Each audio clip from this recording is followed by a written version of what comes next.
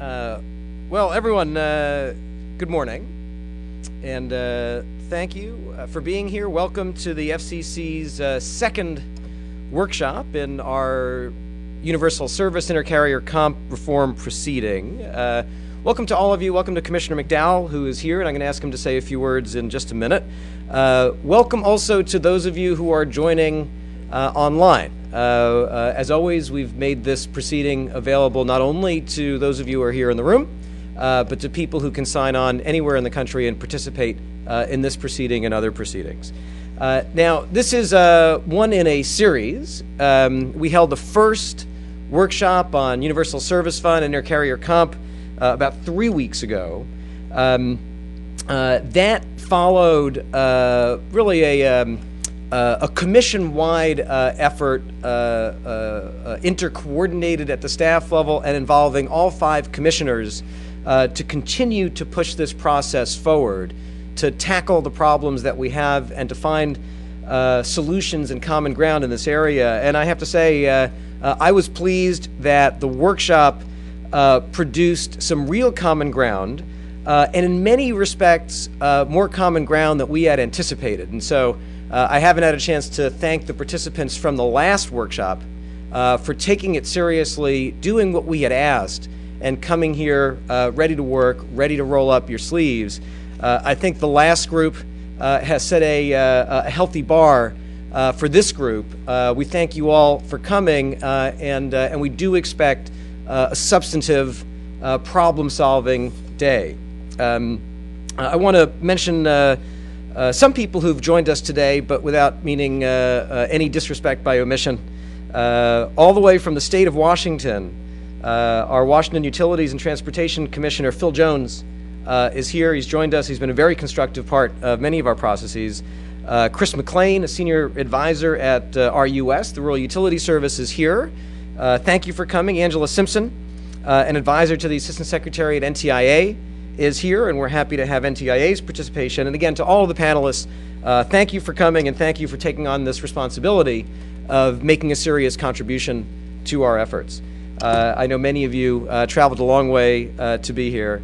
And once again, I just want to thank the staff of the FCC for their work on this very complex, very important project in tackling the many multi-billion-dollar-a-year issues that are underneath Universal Service Fund and Intercarrier Comp.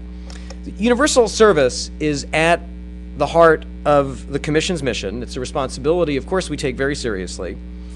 The current USF system was largely successful in meeting 20th century communications challenges, but it is failing to meet our 21st century challenge. It was designed and still is in its operation designed for the world of telephone service, not broadband, not high-speed internet.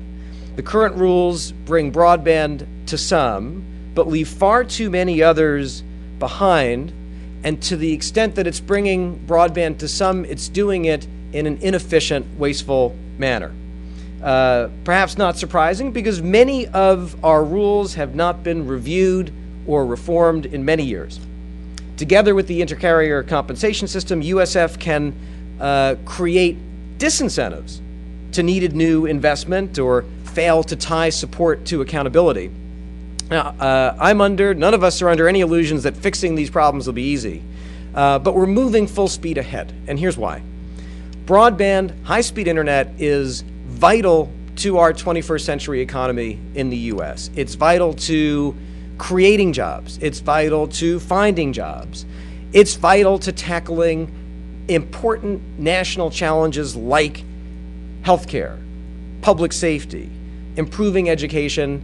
It's vital to competing globally in this fast-changing global economy.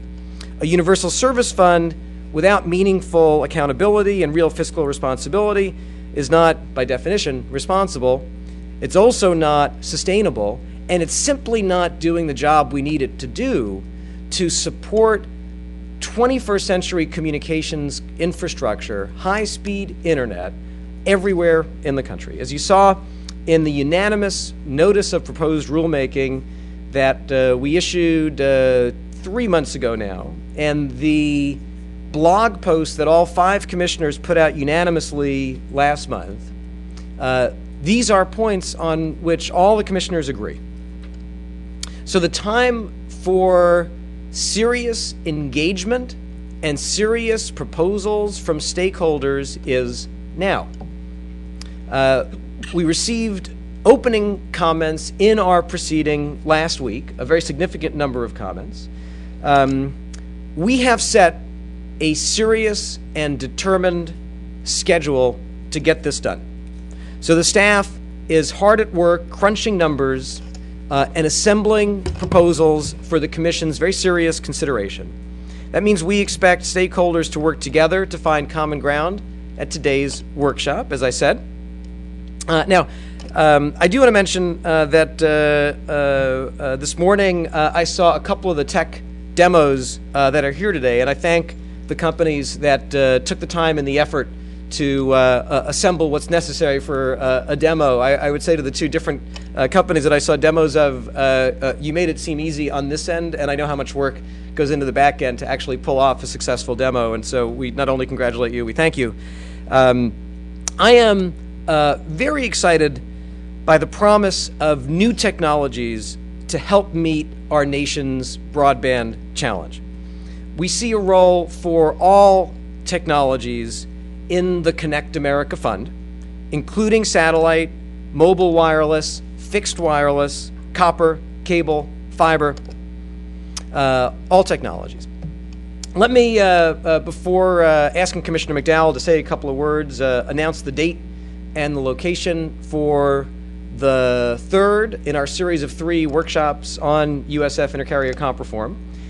It will be in Omaha, Nebraska on May 18th, and we'll be focusing primarily on the roles of states and the federal government in the Connect America Fund and a reformed intercarrier compensation system. Looking forward to participation from a number of state regulators and local broadband providers in that forum. I'm asking this group to build on the work of the group in the last forum and to set an even higher bar for our work at the next forum. But seriously, this is a very important process, all of you who are here engaged in today. Together, I'm quite confident if we're all focused on tackling the issues, solving the real problems, keeping our eyes on the goals that we have set, on which there really is no dispute, and the principles that are animating us, on which I think there is also no dispute. I think we can solve problems together and make real progress for our country. So I thank all of you, and I'm pleased to acknowledge another commissioner who's here. Commissioner Clyburn, I didn't see you. Well, let me, I didn't see you, and I'm so pleased that you're here. So we now have a majority of the commission here, and so let's proceed to a vote on but I will say Commissioners Copps and Baker are not here, but I do want everyone to know that, you know, on so many issues at the Commission, 95% of our votes are unanimous. This area, as complicated, as difficult, as challenging as it is certainly one in which I've been very pleased by the way all the commissioners are working together. There are very concrete ideas that are informing our proposals that have been generated by Commissioner McDowell, Commissioner Clyburn, and the other commissioners, and I'm looking forward to continue to working together as I said, as we make progress on this issue and help seize broadband opportunities and meet real broadband challenges for all Americans. Thank you very much. Commissioner McDowell, please.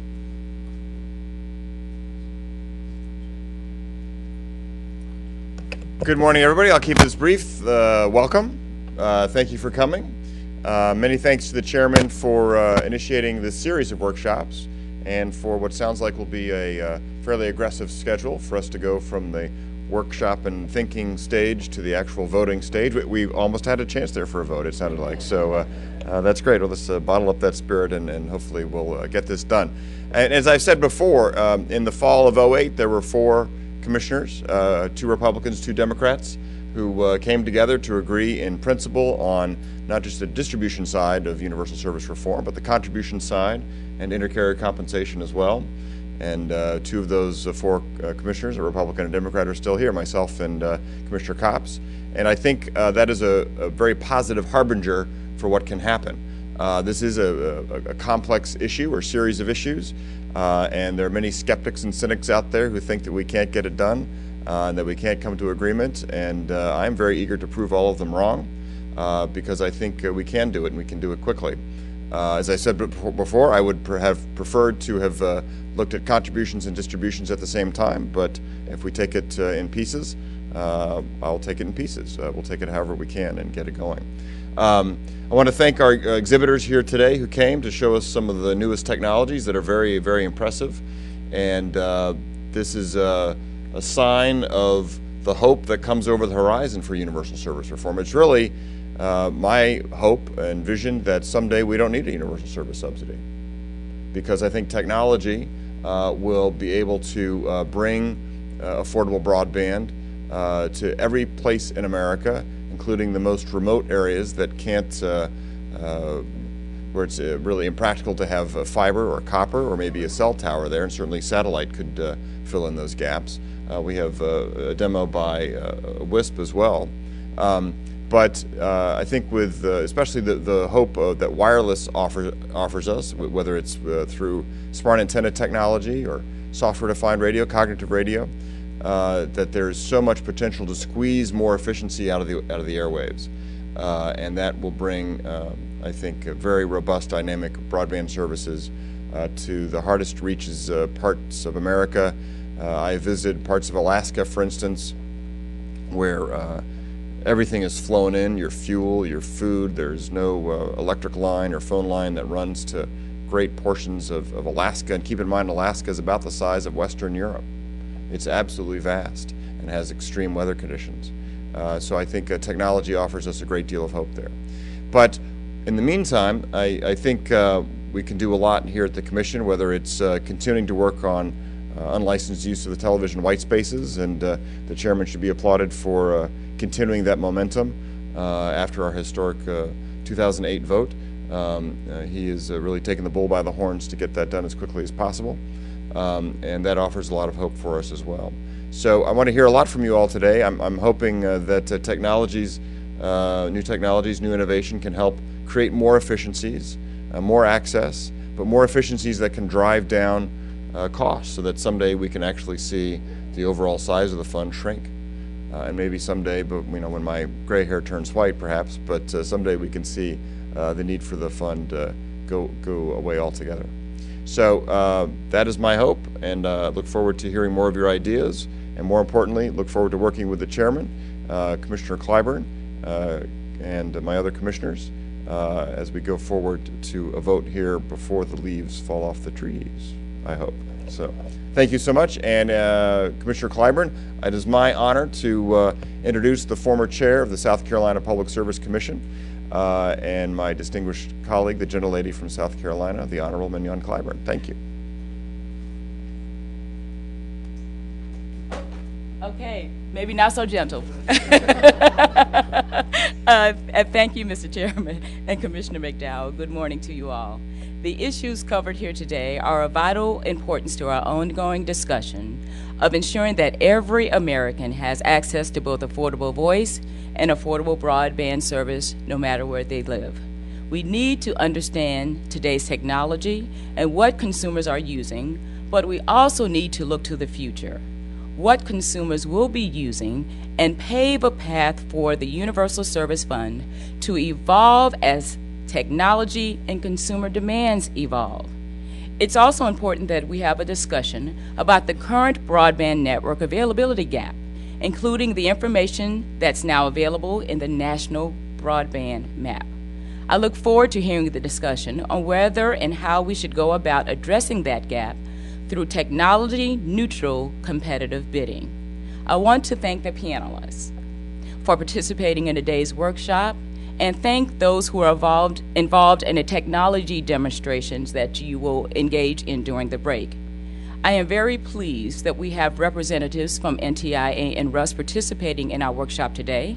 I think it's critical and it's crucial to hear from those other agencies that are also working to address broadband availability in hard-to-serve areas. I want to acknowledge, as always, the hardworking FCC staff in planning this workshop to ensure its success. And now it is my pleasure to tee up and introduce and segue to Sharon Gillette, who was my former colleague in state regulation, and he is now the most able Wireline Competition Bureau chair that I know. Well, the only one that I've known, but Ms. Sharon Gillette, thank you.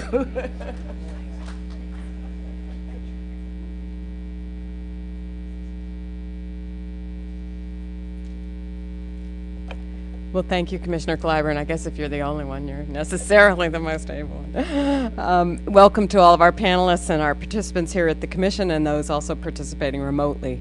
As the chairman of this workshop is the second in a series of three that are addressing key issues related to the transition from today's high-cost universal service program and intercarrier compensation system to a new Connect America fund. Broadband service can be provided through many different technologies, DSL, fiber, cable, terrestrial wireless, both mobile and fixed, as well as satellite.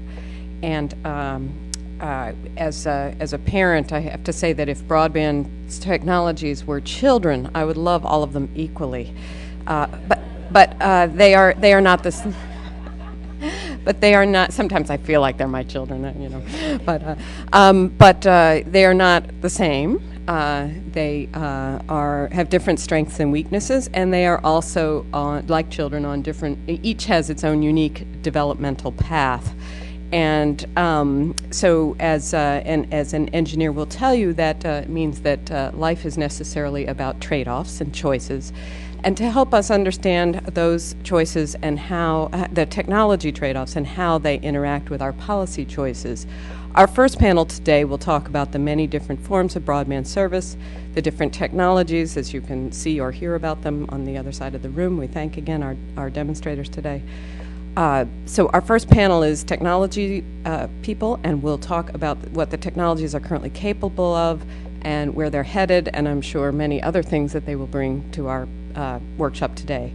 Building off the technology discussion, we'll then hear from a panel of experts who will debate the ultimate policy objectives of a reformed universal service program, discussing the relative value of those different strengths, weaknesses, and developmental paths we talked about, dimensions such as speed, mobility, ubiquity, and cost that must be considered as we move towards the establishment of a Connect America Fund. We'll break for lunch, and then after lunch we'll get a brief update from NTIA and FCC staff on the status and next steps for the National Broadband Map. Then conclude with a panel discussion on the use of a competitive bidding mechanism to target support for broadband in unserved areas, which is one of the primary challenges that our NPRM sought to address. We've assembled a variety of excellent speakers and FCC staff, and I'm really looking forward to what should be a very informative day. I'll now turn it over to Patrick Halley. Those of you who were our panelists today, all had the pleasure of interacting with Patrick, who really practically single-handedly put this workshop together. So thank you, Patrick. Patrick's a legal advisor in our Wireline Bureau, and he's going to MC us today, go over some logistics, and get us started. Thank you, Patrick. Thanks, Sharon. As Sharon mentioned, I'm Patrick Halley. I'm a legal advisor in the Wireline Bureau. Thank you all again for coming today. Just wanted to go over a couple logistics, and then we'll kick this thing off. Our goal today is to make this very participatory, an interactive discussion with the FCC staff and panelists who are here, and also with those of you who are here in person or watching online. Several of the panelists have put together one-page summary of what they're going to be talking about today. All of that information is available here at the desk when you first walk in. It's also available online on the events page at fcc.gov. The event is being streamed live at fcc.gov/live for those who want to watch online. There's also a WebEx for those who want to participate online and submit questions via the WebEx. You can do that. Additionally, you can submit questions to USF Reform at fcc.gov, whether you're here in the room on your BlackBerry or watching live somewhere else.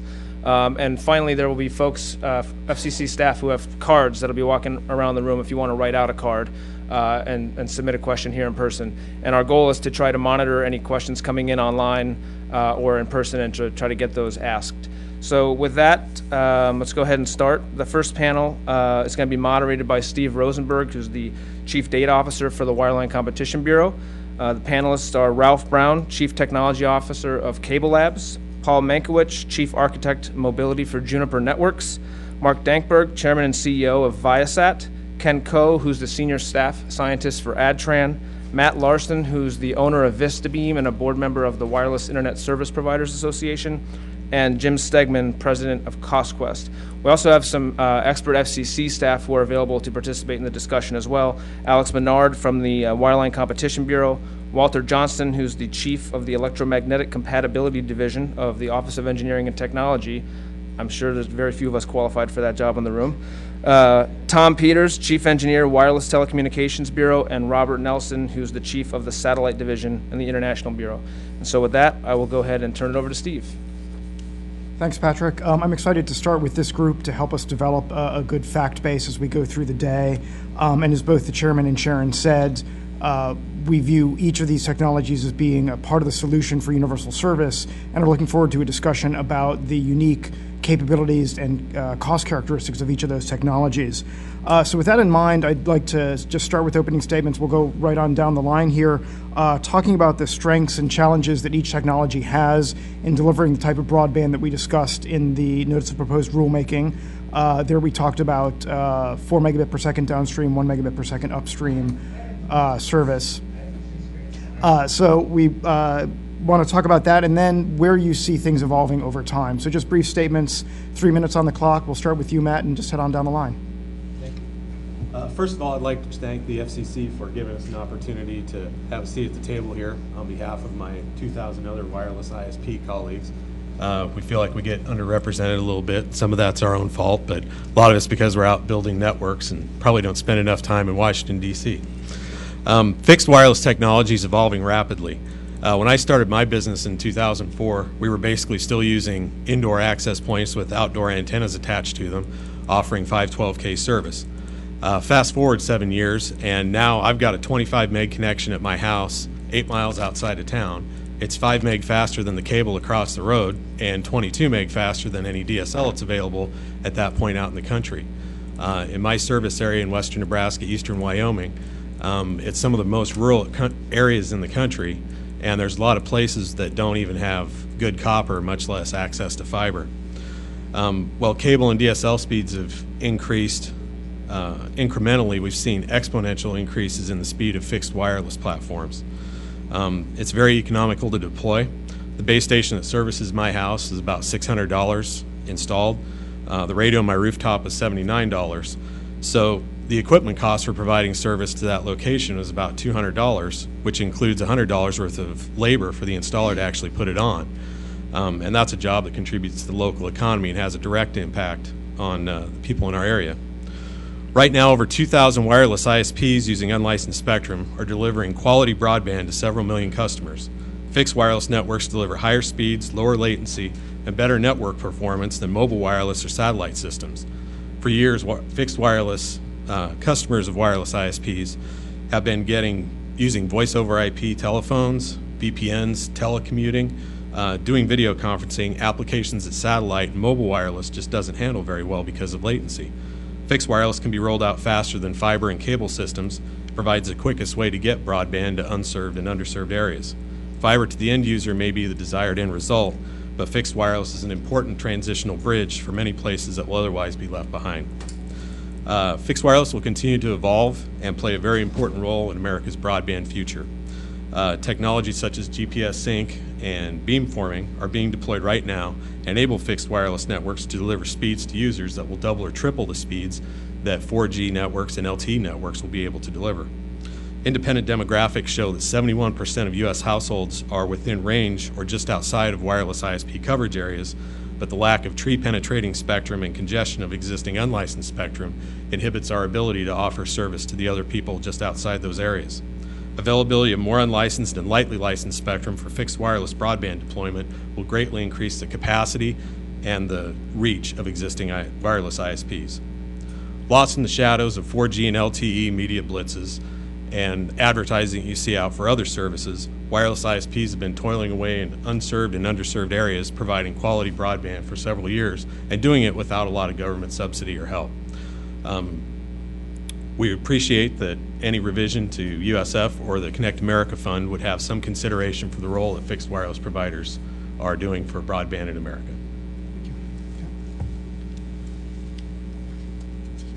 Good morning. As we discuss broadband technologies today, I'll be very tempted to focus primarily on speeds, but I'm going to try to resist that temptation and move beyond that to discuss the full range of characteristics that are important to enabling broadband services. But first, I will speak to speed. Fiber and copper-based broadband provides a wide range of performance points. Fiber provides a nearly ideal, future-proof communications medium with the capacity to meet demand for decades to come, and it is an obvious choice for wired access in greenfield deployments. Current generation GPON and point-to-point Ethernet provide gigabit per second speeds, and next generation technologies will provide 10 gigabits and more. DSL technologies are uniquely suited to enable broadband access over the ubiquitous network of copper loops originally installed to provide telephone service. VDSL2 with vectoring supports up to 24 megabits per second on short loops. ADSL2 Plus provides up to 24 megabits and also provides service on much longer loops. And pair bonding can be used to multiply DSL rates using spare copper. More importantly for the unserved, DSL access networks using bonded copper backhaul over multiple stages can provide 4 megabit or higher services to subscribers at very long distances over the heavy gauge copper loops common in many rural areas. Using small economical nodes which are sealed against the elements and located at distribution points along the loop plant, these networks can serve subscribers 10 miles or more away from the nearest fiber. This network architecture also lays the groundwork for an upgrade path in which additional nodes, vectored VDSL technology, and increased penetration of fiber can be combined to increase speeds to over 30 megabits per second. Enough about speed. While raw speeds generate headlines, they're meaningless unless the underlying network has the capacity to deliver services reliably as it becomes loaded by peak traffic demands.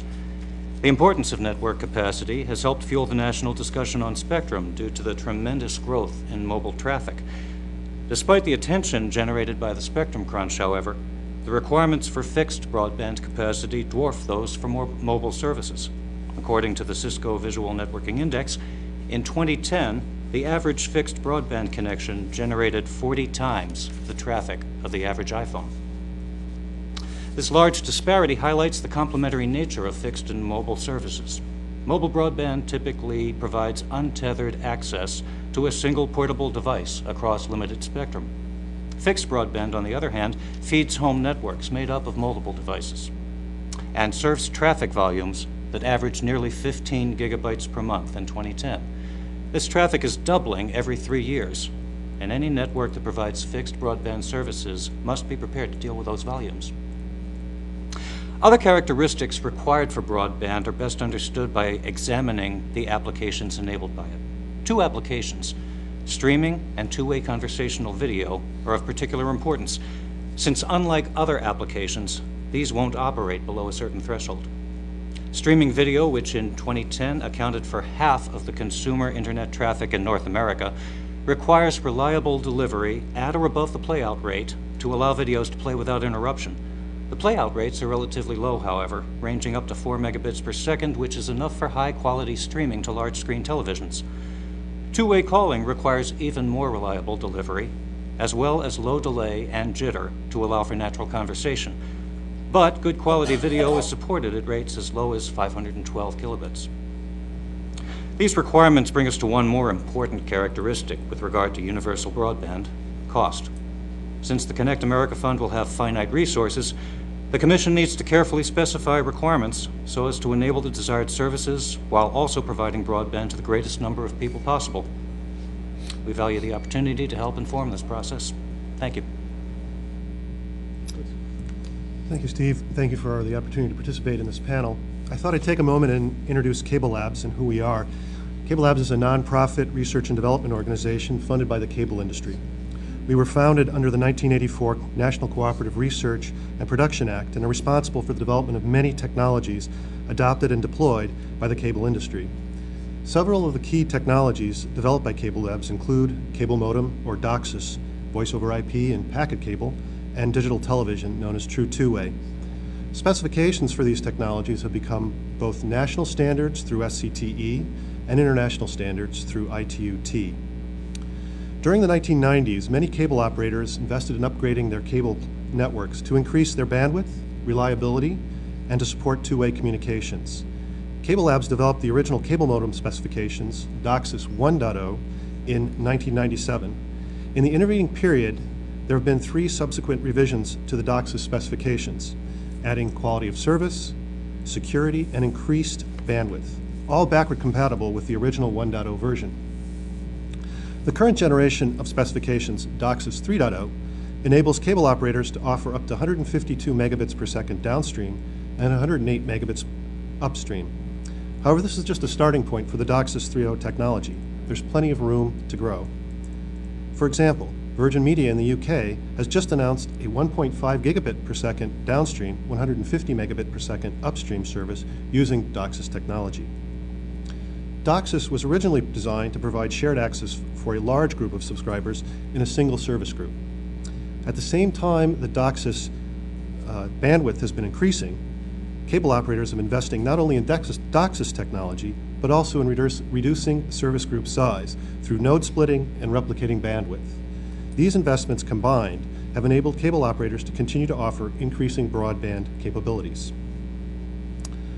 When looking at expanding cable systems to provide broadband internet access at the speeds identified by the National Broadband Plan, it does not require DOCSIS 3.0 technology be used. Any of the DOCSIS versions can provide this level of service. However, it is necessary to consider what kinds of investments are required to offer this level of service. The kinds of investments required are also very dependent on the specific situation under consideration. For example, in all cases, an investment in a cable modem per subscriber, per those subscribers that currently do not have broadband internet service. New cable plant build is required if the service area is currently not served by cable. Plant upgrades may be required if the cable plant currently is not two-way capable or doesn't provide sufficient bandwidth. Head-end equipment, for example CMTS or cable modem termination systems, either a new purchase or upgrades will be required. Investments in servers and routers, etc., of course, will be required, and transit circuits to provide the broadband middle mile transport. The cable industry continues to invest in broadband technology to meet customer demand, and Cable Labs continues to lead in the development of broadband technology for cable. Thank you. Okay, thank you, Steve. I'm Paul Mankiewicz from Juniper. Thank you all for inviting me. My role here is to talk about wireless. My 20-plus years deploying wireless networks all over the world. Hopefully I'll be able to answer any questions that come up, but I've been stumped by Walter many times.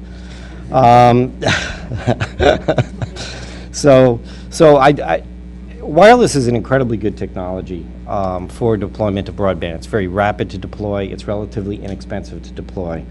It provides the end user with incredible amounts of portability, nomadicity, and also very, very ease of use and able to roam all over the world.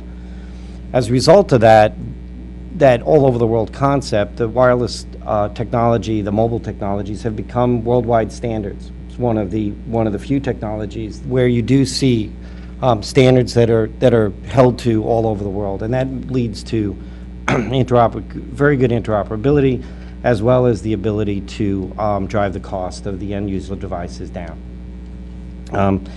The disadvantages, though, the wireless, well, along with it comes disadvantages, is its limited bandwidth. We are in 3G and absolutely in 4G. We're bumping up against the Shannon limit, Shannon being the guy that tells us how much information we can get through a channel, and we cannot go beyond that limit. So as a result, we can do certain things that can help improve it, but in a mobile network where the user is down in the weeds, down where we are here, your typical throughput for a high-quality LTE network is aggregate throughput's about 1 to 2 bits per second per hertz. So a simple calculation that my son could do is you take 2 bits per second per hertz multiplied by a 10 megahertz bandwidth, you get 20 megabits a second, divide up amongst the users that are underneath that sector, and that's how much speed each person will get on aggregate average. And so you can do things, as Matt said, you can take any one of these wireless systems, including LTE, and turn it into a fixed wireless system. You can therefore improve the throughput of the system by doing things like putting the antennas on the homes, on the roofs, which I think is what Matt does. It works very well. It does improve the performance. It does add a little bit to the cost of deployment, as well as it adds a little, it subtracts from your ability to be mobile, right? So, and when you do go mobile in a fixed wireless system, you then have to make certain trade-offs. So, but again, fixed wireless is a great, and I myself have worked on many fixed wireless systems in the past. It's a great way to provide broadband for certain applications, such as what Matt discussed. Now, looking at the future of mobile wireless, because, as I said, we're kind of running out of the ability to crank more efficiency out of the air interface, the way that, of course, every wireless person says, I need more spectrum. Everyone here has heard that many times, and that is universally true. But on top of that, what we're also trying to do is be more efficient about the way we use the networks and the way we use the spectrum. There's a huge effort going on in wireless. It'll probably around what we call network optimization, to be able to use any cell at any time, whether it be a LTE cell or a Wi-Fi node or a fixed wireless system, to be able to move seamlessly between any cell and to use the most optimum cell to transmit data. And that ability to do that, plus other things we're doing to reduce network congestion, should make the networks significantly more efficient and less congested than they are today. Good morning. I'm Mark Dankberg with Viasat and WildBlue. Thank you very much. We appreciate the invitation to be here. We feel we have a little bit of a unique perspective because we are both a technology provider providing satellite internet access for countries around the world for universal services purposes, but we're also a top 20 broadband ISP here in the United States with almost 500,000 subscribers. And more recently, we're providing broadband wireless to airlines such as JetBlue for in-flight Wi-Fi access. One of the main points I want to make is the satellite industry is changing very, very fast. Later this year, in July, we'll be launching a new satellite which will offer the ability to provide a 4 megabit per second satellite service at a lower cost than all terrestrial for as many as half of the homes that are anticipated to be served by the Connect America Fund, or conversely, could provide a much faster service than could be offered with many terrestrial alternatives at a comparable cost. And we believe that when people think about satellite, that they should think not just about reach, but about speed and quality of service. These next generation satellites will be about 100 times faster than satellites were only in 2005, and about 10 times faster than they were in 2008. Individual speeds will reach as much as 20 megabits a second. The growth in improvement in these satellites is fast enough that we can keep up with the compounded annual growth rate of bandwidth demand that the FCC has documented. And if you look at the history of satellite over about 37-year period, satellite capacity on a per unit, per satellite basis has grown by about 20% per year. So if we were to launch just one additional satellite per year starting in 2014, we think we could serve as many as 6 million homes at the level of service desired by the Connect America Fund. So there's plenty of satellite capacity. In the past, satellite has really been constrained by economics, the cost of bandwidth, and that is the issue that we're dealing with these new generations of satellites. We have a demonstration over here, and one of the points that we're trying to make is that the thing that's really the most important, I think the catchphrase of 100 megabits for 100 million homes captures that, is speed. And what we'd like to show, and would encourage you to look at, is the value that speed brings, faster speeds, compared to the one disadvantage and the trade-offs that were mentioned that satellite has in latency. And what we believe that you'll see is even with video conferences, telemedicine, distance learning, that latency is barely perceptible, whereas the speed is very, very visible. The main other points that we'd like to make is that satellite technology really depends on an open market. In order to keep this technology rate of change going, we'd really encourage a truly technology-neutral version of the Connect America Fund, where all technologies have equal access to compete for broadband service for Americans.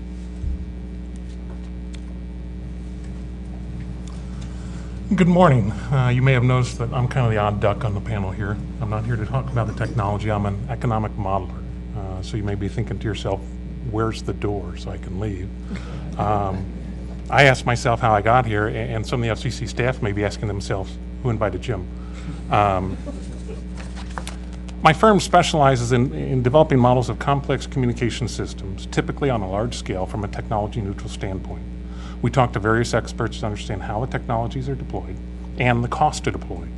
Our models have been used to determine policy in Union USF proceedings, in mergers, and in tax proceedings. In addition to models, we are managing the data collection for 4 states for the collection of data in the National Broadband Map, which combined with our modeling efforts gives us a unique insight into the characteristics of the under and unserved areas of the U.S. The reason an economic modeler is sitting here is that we externalize, in a technology-neutral manner, the information these panel members provide to carriers and policymakers every day.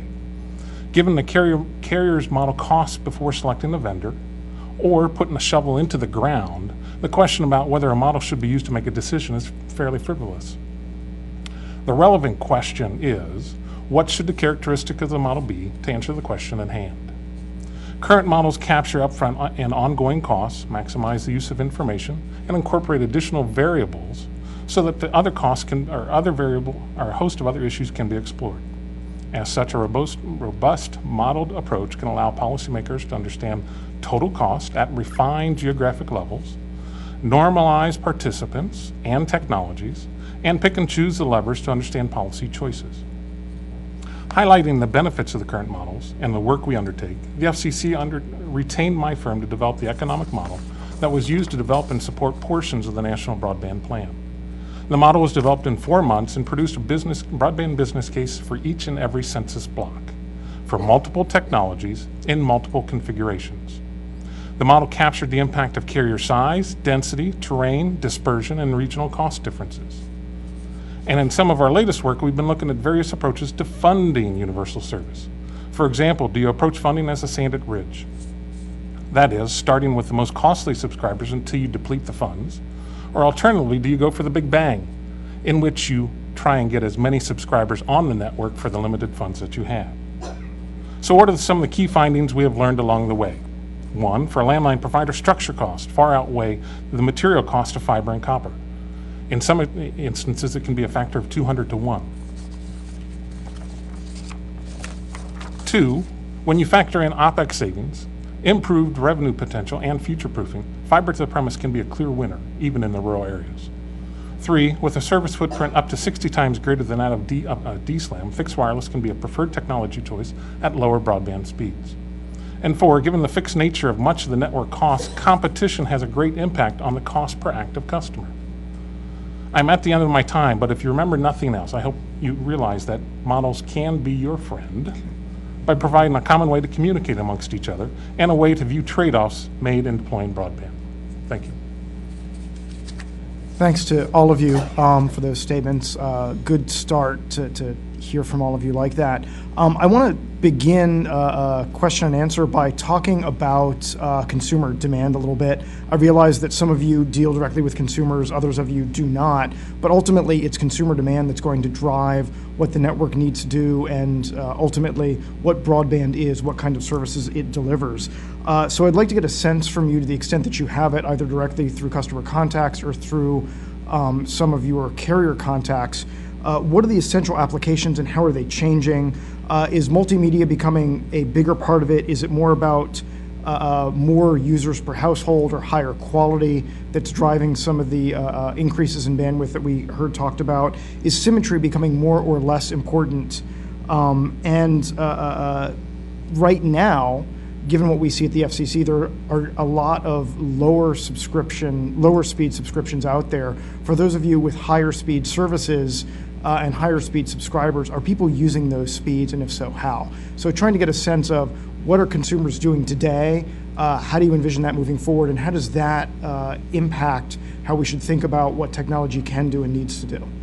I'm going to ask Matt just at the beginning because I know that you undoubtedly have a lot of customer contact. You know, I can give you one really good anecdotal story about demand. The day after Christmas, 10 in the morning on a Sunday, we saw our network capacity max out at 10 a.m. and stay maxed out until about 11 o'clock that night. And after doing some studying, we determined it was pretty much all online video. It was the majority of people that had gotten Netflix-enabled TVs and devices and such on Christmas and decided to plug them in and see how everything worked. And that has been, I think, the primary driving demand we've seen for higher speed packages. And that is pretty much the thing that overshadows everything else. As far as a few of the other issues, I would say symmetry hasn't really been an issue so far, except with, we've got some small, medium enterprise customers that is very important to. And we've been able to meet that demand without a whole lot of problem. Also, despite the fact we've got a lot of higher speed services available, we still have a lot of customers that are still on sub 1 megabit plans. Probably, I think it's 45% of our customer base is on sub 1 megabit plans, despite the fact we've got much faster speeds available, simply because it's an economic decision. They don't see a need to spend more than $30, $35 a month on service. So if it's available, they'll go for a lower speed plan if it'll save them some money. So I think that's one of the other considerations to have in mind about that. Anybody else want to weigh in on that? I mean, from our perspective, we see video as the driving application. I think that's consistent with data that you see from Sandvine or Cisco or others. And more, when you think of the load on networks, it's really peak busy hour load, so it becomes the real-time streaming video as opposed to downloadable video. And I think actually, you know, we found the data in your OBI technical paper very, very useful in terms of a way to characterize that. And we see that type of behavior as completely consistent with the behavior of our subscribers. The only thing I would add is on the mobile network, obviously, video is, just as was said, is the big killer. And I think that we have a history, and part of it is my history of thinking that people would watch video like they watch television, and that died many years ago with the advent of DVRs and people wanting to watch it on demand. And as a result, all the technologies we built to try and deliver that really didn't play out. Now we have to do really point-to-point video, which is what it's all about, video whenever you want it. And that's really the overall killer for all the networks, not just the wireless networks. The one comment I'd like to make, though, around symmetry, the one thing I think we should take into account is a bit of what's happening in the future. We hear these buzzwords around cloud, moving applications to the cloud. That is actually happening. Applications are moving into the cloud. My 1.5 terabytes of pictures that I have, I'd rather have them in the cloud so someone else can watch them for me rather than I having to worry about geo-redundancy and my house burning down and losing my photographs, things like that. There are a lot of services in the enterprise which are moving into the cloud, but also consumer services. And as we move from storage and everything in our homes to putting it in the cloud and having services in the cloud, symmetry will become more important.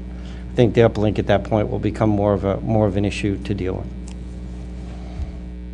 I'm glad Paul mentioned cloud services. It's something I wanted to bring up. Obviously, video is such a large issue today.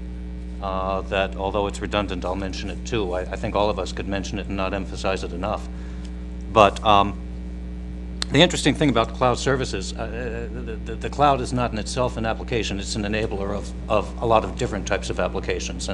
And some of them are background, high volume. Some of them are very interactive.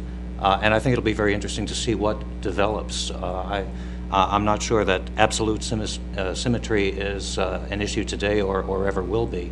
But some of those applications will require, certainly to different degrees, high bandwidth, interactive upstream in bursts at least.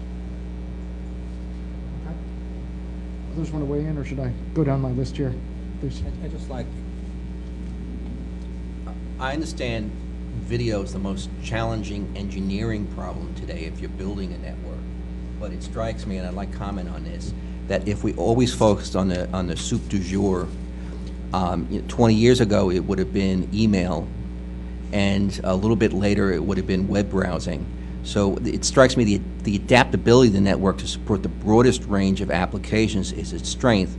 And if we were building an email network or a video network or even a browsing network, we'd probably have a specific network architecture different than we have.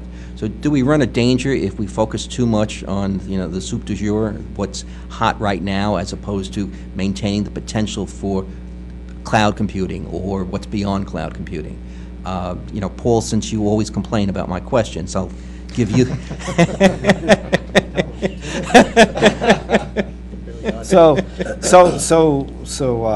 I agree completely, Walter. I think that, and my TV example was a fine example of building something and no one showed up. I think that it is very critical, and that's why I brought up cloud services, that we try and look as far out as we can and make the networks as versatile as we can.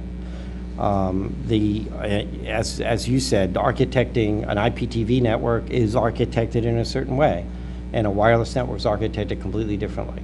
And what a cloud network looks like, we're still working on those architectures. And so I think that I'm totally with you there, that we need to take into account how we think services will evolve. But again, back to my, trying to do, TV over mobile wireless example, although it's been somewhat successful, in general, I would argue we didn't predict that one right. And so you got to be careful in that you don't overthink the problem either. Just build it we got to build it and architect it as versatilely as we can with the knowledge we have, because I don't think we've ever predicted an evolving application right yet.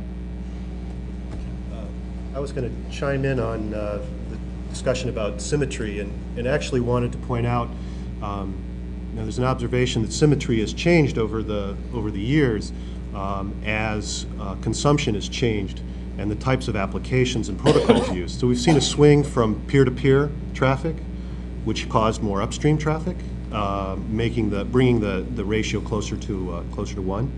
Since that time, we've seen the adoption of streaming services, which drive the symmetry in the other direction. I think you're seeing adaptive bit rate streaming, looking at ways to make use of the network in different ways. So I think it's very challenging to try and make predictions about what is the traffic mix when we can see how just basic protocol changes can affect, and choices of protocols used can really affect how the traffic is carried. Google is looking at work with their Speedy protocol and ways to optimize the network and things like that. It's difficult to see how that will change, and as cloud computing has been mentioned. So to reiterate, you build the network as flexibly as you can. That's the wonderful thing about internet protocols. They allow you to do that, and engineer for the growth that you see. But there's one thing I would say in response to that is, yes, you look at this whole issue of trade-offs. There are a number of technical attributes that you can look at in networks, and you can look at things like jitter, you can look at delay, you can look at provisioning, you can look at peak speed, average speed. But if you look at the applications, the sensitivity of different applications du jour among those different parameters varies over time. But there's one vector that has always been increasing, and that is bandwidth usage and speed.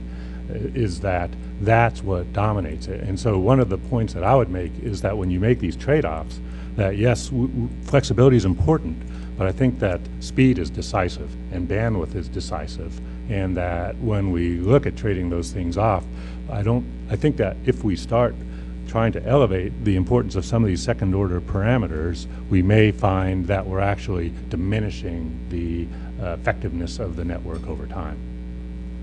I had a similar comment having to do with an overarching trend.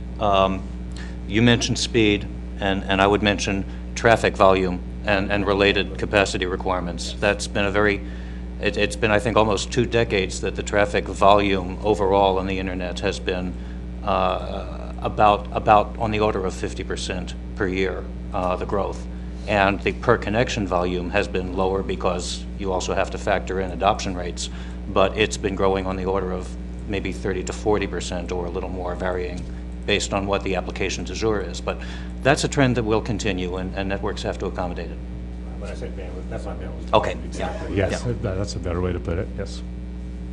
Steve, I just want to follow up on the adoption issue, and that you, Matt, you talked about a take rate of just about half your customers are still, selecting the lowest speed option. I'm just curious if you all could talk about, from the wireless or cable or satellite technology perspective, are consumers choosing the lower speed options, or more than, what are the numbers like in terms of picking the lowest speed, medium, or highest? And then building on that, if all of a sudden all the customers started, increasing their speeds and taking the higher speed options, what effect does that have on the network? Can the technologies handle it, I guess, if that makes sense?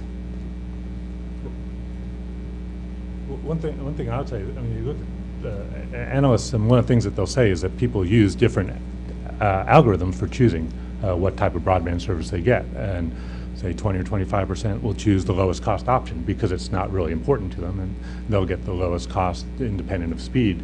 Another 20 to 25% will get the fastest, almost independent of cost. Then you have other factors, which would be value, which is one of the things people measure as well, which is speed per dollar. Or they'll look at bundling, or they'll look at the choices that they have. I think you have to, when you look at what it is that people choose, you have to roll all those factors in together. And then the other thing is, I think that, and certainly Cable Labs has lots of good data on this, as is the data in the OBI technical paper. But once you aggregate a large number of subscribers, the data is pretty consistent in terms of the directions of usage and the volumes of usage on a per subscriber basis, which I think provides a good basis for network traffic modeling. So as we're talking about network traffic, let's dig a little bit deeper in there, because it's come up in a number of your answers. It sounds like there's general comfort that the bandwidth is going to continue to grow substantially. We said in the broadband plan double every roughly 3 years. Maybe that's a little high, maybe that's a little low, but it seems like there's comfort that that's about right. Is that, as you think about network design, as you think about network capability, is the key the busy 15 minutes or busy hour of the day, or is it the length of busy hour and the fact that that used to be 2 or 3 hours and becomes 4 or 5 hours? What are the things that make it difficult for you that are challenging to the different kinds of technologies? I know one thing from my point of view is access to a little bit more middle mile would help a lot. I've got a base. It's fairly inexpensive to deploy a base station and the subscriber units. In fact, we've got, most wireless ISPs I know of are undergoing rolling upgrades at any given time, upgrading everything to the next fastest type of system that's available. But what we run into is, I operate 1,800 miles worth of our own wireless backbone. And now I've got base stations that are faster than my backbones that we just put in a couple of years ago were. So one of the things that we're doing is we've had the benefit of having some access to fiber in some places where we offer service. And those are the first places we're going to start offering our much higher speed services. But if we don't have access to that middle mile at decent costs, then we either have to build our own, which is pretty expensive, or we have to deal with the devil and go work with the phone companies to try and get access. And that's not a fun experience. So that's probably one of the major problems that we face when it comes to delivering the higher speeds. Please. Just on that point, I think you raise an excellent point, and actually, I'm going to come back to the National Broadband Plan, because I think it was very well covered in the plan, where the real issue is the busy hour load, that and in the OBI technical paper. And one of the most important issues is how your network reacts under that load and what subscribers should expect. And the issue is that many different service providers have totally different approaches to how they deal with congestion on their network, ranging from cutting off the highest volume users to slowing everybody to complete laissez-faire. And one of the issues, I would say, as a broadband provider and as a satellite operator, just like a wireless operator, we're sensitive to available spectrum, so we have this issue. We don't have backbone access issues, we just have the spectrum issue. More spectrum's better. But the point is, if there were guidelines or the equivalent of gas mileage ratings, just as was described in the National Broadband Plan, where all networks were compared on an equal footing, it would be much easier for us as a network operator to figure out how to deal with busy hour loads and how to rate our services. Okay. One of the things that's really interesting is that the FCC has pointed out that across all types of service, whether it's satellite, wireless, fiber, or cable, or DSL, people generally get roughly half, if I'm quoting correctly, half the advertised speeds. And that makes it difficult for a service provider to do something different because people tend to buy, when I describe these algorithms, they tend to buy on the peak rated speed. And so if you're a service provider that wants to deliver, say, a 90% probability of delivering the rated speed under the busy hour load, you may be at a disadvantage in the market because you're competing with others who can represent peak speed but not deliver the same thing under the busiest hour load. And I think that's an interesting role for the FCC in managing this effort and getting consistency when you subsidize people under the under the cap. So I do want to hear from other people, but I just want to interject very quickly that there is an ongoing project with Sam Knows to get a better handle on what that percentage is. That was roughly the number that was quoted in the broadband plan with the date at the time, but Walter and others are working on something now to provide a little bit more data, a little bit more clarity there. So don't want to give the impression that we know that that's the answer at this point. Is that fair? In fact, just in the interest of completeness, I don't want to go into the details of the report, but we've already acknowledged that there were some issues associated with the speed tool on which that performance, you said 50% performance. We've already acknowledged publicly that there were some technical issues that, working with industry, we've identified, and working with academia, we've identified in terms of how broadband was measured in that report. So we've already said that that's a bad number to quote. So back to the So let me add a few comments about wireless. I think to cover some of your questions, I think from the point of view of busy hour, I think what we're seeing is a really sort of flattening out of use because people are using their devices for so many different things. You walk down the street and find a restaurant, you're using the GPS part, you're using the web. So there's really, I myself do not have a desk phone anymore. I only use my mobile phone. So there's nowhere you go to work and you're now on a wireline network. That's kind of disappearing. So at least in the mobile networks, there's definitely the capacity is growing dramatically. We all spoke about video or the need for capacity, but also the flattening out of the usage.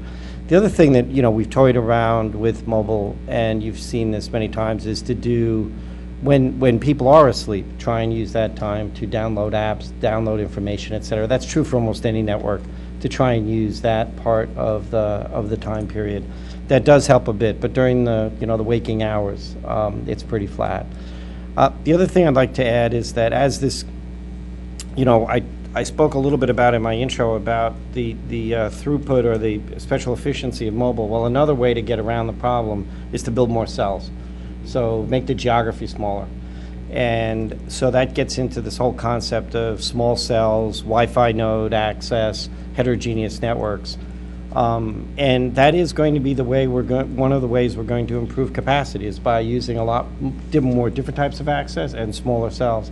That leads to some other issues which begin to look like wireline issues because I need connectivity to those cells at maybe 50 to 100 megabits a second. So again, now I'm looking like a bunch of as I shrink my cells down, I suddenly start looking like a wireless network with a big wireline interconnectivity problem.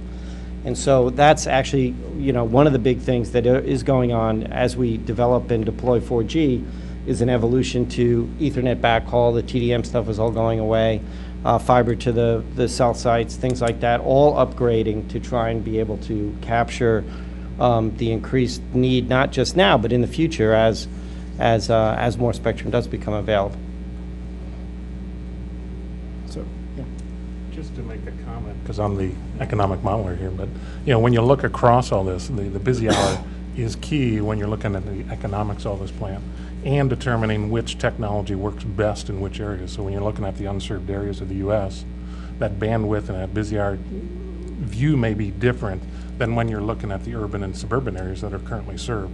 So you have to take that into account as you look at what technology works best in which areas and which cost you should support going forward with the universal service.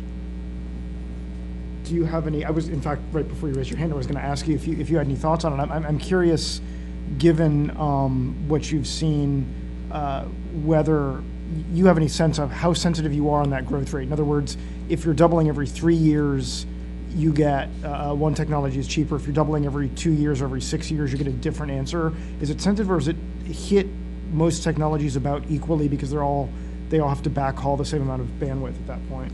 It's probably more equal amongst the landline providers, so the cable companies, the telco companies can handle that capacity growth better because of the dedicated nature of their network. The wireless, as we heard, you have to potentially cell split. You need additional fiber going to those cells. You may run out of spectrum and again, do more cell split. So I think wireless and fixed wireless is probably more susceptible to bandwidth growth just because of the fixed nature of the bandwidth pipe, if you want to call it that. Just on that point, there are two ways to increase capacity in a wireless network. Obviously, splitting cells, as Paul mentioned, but also in the areas where we're talking about, there's a surplus of spectrum in those areas. Generally, spectrum is used more heavily in the urban areas where there's more users and tighter cells. Out in the rural areas, spectrum largely goes unused, and the problem becomes, how do I aggregate all that spectrum? It's generally owned by a lot of different companies. But I'm just wondering if that's a preferable solution to splitting cells and how we could get to that point where we could aggregate more spectrum. From a cost perspective, yeah, that would be great if you could share the spectrum amongst multiple providers, because you got that single cell. You can add additional sectors or carrier units at that cell site, which is much less expensive than building a new tower site with new fiber running to that tower site. So there is a great advantage to be able to use that shared spectrum. It's much like a trench in the road. It's much more efficient if you can get many more things into that trench and share that kind of fixed cost that you have. I think that if the maturity of software definable radios and et cetera were there, and I assume we're here talking about the next couple of years at this, today. Maybe I could, the one fault I could see in that is that without knowing ahead of time, and even if you did know ahead of time what spectrum you were going to be using, you could incur, and you probably would incur, very significant costs in deploying the base stations and mobiles and everything, because you'd have to sort of pick which spectrum you were aggregating, build a base station to have that spectrum in it, and then deploy the mobiles, which is actually the big cost, with those spectrum available. There was work and is work in LTE and LTE Advanced to basically do a lot of clever things with spectrum aggregation. I can't speak to at all how the operators will use it. I was just on the, hey, let's standardize it, figure out how to make it work. But there are also very clever ideas about using low frequency spectrum and high frequency spectrum in conjunction, so you can use them in different ways, versus the reach of one versus the reach of another, but use them simultaneously. So there are a lot of ideas out there. But what I do worry about is if the aggregation of spectrum becomes very different in very different geographies, we would probably at this point incur a lot of extra cost.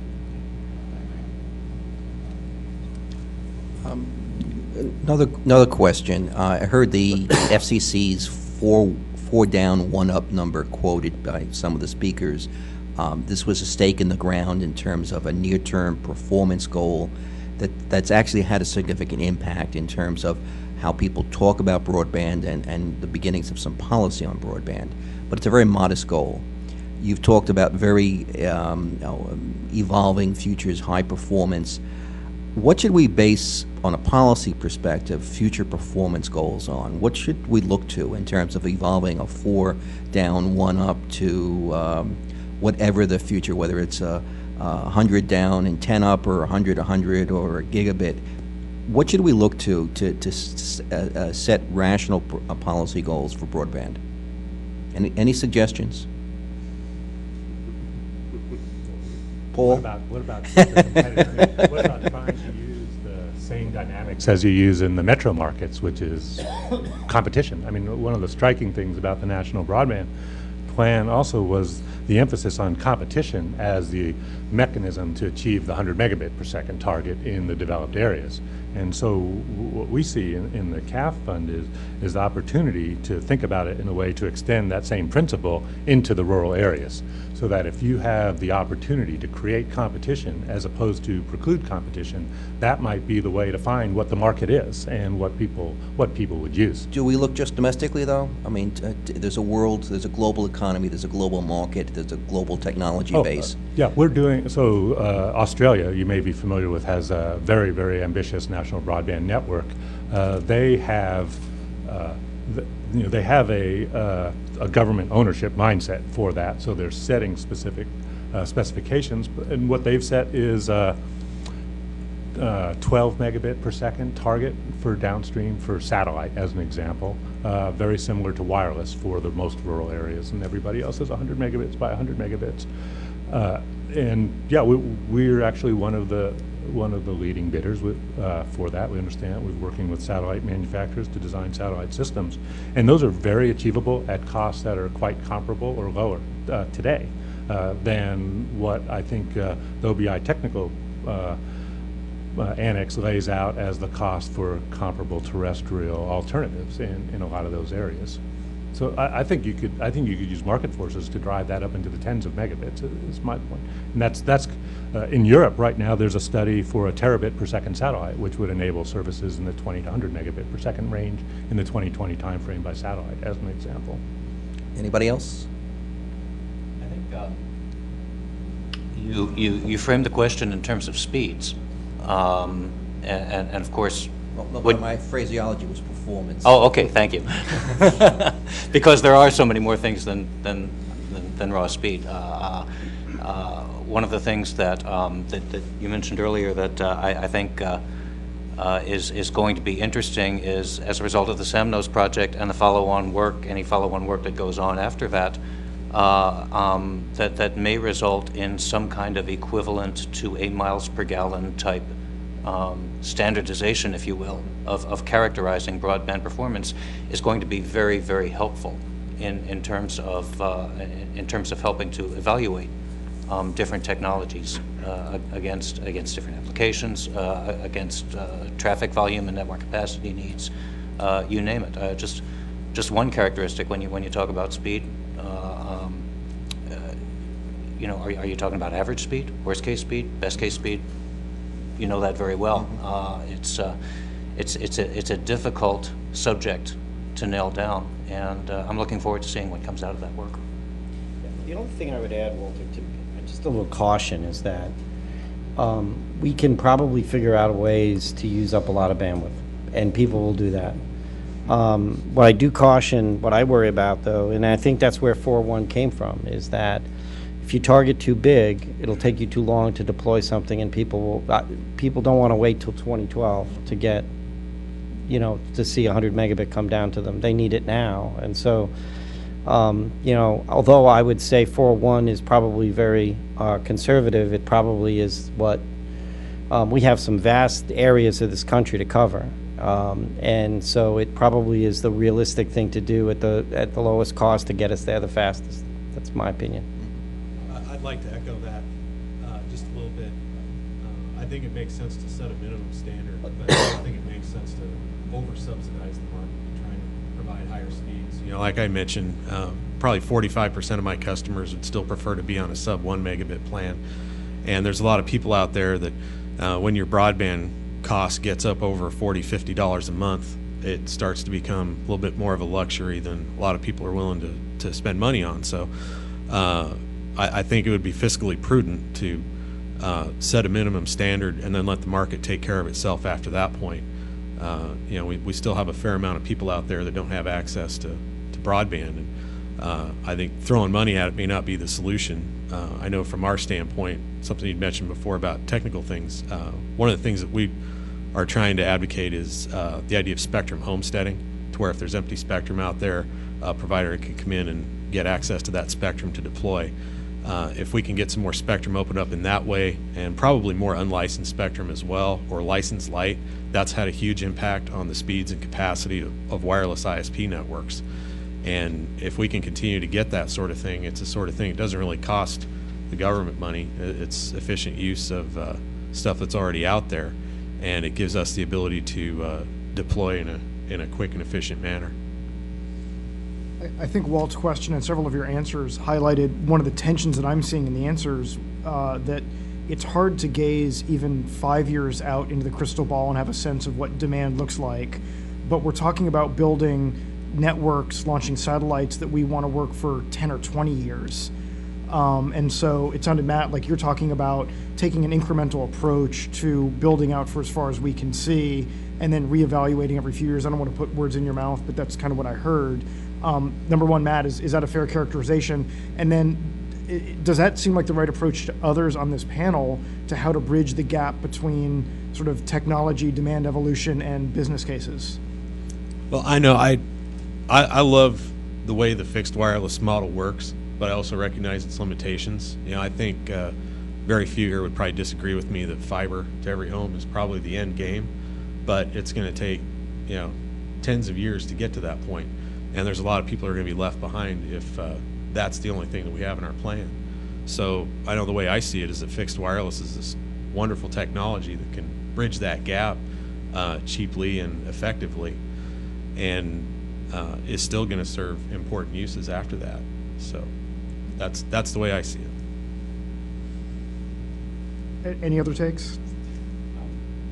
I think that's one of the selling points of wireless is its ability to upgrade relatively fast, and you know, granted, it does cost money, everything does, but I've lived through AMPS, 2G, 3G, 4G, and probably will end it at 5G, but the point is that wireless is, you know, it may be limited in some of what it can provide from a bandwidth point of view, but it has been a relatively straightforward path to upgrade.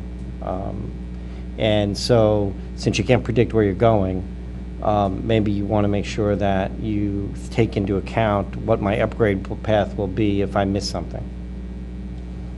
Yeah, I would say, I mean, when you look at any information technology, computing processing speed or storage or transmission, you have to take into account Moore's Law. I think as a infrastructure-based service provider, it's just a reality. So when we think about that from a satellite perspective, one of the good things about satellite is we have essentially raw bandwidth, and we can just turn a dial in terms of allocations on a per subscriber basis. So it's not a question of technical obsolescence so much as it is the economics of that, what the economic yield is as a function of time. And we can bake that into our models, and we can bake that into a Connect America Fund model as well. So I think that it avoids the issue of complete obsolescence, and it turns it into just a question of economic yield as a function of time and the rate of growth and consumption. And that's why we find the traffic modeling and the volume data growth as very important and compelling factors, but we just bake it into the business plan. From a cost perspective, the incremental approach for the real providers in the audience versus the imaginary provider here, incremental approach makes much more sense, because in the unserved and underserved portions of the U.S., the plant that is out there, you want to leverage it as much as possible. And in that case, the incremental push of fiber farther out makes sense. In my imaginary world, I push fiber all the way to the premise, because that's what makes most sense. From a greenfield perspective, that fiber to the premise is as cheap as a copper build, and you have unlimited bandwidth for the most part. So from the economic standpoint and how you fund this, you got to look at the two different sides of the equation. What is that incremental cost to kind of grow to that point, and whatever that point you set, versus in a modeled approach, and we're doing forward-looking cost models, what is that ideal network that you'd like to fund to out in the future? Ralph? Yeah, I was just going to endorse the competition that was expressed earlier. One other factor of broadband that doesn't get recognized as much, from independent of speed, is the always-on nature of the service. And many of us may have forgotten the days of dial-up. But by virtue of the fact that the service is always there, it's always on, enables new kinds of applications and new kinds of services through that connection, always-on connection. That is a feature that I think gets undersold these days, so it's one to keep in mind. I heard an echo of something I want to follow up on. Do we believe that over time fiber goes to every home? And I'll preface my question by noting that perhaps the most significant carrier supporting fiber today has a very defined and finite economic deployment plan. Fiber doesn't go everywhere in their plan. You know, Verizon, and I don't mean I'm not being critical at all, but they have an economic plan for deployment of fiber, which puts fiber in very high density areas and ignores others. So some of you argued, you know, fiber is the endpoint. My question is it from your viewpoint? Is fiber to the home within any rational time frame we're going to talk about a realistic goal? And I want to add on one thing to that, which is sort of the difference between, as Jim said, kind of the ideal imaginary, was that the word he used, world that he operates in. Oh, great. He operates. That came out wrong. Sorry, Jim. And Jim has a lot of imaginary friends. I do. Sitting with me. Worked in the world of imaginary numbers. The difference between that and the real world, where the copper plant may not be all it's cracked up to be, and even if it is, the copper plant at some point will reach the end of its economic life. And so at some point, at least theoretically, maybe not in my lifetime, maybe next year, needs to be upgraded. So I think that there's some question about not just is fiber to the prem, is there a business case for it, but at what point does the existing network just fall apart, in which case you need to build out anyway, and it becomes maybe less pie in the sky. Or cord cutting too. Or cord cutting, yeah, that's fair. And I throw into that the competition. I mean, if you're in a cable served, if telco's in a cable served area, there's greater incentive for that deployment of a much improved network to compete with 100 megabit per second service. If they're not in the area, then it makes it a different decision where you're competing maybe with LTE, so the level of competition impacts that.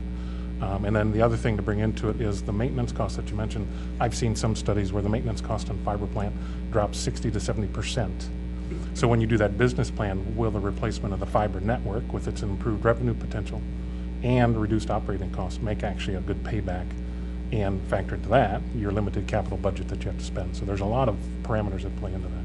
Yeah, I mean, we looked at this, we spent a lot of time in the Australian market. There was a very good McKinsey study. And one of the things that's very interesting came out of that on the NBN, their national broadband network company, was even if 100 megabit fiber were delivered to every home, there's issues about adoption and sustainability there. Number one is internal in-home distribution. If you don't have in-home distribution, that makes 100 megabits work very difficult to get value out of that.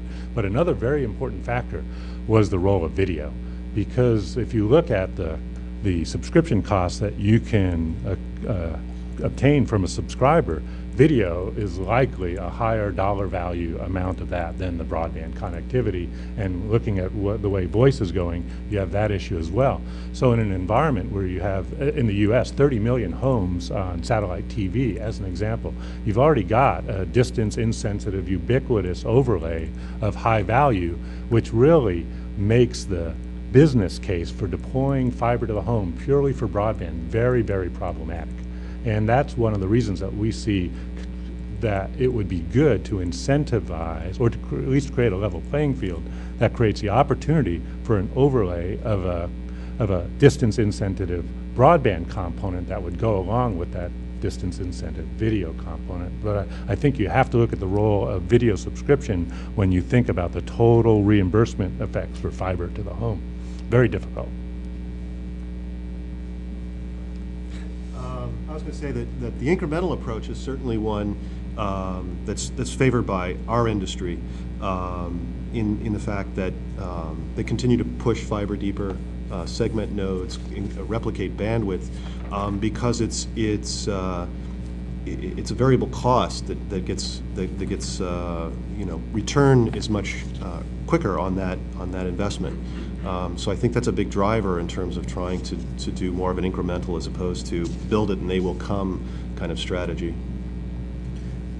And I, having the interest I do in copper and fiber technologies, I certainly look forward to living in Jim's world. The sooner the better. Don't we all?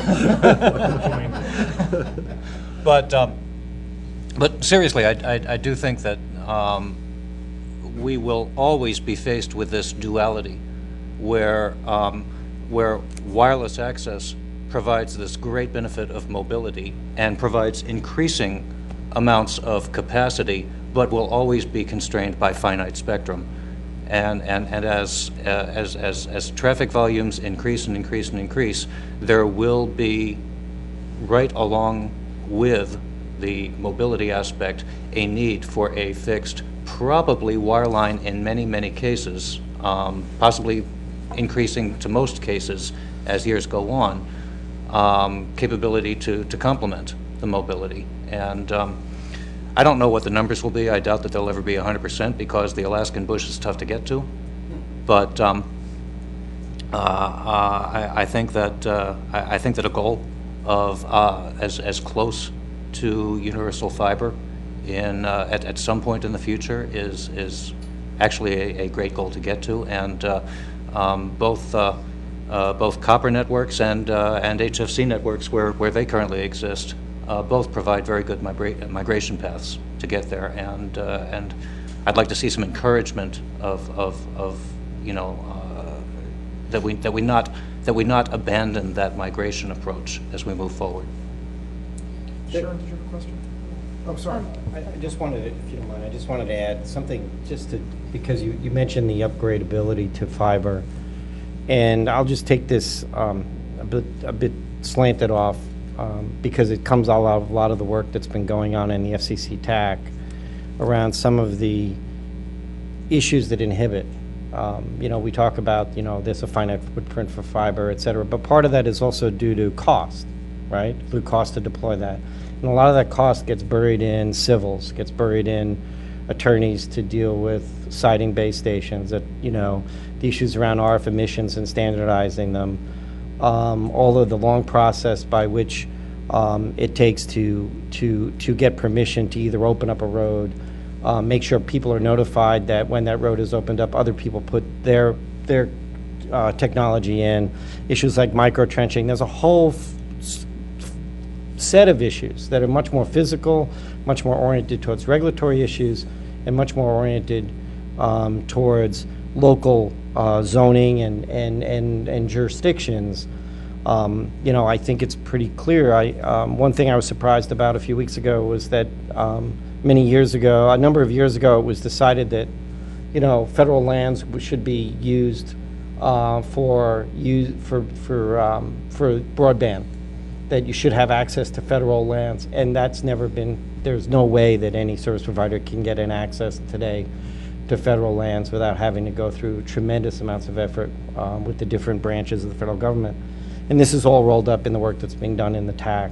But don't forget that, because that adds a huge amounts of cost to deployments of whether it's a wireless or a wireline network.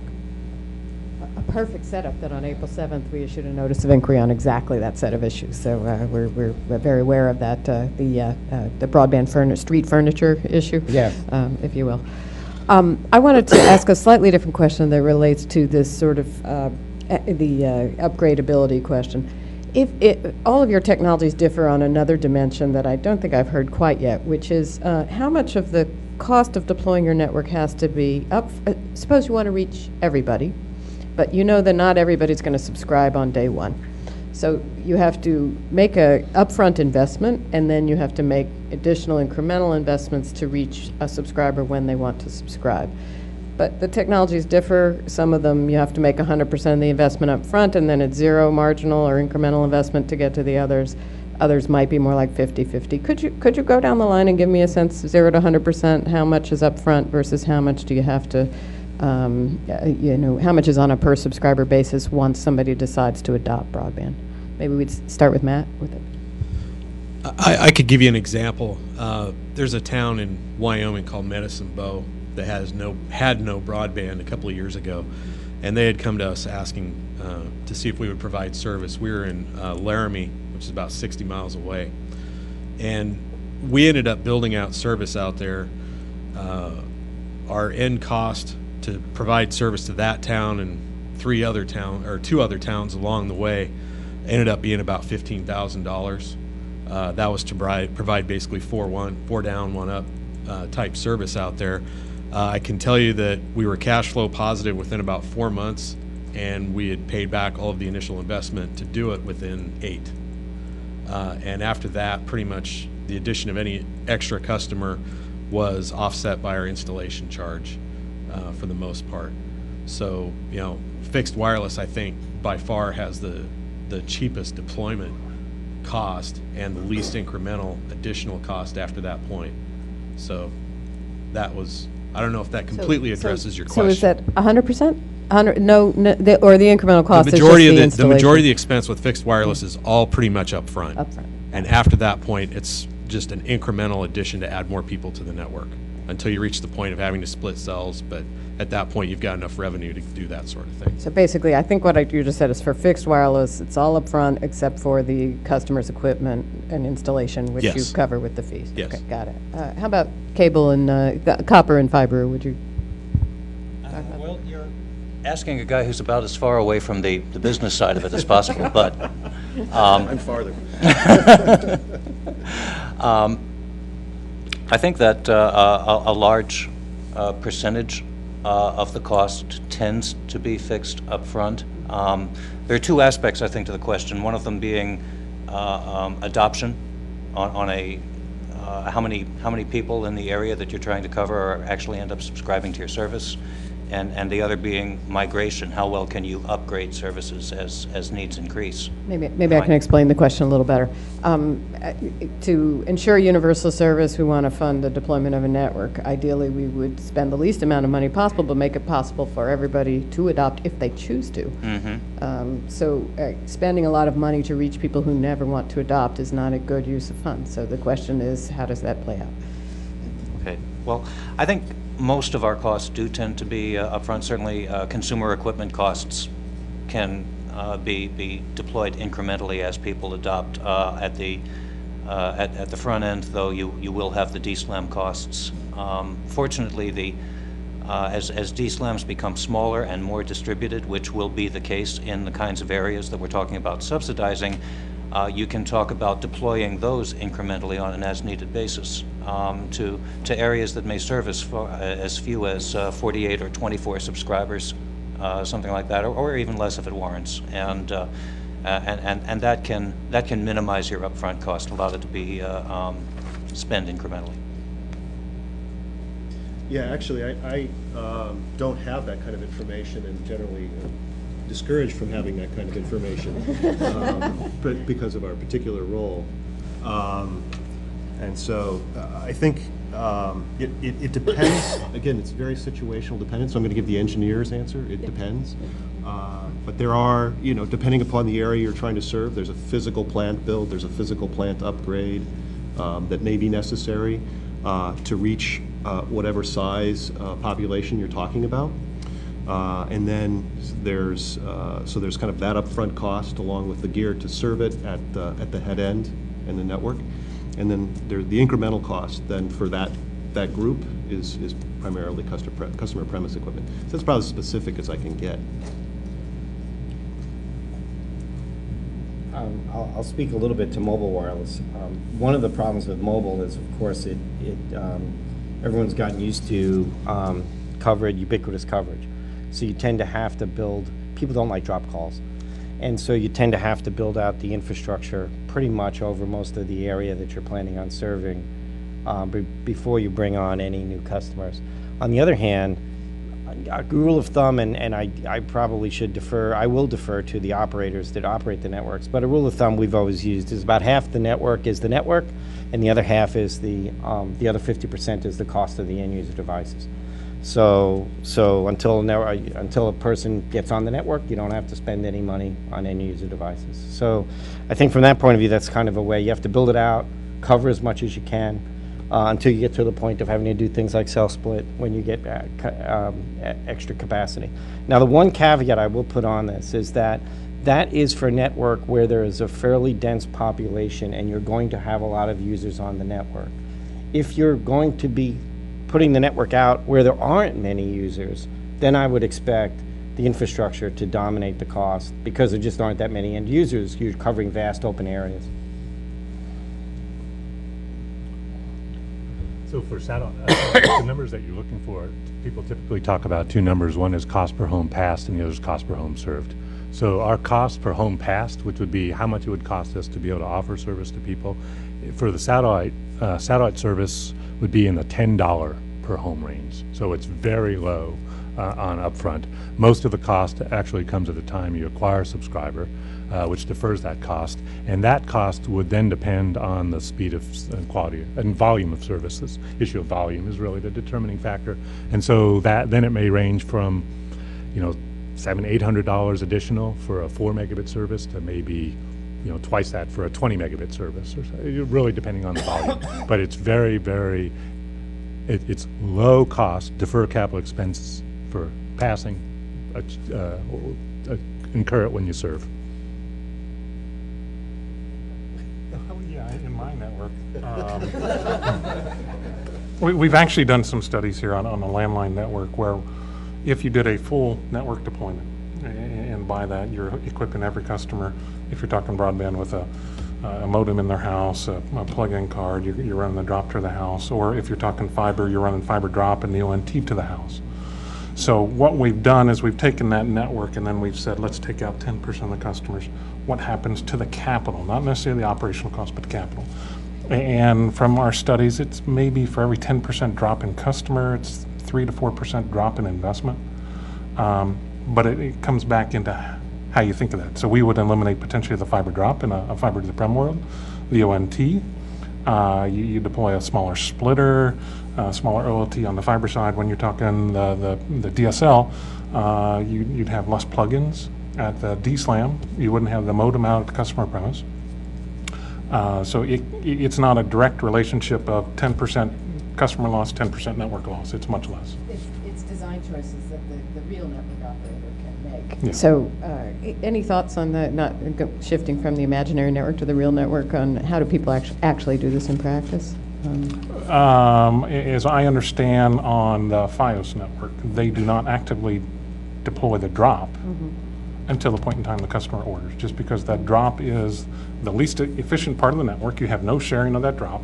The drop itself can be $200 to get to the customer's premise. The ONT is another couple $100 the installation. So you're talking a lot of success-based capital that you can't avoid until that customer first requests the service. We're coming to the end of our time. There's one sort of lightning round question that I just want to get some quick input on. We have talked about in the NPRM a 4 megabit per second downstream, 1 megabit per second upstream network with an uptime of approximately 95%. We've talked about latency of about, say, 100 milliseconds. Would love to hear from each of you about which, if any of those numbers, give you heartburn, if you think they're too high, too low, too tight a tolerance, too low a tolerance. If you think that 4 megabits per second, what does that mean? If you're talking about it at the transport layer, that's easy. If you're talking about it at the applications layer, that's much more difficult. What are the things that you hear when I talk about 4.1 that make you think, that seems like a fine idea, but please make sure you don't forget about X? Let's just go on down the line. If I could say lightning round, meaning 30-second answers. Yeah. Matt? I think I would probably reiterate the need for more middle mile access to be able to offer those speeds, because base station end user, I don't really see a problem at all with fixed wireless handling that across the networks that I know of and other wireless ISP networks. Okay. This panel's been way too civil, so I'm going to throw a grenade over on the other end of the table and say that what I've seen from mobile wireless, they're barely able to match the speeds we were offering 5 and 6 years ago based on my speed test results across the U.S. yesterday as I was traveling, and similar with satellite. So okay. I'll just preempt that and throw that in that direction for those guys. Okay.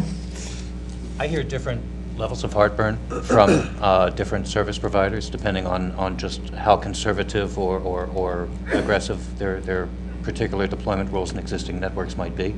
I think in general, 4 megabits downstream is almost by and large considered an okay number, even if you define it at the transport layer, which is something that I think is a good idea. The 1 megabit upstream is a bit more problematic. It is very doable, but it requires service providers to do some more things in terms of network conditioning, possibly loop share or loop bonding, and those options do add expense, and it then becomes a question of what do you want to pay for in terms of the subsidy? How much do you want to spend? I was going to say that I think the biggest question is how is it measured? And is it measured accurately and fairly so that that it represents that portion of the network that in fact the operator can control? I'll throw the grenade back. Put an antenna on a roof, and LTE is a perfectly fine fixed wireless system. So then you just give up the mobility, and the lower rates are due to the mobile component of a mobile network. The things but those throughputs for a mobile network, those throughputs, as I stated earlier, you would have to engineer the network to have the right cell sizes, et cetera, to meet those kind of needs. A fixed wireless alternative is a perfectly fine way of using wireless, with the caveats around mobility. Latency doesn't scare me, and backhaul probably again getting information, getting the high throughputs out of the nodes in the infrastructure. We're going to need fiber. Yeah, for us, the latency one just jumps out. It seems arbitrary. We have only one set of applications that we just can't serve, and that's high-speed games, fast twitch, shoot-'em-up games. And actually, 100 milliseconds is way too long for those as well. Other than that, then you can look at popular reviews of 4G wireless, and they'll tell you the same thing. That latency is not good for playing games.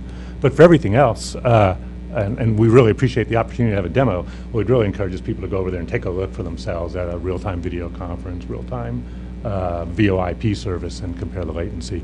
And we think a latency spec that's just like what people use for total quality voice would be completely fine for broadband, and that tends to be in the 500-600 millisecond range. For speeds, we're sort of indifferent. The only thing we would say is that given that in some sense, this doesn't become an opportunity for rural people, it becomes a sentence. That if we set 1x4 as the standard, we think that's too low. We think that there ought to be an opportunity for people to get faster speeds if those can be delivered at lower cost, because we see the demand for that. Jim, anything to add? I just say that from the people I've talked to, the 4 is typically not the issue, it's the 1-up is the issue. And for the cost modeling perspective, it's tell me what are the restrictions on the 1-up. Do I need to reduce the length? Do I need to increase the gauge of the cable? Do I need to do pair bonding? So from the costing of that, we need to get an agreement on what 1-up truly means. Thank you all very much. Appreciate that. Could have gone on obviously a lot longer, but we have other things to get to, so thank you all very much. Well, first of all, can you join me in a round of applause?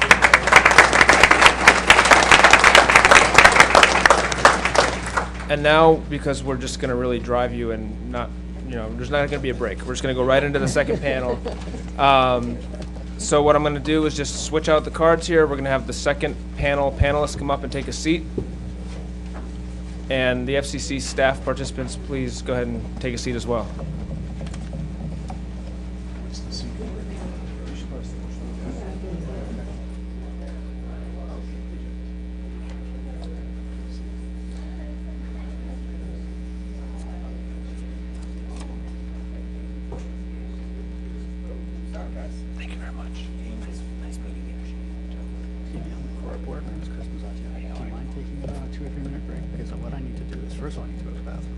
Second of all, I need to, once they get reorganized here, I've got to make my chart.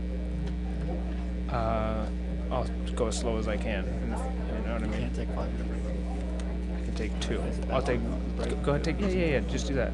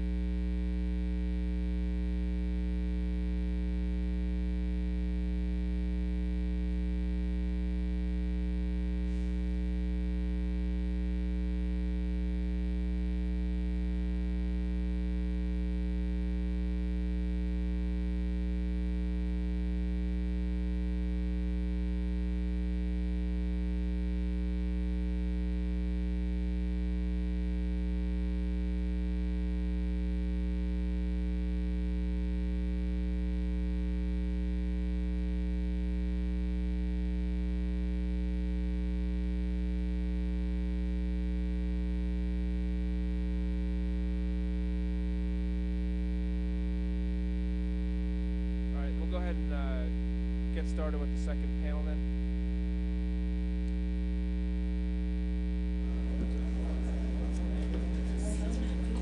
What's that? What's that? Okay, I will do it. Yep. Before we start, also, just in terms of the schedule, as a reminder, that we'll break at 12:30 or right around 12:30, and then we'll come back at 1:30 where we'll talk about the broadband map, and then the final panel will start at 1:45. Also, for the panelists, when you're going to speak, if you could just kind of grab the mic and pull it closer to you, it kind of gives a heads up to the folks who are monitoring the sound. That would be helpful. Okay, for the second panel, this is going to be moderated by Carol Maddie, a Deputy Chief in the Wireline Competition Bureau. We've got another great set of panelists. Mark Cooper is the Research Director at the Consumer Federation of America. Andrew Newell is the General Counsel for Viero Wireless. Dave Bickett is the General Manager, CEO of Park Region Mutual Telephone, Ottertail Telecom, and Valley Telephone. We have Phil Jones, who's a Commissioner at the Washington Utilities and Transportation Commission. We also have David Russell, who's a Solutions Marketing Director for Calix, representing the Fiber to the Home Council. And Chris McLean, who's a Senior Advisor for the Rural Utility Service.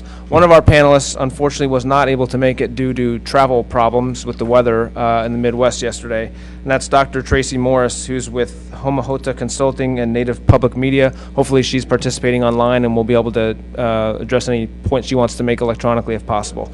Also from the FCC, we have Amy Bender, the Deputy Chief in the the Telecommunications Access Policy Division and Wireline Bureau, Jim Schlichting, Deputy Chief of the Wireless Telecommunications Bureau, and Michael Steffen, who's Special Counsel with the Office of the General Counsel. So with that, I will turn it over to Carol.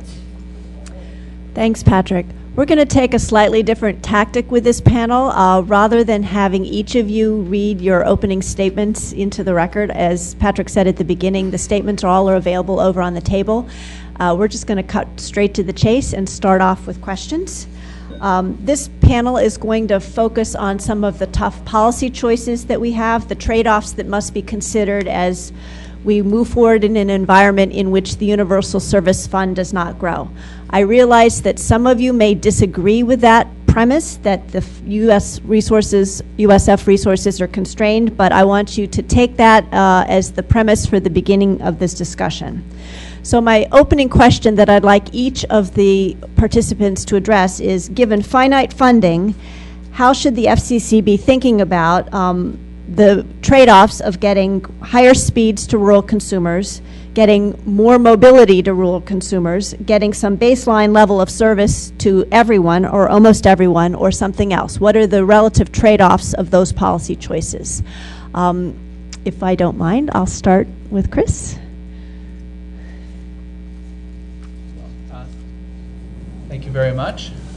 It is a great pleasure to be here. Rural Utility Service, of course, is a policy planning and lending agency of the United States Department of Agriculture. And we have a $4.2 billion of outstanding principal and almost an equal amount of unadvanced funds of projects that are in the works, that are in various levels of deployment, plus another $2.9 billion of funds that are part of the Recovery Act grant program that is on its way. So one of the main things to keep in mind in the trade-offs is that everything costs money.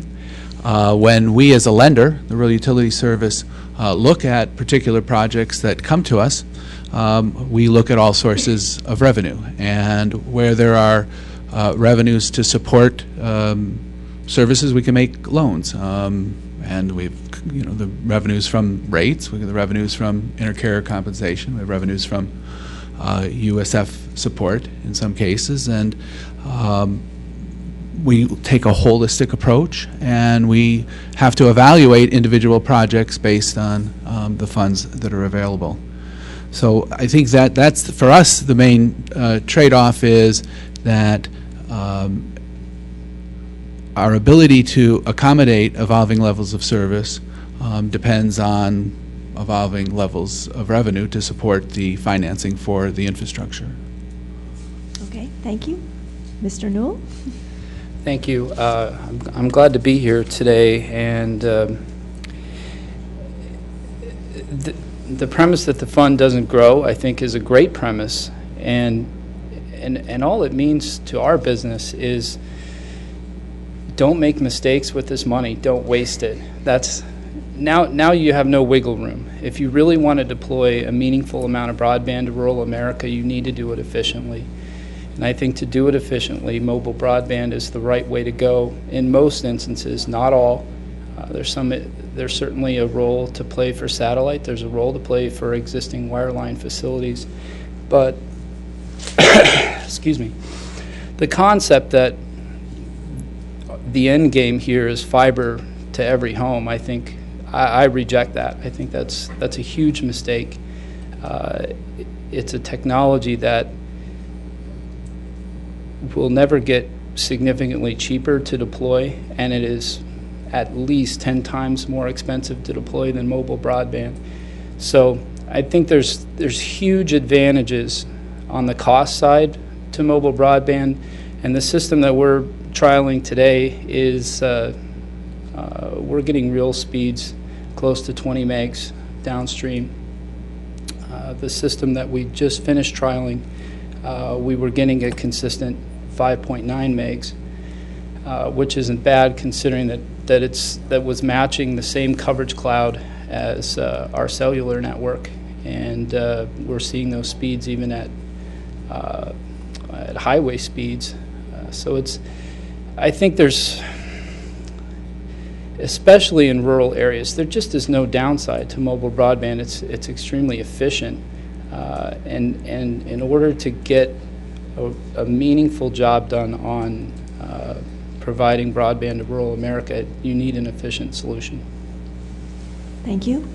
Bill, what's your perspective from the state regulator?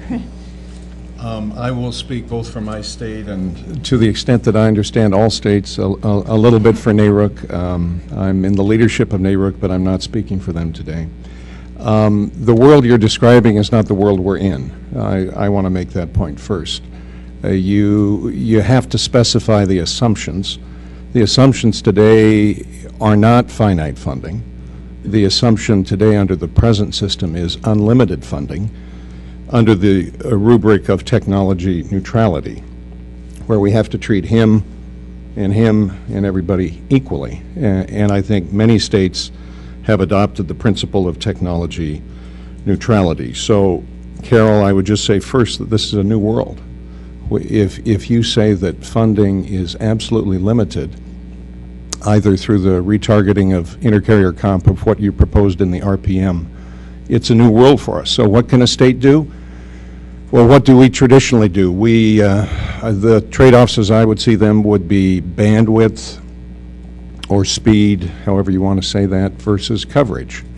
The donut hole issue. I mean, if there's an obligation to serve with a federal subsidy, do people have to serve all households that request service for broadband in that service area? That can get to be expensive. So that's a big trade-off. Service coverage. Service quality obligations. Many states have traditionally looked at service quality metrics, but there's a cost to that. So that's another trade-off. E911, public safety. There are states that require access to healthcare networks or a certain public policy purpose. That can get to be expensive, so that would be a trade-off. The other trade-off, broadly speaking, I would say is when we're choosing, if we're given the role of designating ETCs, which we have now and which NARUC supports as an act of Congress, that we continue to do that under 214E. So if we continue to take that on that obligation for broadband, things we would look at is another thing would be management capabilities. We have some ETCs who have come before us who have made big promises, but we need to look at their management capabilities, their financial backing. A lot of companies can promise about anything in terms of great speed, great coverage, great service quality, but hopefully working with the FCC we can work out some arrangements whereby we have a role in looking at these sorts of trade-offs. Thank you. sideways. Mr. Bickett? Yeah, I'm Dave Bickett, from all the way from Minnesota. And I was the one that was on the tarmac for an hour yesterday. Some of the trade-offs, you know, in our company, we actually deploy a wide range. We use the fiber to the home, we use fiber to the curb, we use wireless spectrum, we use unlicensed wireless spectrum. And we do it based on the economics of the area and trying to meet demand of the consumer and realizing the limitations of every one of those technologies, from VDSL to ADSL to the wireless. There are a lot of trade-offs when it comes to the technology that you're deploying, and I think the biggest trade-off that we have to recognize is where are we going to invest our money to reach as many customers as possible, recognizing the cost to get there, but in the same time, looking forward to make sure that we're not hindering our ability to reach a more lofty goal in the end. Because as broadband grows, and being in the internet business since 1992, when there wasn't an Internet Explorer and there wasn't all the applications that are out there, we had two 9600 baud modems serving the internet population in a town of 12,000 people. And today, we went from 9600 baud to 56K to DSL to VDSL to fiber to the home, and that's all within this last 18 years, 19 years. So the growth that I think we're seeing in broadband is just starting. I think the applications that are going to become available that consumers are going to come to expect and require, telework opportunities, especially in rural areas, those things are all going to need to be recognized today, and knowing that the only one sure thing that we can talk about today is that we don't really know what's going to happen. We don't know what the demand is going to be. We don't know what the technologies are going to be. We just know that there's going to be a lot more demand and a lot more opportunity because of what's out there on the broadband network. Mr. Russell? Yeah, the company that I work for, Calix, we were involved in the deployment of broadband networks to rural areas. We do both copper, fiber, as well as mobile backhaul. I think the one thing to keep in mind here, and we call it a unified access infrastructure, is that all these networks are complementary to one another. So I would view it as mobility and bandwidth are both demands that rural consumers have, and to a large extent, fiber-based networks enable mobility networks. And so as we look at how to incentivize the deployment of these networks, view it as complementary, not as necessarily Sophie's choices that people have to make. Secondly, I think one of the very successful elements of your current USF approach, and I think despite some of the headlines in the newspapers, USF today in the high-cost areas has been very successful. I would highlight the fact that one of the reasons it's successful is because it enables these high-cost rural operators to leverage private capital. And so whatever solution you end up arriving at, make sure that the approach you take continues to allow people to take the funds that you provide them to then turn around and leverage those in the private capital markets, because that creates that multiplier effect of, in the case of our US funds, 12 or 13 times the actual dollar amount that you give that service provider. Mark? Thank you. There is no trade-off. This is a no-brainer, as we outlined in our initial comments. Wireless communications, mobile computing are in fact and will be the center of the communications ecology in the 21st century. There is no doubt about it. Mobile computing is infinitely more valuable than fixed computing. It turns out, at this moment in time, with constrained resources, mobile wireless applications give you a twofer. They give you mobility and adequate functionality to meet the needs of consumers for broadband, the 4-1 definition. So my advice to you would be, and it was interesting listening to the first panel, the first thing you have to do is obey the law. This is the Federal Communications Commission, and you are bound by the Communications Act. The National Broadband Plan legislation did not repeal the Communications Act. I'm not even sure if it amended it. I'd have to go back and look if they said they were actually amending the Communications Act.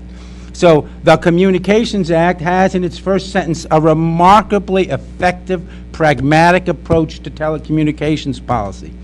Adequate facilities at reasonable charges. Those are really neat words for a century worth of development. They didn't pick a number. They talked about adequate facilities. I believe the 4.1 definition is an adequate facility. The objective here is to, of course, have reasonable charges, and there the issue is get the biggest bang for the buck. I think you've heard a lot about wireless being the biggest bang for the buck. I think it's quite clear you ought to develop shared infrastructure. So if you need fiber for both, you ought to do that first. But when it comes to the first mile, it ought to be the biggest bang for the buck. Finally, I think it's really important to recognize that I unfortunately started in this business when we had 300 baud modems, not 9,600 baud modems. And I used to do rate cases in the mid-'80s where they told me copper is dead. And they wanted to accelerate depreciation, et cetera. And you come 30 years later, and copper is still here. And in some places, it gets incredible amounts of speed. So remember that capitalism is at its best when innovation is applied to scarcity. And if you pick 4.1 or 10.1, what will happen is you will get an immense amount of innovation around getting as much stuff as possible into that 10, just like they squoze as much stuff as possible into the copper. And this debate between 100 and 10 will shrink, because the functionality you get from 10 will grow and grow and grow, and then you won't worry about whether you have fiber every place, which, of course, is prohibitively expensive given the constraints. Thank you. I wanted to follow up. I know, Mr. Bickett, in your opening statement, you said that fixed and mobile wireless networks don't work without access to robust wireline networks. You said cell towers need backhaul and Wi-Fi networks move quickly to wireline, and the FCC can't expect robust, sustainable wireline networks in rural areas if those networks would exist largely to serve only retail wireless providers and community anchor institutions. Obviously, Mr. Cooper has expressed his view that, wireless is the future and we should be focusing on wireless, and I wanted to see if you could sort of elaborate on the synergies between the wireline and the wireless networks and how we should be thinking about that as we develop our policies going forward. Sure. From the perspective that we have within our company and the relationship we have with the three major wireless carriers is that they have a need to have fiber optic Ethernet backhaul transport from their cellular towers. And realistically, to build into those areas, it is as cost effective to bring in fiber closer to the homes as well, because you're laying the trench to get out to these towers. So that need is there. In our territory, we have taken an approach where you build the fiber, push the fiber closer out to the network, and we've done that with cabinets, fiber-fed cabinets, to be able to provide the higher speed DSL networks. And I think everyone here has an iPhone or something like that, and a smart device. And one of the things that you'll see when you use those devices, when you get into an area, it'll often search for a Wi-Fi network and ask you if you want to join that Wi-Fi network. One of the reasons it does that is because it wants to improve the customer experience, and it wants to offload some of those data things so that they can utilize better communications for the people that don't have access to that. I think both communications are very complementary to one another. There is definitely a need for mobile. I'm a mobile user. I couldn't get by without my mobile phone. Same thing with my kids and my family. But when we come home to the premise, my kids are playing online gaming. They're on their computer doing their homework. My wife is teleworking from home. Those applications are conducive to a fixed broadband connection.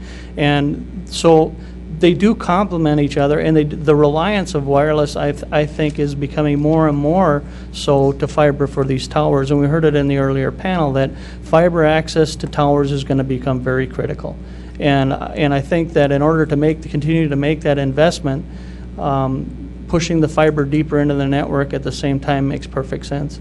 Because in a lot of areas, as you've heard, our technology is changing as well, where even some of our copper plant, we can install some hardened units out in the field that will deliver 100 megabits across copper and get that closer to the homes. It's when you start talking about areas where it's 2 miles away from one of those cabinets that realistically, by the time I do anything, a fiber drop is better, and usually even the consumer is willing to help with some of the cost exposure with that because they have a high demand. So I think, in the areas that we've deployed both the wireless and the wireline, there is a demand. If they don't have the wireline service, they will petition our company to come out there and build it, even though they have access to wireless broadband. So I think there is a need for both. Do any of the others want to weigh in? I would. I can only speak for our company, but we, as a cellular provider, do not use third-party backhaul. We backhaul all of our own traffic via microwave, and we own the largest privately held microwave network in the world, and it's an extremely efficient way to move traffic. Eventually we have to drop that traffic off to a tier 1 carrier because we have to interconnect with everyone else in the network, but our network is completely self-contained, and I think it's an example of how all carriers and all networks are not created equal. I think it's easy to pigeonhole wireless, mobile broadband, wireline, fiber to the premise, and just make assumptions about how those networks work. But in our case, we cover 1.1 million rural subscribers. Our largest market is Grand Island, Nebraska, and we do that all on a completely self-contained network. And we've estimated our cost at providing broadband service with HSPA at about $300 a door. Which really makes no sense in our business. $300 a person throughout our service area. So I guess my overall point is there may be a role for fiber to play as things evolve, but I think the market can support that without high cost or universal service support. I have a former client that just finished trenching hundreds of miles of fiber in southern Colorado. There was no government support for that project. That was a private company that hired him to do that build. And it's to feed towers for a major carrier down there. But I don't know that aspect of the rural network is going to need support. Do you want to weigh in? Add something to Dave's comments, and that is Verizon Wireless today is going around the country to providers with an RFP, and that RFP requires fiber to every tower. So you can't even participate in serving the Verizon LTE infrastructure without putting fiber to that tower. So I think the reason they're doing that is because they know what the future looks like. They know that today they may only need 50 megabits to that tower, but they're going to need much higher bandwidth than that. So I think it is important to, you have an opportunity here where you are the vision of the future, and we all need to recognize that by 2020, if a community only has 4.1 in a rural area, they won't be able to sell their homes. And this is already happening. So I was at an event recently in Western Massachusetts that is going to be towns building off the middle mile being built by Massachusetts Broadband Initiative. And people were saying that even with wireless access carriers available in their communities, they could not sell their homes because people will not buy homes without adequate broadband, to the points that Dave made, because it's a very different set of requirements. Mark, do you have Again, let me comment on that? There's less conflict here. Look, fiber to the tower is what is fine. That's common backbone. I would be interested to see the argument that in the first mile, outside of very dense areas, the pulling fiber out to households is less expensive than wireless. So it's quite clear that common infrastructure is something this agency should be interested in. But let me make a point about this statute, because the 96 amendments to the Communications Act basically did say you could only support services that were subscribed to by a substantial majority of people. That's the law. And I'm not going to sue you on it, but I guarantee you someone will if you decide that you want to start supporting services that are subscribed to by 10% of the people. And so the law, unfortunately or fortunately, depending on which side you're on, is the law. And I would encourage you to push your definition as high as you can based upon what you observe in the world. Or maybe you can use ag money to do other things which are not constrained by the Communications Act. That's another neat way to get around it. But from my point of view, supporting the common backbone is something you can easily do under the high cost fund. Getting much beyond that is going to be a problem. Chris, do you have any comments? Yes, and again, with the proviso that my comments are descriptive of the RUS approach, our history, and we took a little different approach in about the year 2000 when I had Jonathan's job, and we made a distinction between not between wireline and wireless, but fixed and mobile, because mobility is the miracle. And we had a statutory riddle to solve ourselves. This is pre-broadband loan program. We had a non-duplication requirement. Lines, facilities, we could not duplicate lines, facilities, or systems providing reasonably adequate service. That goes back to 1949 for us. We made a determination that, rural Americans are a lot like urban Americans, and they need both. So we determined that mobile services were not the same as fixed services, and therefore we could finance both in a particular geographic area. I note also that the Commission seems to be making a mobility distinction in establishing a mobility fund. So I think that might be a useful way to think about these issues. And then, again, purely historical, and as a witness to the deliberations of the 96 Act, the principle is access in rural and high-cost areas. Consumers in all regions of the nation, including low-income consumers, and those in rural, insular, high-cost areas should have access to telecommunications information services, including inter-exchange services and advanced telecommunications and information services that are reasonably comparable to those services provided in urban areas and that are available at rates reasonably comparable. So that access to advanced services has its own principle tied in with comparability of rates and services. There's so many follow-up questions. I don't know where to start on all of this. Can I start one? Please. A number of the folks, although not Mr. Newell from Vero Wireless, were talking about sort of the common infrastructure for wireless and wireline that, maybe not immediately, but, and who knows with regard to your territory, maybe as demand increases, you may also at some point be thinking about some sort of fiber or other sort of backbone other than wireless, although I'm not trying to discourage you from using wireless. But I'm not quite sure what implication which should be for a universal service program of a vision that maybe in the longer term one's going to be talking about a common shared wired infrastructure and the backbone. I mean, traditionally we've supported in universal service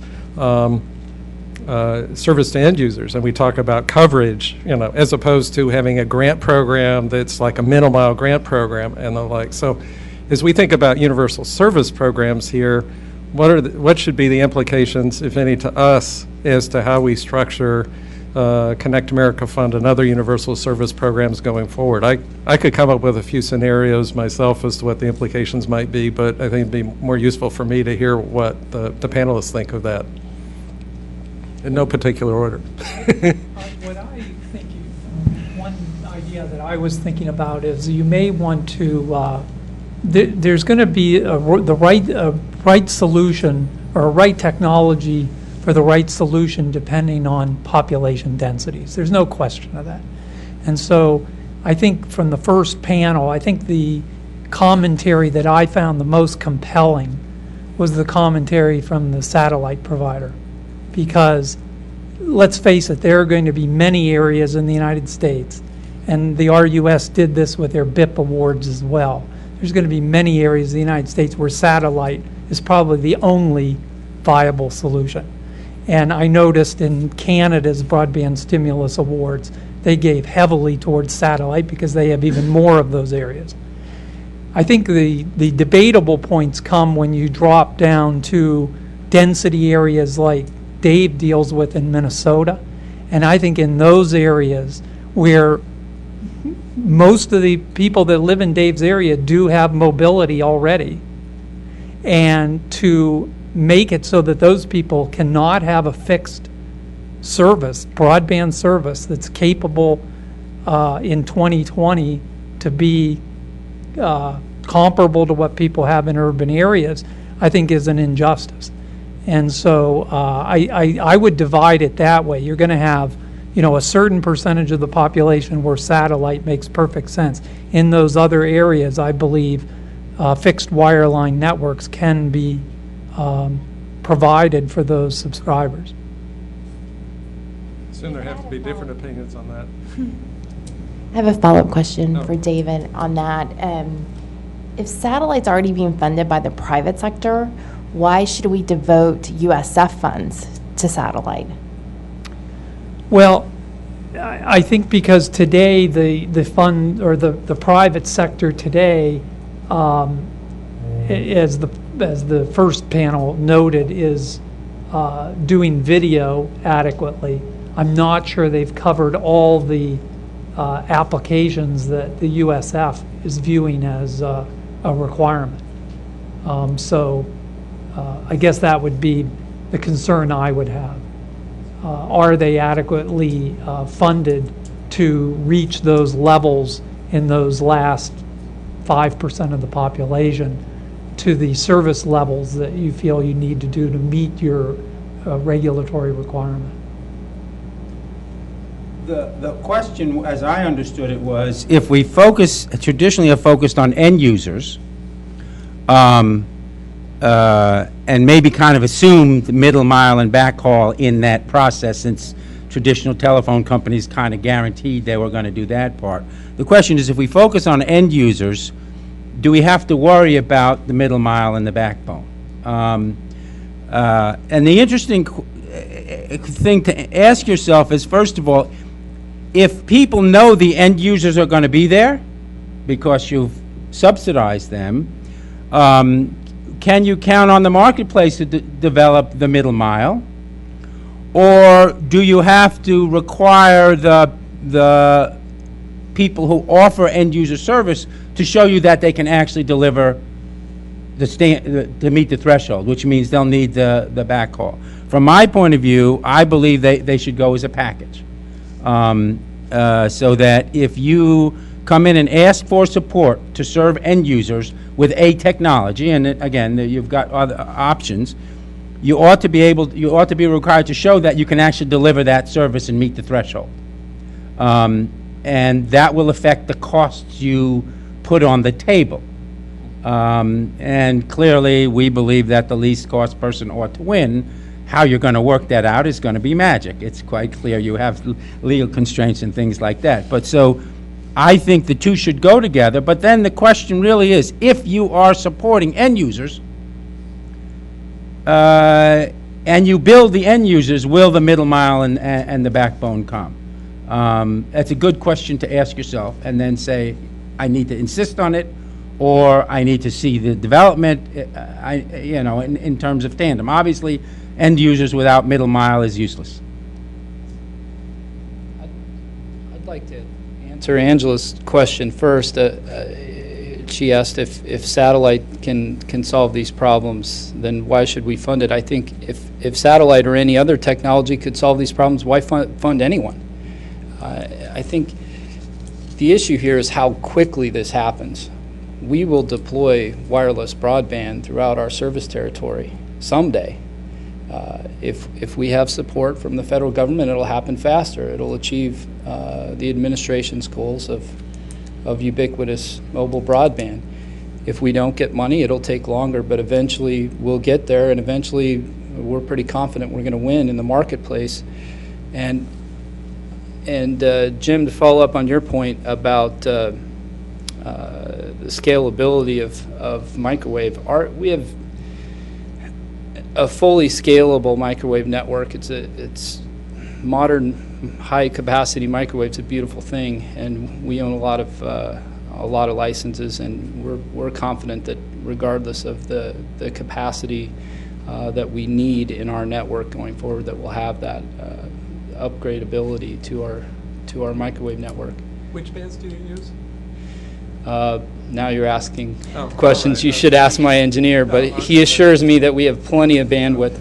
A typical. What's that? Licensed or licensed. Everything we have is licensed.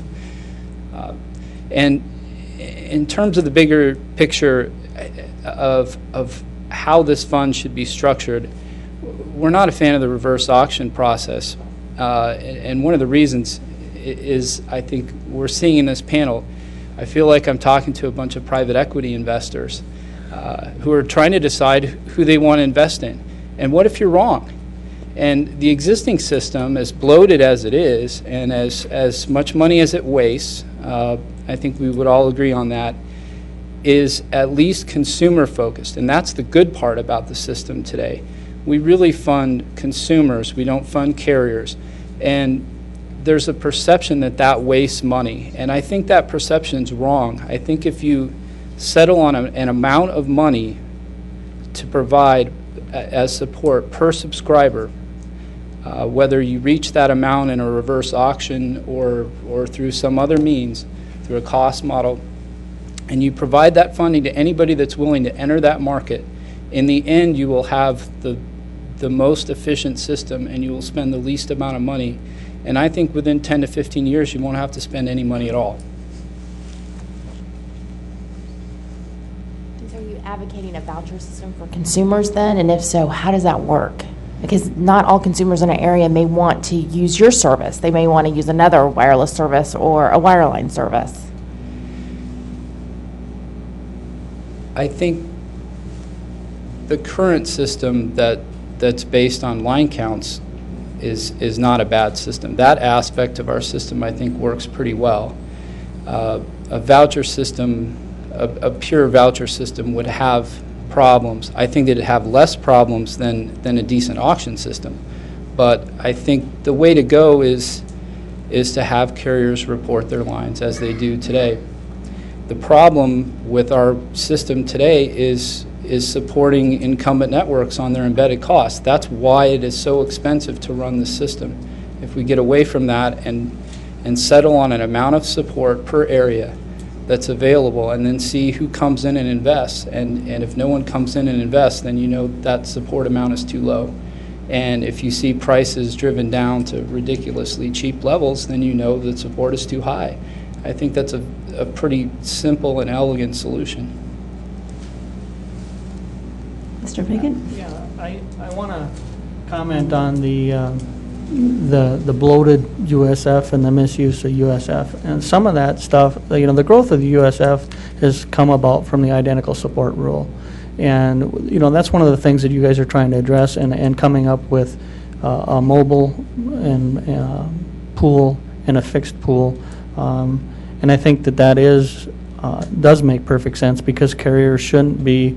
I mean, for example, if I've got a fiber drop going to a resident's home and there's 3 wireless phones in there, there shouldn't be 3 USFs going to a wireless carrier for that fiber build that I have there. Those are things that we couldn't anticipate when all that happened. We know it now, and we're trying to fix that. I do believe that voucher systems would not be in the advantageous long-term for the consumer, because I feel what would happen is you would get a widespread, you'd spread it out so much that no carrier could really commit to do the last carrier, last resort obligations and things like that. That could be very problematic. And then depending on how that voucher system would work, there could be contracts that would be between the consumer and the carrier that could limit the consumer's ability to even switch if they're not happy with the service. So there's a lot of things that come into play. And back to one of the earlier questions about the funding of the end user on USF, I think that has been the practice, and it has worked and it has worked in a wireline environment. I can't speak to wireless because I'm not heavily involved in the mobile side. I'm in the fixed side. But on the wireline side, the network has to come when you build to the end user. It has to. There is no method to get around providing that connectivity to the end user. So in that case, that infrastructure does get built.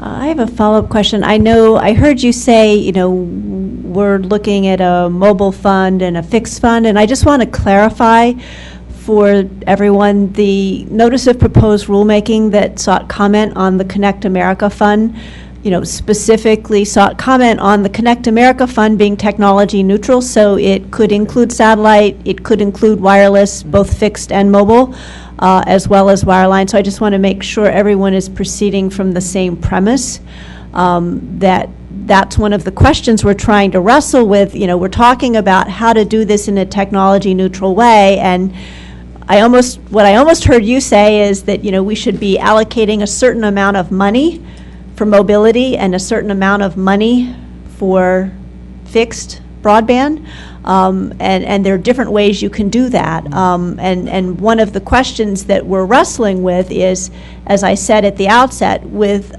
a finite amount of money, how much money should we be channeling in one direction or another? And I know some of you are saying, let the marketplace decide, but how you do that and how you actually structure the rules will have implications as to how it all plays out. And so I want to also follow up on one of the earlier points. We've obviously, we've talked some about satellite in the first panel, talked about the role of satellite, and I know, I heard at least one of you say, clearly, for some consumers, satellite absolutely makes the most sense. How do we determine sort of, how far we go with satellite? I mean, I think there's clearly an agreement that satellite is a critical part of the Connect America Fund, but how do we decide, how to factor satellite into that equation as well as the, the terrestrial solutions? Do any of you want to address more specifically how you see satellite, sort of their specific role?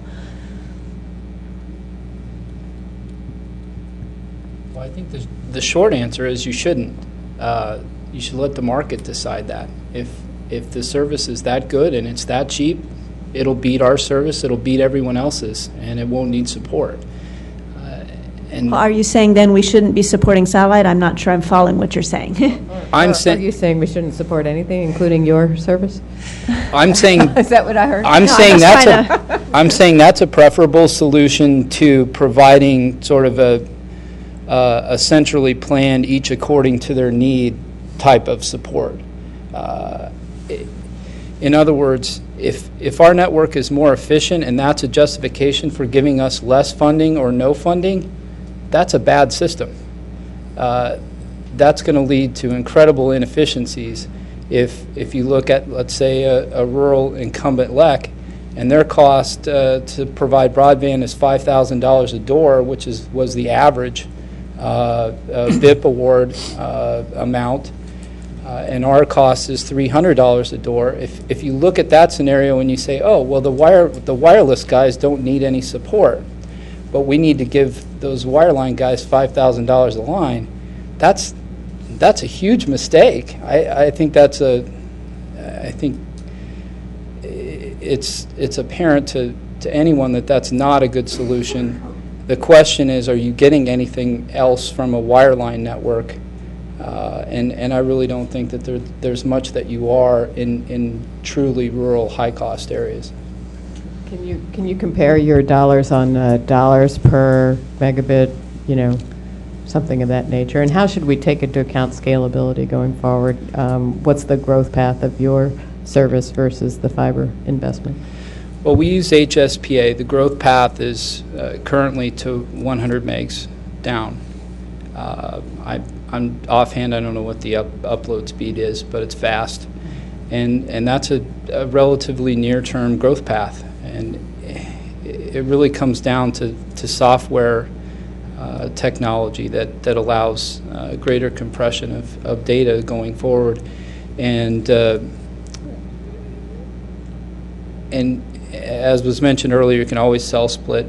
And that's our CEO always says, there's really not so much of a spectrum problem. You just need to build more towers. And we like to build towers more than other companies. I understand that, but I think that's a fairly good solution. And did I miss part of your question? I want to go back to the let the market decide part, because I actually agree with that. But the problem is that markets can't decide unless consumers have genuine sovereignty, unless they can take their money and go someplace else, and suppliers don't have a real pressure to bid the price down and compete for those dollars. If you don't have those two things, markets don't decide anything. And so people say that, and then they start describing how it'll work, and they bump into vouchers, which is the highest form of consumer and sovereignty, or reverse auctions, which is the highest form of supply-side bidding, and they say, oh, God, we can't do that. But they started by saying, let the markets decide. So I'm willing to suspend judgment on the choice of any instruments.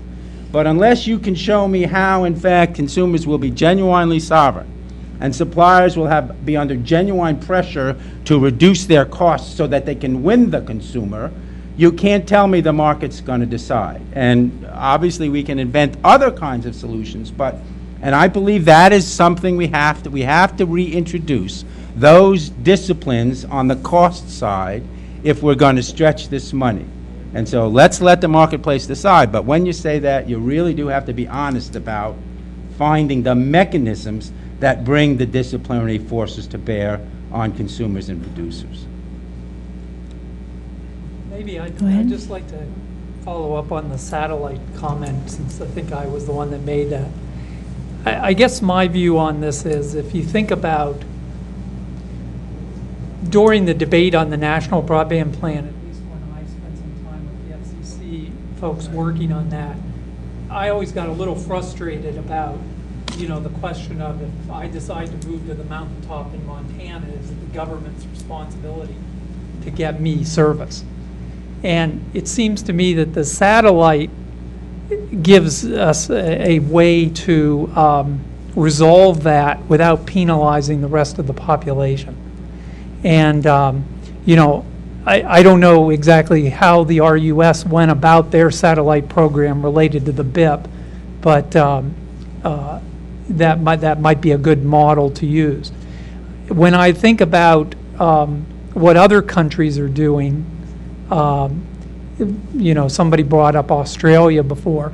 Australia is dealing with probably a very similar situation to the United States, in that they have a very highly urban population, and then they have vast regions with low population densities. And their solution was to essentially, bring fixed wire or fixed broadband, in their case fiber to the home, to about 80 to 90% of the people, and then use other technologies to that remaining amount. So I think when we look at what our solution set is, we can still be technology neutral, because all these technologies have their own fits within different geographies and demographics. And we can all argue here about the merits of different technologies, but none of our technologies are going to meet all the needs of all rural areas. If I could follow up, maybe Chris, you could talk a bit about how RUS thought about these issues as it created the specific dollar amount that it set aside, so to speak, for satellite and so forth. I'd be glad to, in a very general point of view. I should disclose I was in private practice Right, myself right. at that time. What you know through the water cooler discussions after the fact. But I think I can kind of describe the approach and the philosophy in that,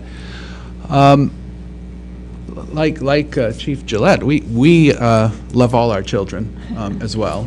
We are technologically neutral by our statute and by our inclination, and by our leadership with Administrator Jonathan Adelstein, who sees the value of all the technologies. And I think he did a kind of very innovative thing in the stimulus or Recovery Act program. We had 2 rounds, the agency had 2 rounds of funding. There were attempts by the satellite industry to apply for that funding, but there were peculiarities in a service area approach. Satellite is kind of like rain, right? It drops down wherever it hits, and so you could be serving a bunch of pinpoints. We found, the agency found that there were, even after having an unprecedented amount of grant dollars to put into the mix, there were still areas that were people were unwilling to step forward and serve. And so in designing the satellite program, the agency allocated $100 million, ultimately made it 4 awards, a combination of regional and national awards. And to be eligible to secure funding under that program, which was not not specifically tied to a infrastructure cost, but if you look at it, you can kind of see a relationship between the upfront costs of satellite service. And to be eligible, you would have to be in an area where there was no broadband availability or broadband availability under the Recovery Act on its way. And that program now is just getting underway in terms of its implementation. All of the awards, $100 million, been obligated. And the award winners are now starting to implement their deployment strategies. And so I think we'll have an interesting laboratory to take a look at in that program. So we also have related to satellite.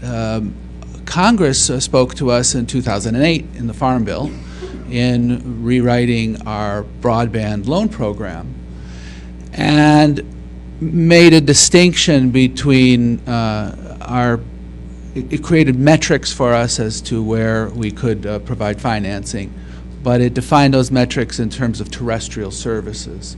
Precisely, I think, because of that nature of satellite being raining down everywhere, I think Congress said to us, we know satellite is available everywhere. We're not precluding satellite from being part of your program, but we also don't see satellite as precluding the agency's mission to be able to finance terrestrial infrastructure. Again, whether it's fixed, mobile, wireless, wireline, fiber, coaxial, whatever, we will take a look at the applications as they come in under our new 2008 Farm Bill regulations. But again, they looked at satellite as not being a deal breaker for our ability to finance investment. Since we've heard so much about Australia, and I tend to live by the principle after 32 years of Washington that I have to govern the country I live in, I would suggest an exercise for the agency to commission competing briefs explaining whether the Australian broadband plan fits or does not fit under the Communications Act. Is it legal? Can you do that under Section 254, for instance? And commission both sides so we have a fair debate. I think it'll be an interesting exercise because now you may then point to RUS and say, hey, you do it. it's easier for you under your statute, and that frequently happens. So, and maybe you've done it, and I've walked into a buzzsaw here where you've already done it, but it just seems to me that for this agency, that is a really important thing to define what you can do under the statute, and then prove to us that you're doing the best you can given the tools that Congress has given you. And then, of course, the agency's job is to then also say, Congress, if you really want to fix this stuff, you have to do other kinds of things. I think that would be a really good exercise. Since Australia's come up 10 times, you know, we could do Austria, we could do other places, but that's a good place to start, it looks like, or Canada even. Canada came up once, I think. Yeah. Oh, well, it's a bunch of times this morning. I apologize. My daughter lives in Australia, so I always want to talk about Australia. I apologize. So I'd love to get the other panelists' reaction to the point that Mark has brought up a couple times now, which is actually looking at this panel and the panel before it and the one-sentence statements. There seems to be a lot of agreement across a very diverse group on the idea that we should be looking at what consumers' actual usage and demand is when we're thinking about minimum technical requirements. So as a starting point, is that something that everyone agrees with? I think you should go further than that. I think you should let consumers' preferences and what they actually use dictate where the money goes from this fund. Otherwise, you're trying to make choices for consumers that may be spectacular choices today, but they're not going to necessarily be good choices 5 to 10 years from now. What you heard in the first panel today, I think, is that everybody's best guess, the smartest people in this industry, in the broadband industry, their best guesses about where this industry was going 5 years ago, 10 years ago, were wrong. I don't think it's reasonable to think that the FCC is going to get that right. I think the best you can do is adopt a flexible system for funding. So then I guess a follow-up question would be to get the panelists' reaction to the statistic that was raised by Matt Lauer in the previous panel, where he said, 45% of his subs are currently on 1 megabit or less plans, how that affects how we think about speed and whether that's consistent, speed, reasonable comparability, statutory issues, and whether that's consistent with your experiences for those of you who have seen consumer demand in the field. Well, I don't know if anyone else can speak as directly to that as I can, but what I hear from our people is nobody wants 20 megs, nobody wants 40 megs. I think they will in 5 years. I think the applications will be there. And I think it's worth noting that almost every application, every broadband application that's being developed today is being developed for a mobile platform and works better on a mobile platform. And for instance, my phone is faster than my internet connection at home. I have a cable modem internet connection at home that's slower than my phone, which, by the way, on the wireline side is a monopoly. No one can afford to build and overlay that wireline plant, but there's at least 4 wireless providers that are willing to offer me broadband faster than that connection. So that tells you something about the market, the real market, the unconstrained market for broadband. So, could I jump in with just a point? You keep saying you want the market, the consumer, to have choices. This is universal service. This is about getting service to people where there is none. That's the problem we're trying to solve today. So there is no choice. There is no broadband in these areas. So could you just keep that in mind? And Mark, I think you were trying to make that point, that you're trying to harness, what we're trying to do with the auction proposal is to harness market incentives in areas where there is no competition, there is no broadband. So I'm struggling with how we give consumers choice in areas where there is no broadband. Wait, but the vast majority of people who don't have broadband today don't live in areas where there is no broadband. They live in areas where there is broadband, but they have not been attracted to adopt it. So the vast majority of people who don't have broadband at home today have a provider available. Oh, right. But they haven't. When I say don't have broadband, I mean don't have it available, not haven't adopted it. So what the problem we're trying to solve is that 5%. It's not the 33% that Okay, isn't so adopted. you're only it's the interested in the 5% 5%. that can't get it, and that's the problem we're trying to solve. So there is no provider of broadband in those areas, so now can we focus the discussion in that way? Thank you. Can I broaden it just a little bit? Because there's also those who now have broadband as a result of the current Universal Service Fund and still need to continue receiving funding in order for that broadband to continue to be served to those areas. So there is that it's not available right now technologically, and then there's also some pot. I don't think we really know how big of a pot this may be of areas that may continue to need funding. Otherwise, those companies may not survive. So how do you, I guess, to rephrase my question, how would you suggest that we consider consumer choices and preferences when we're talking about subsidizing to ensure that there is at least one provider in every area? Yeah, and like when I hear you talk about in your area, there's 4 choices or 3 choices for consumers. And how many of those choices are currently being subsidized by the fund?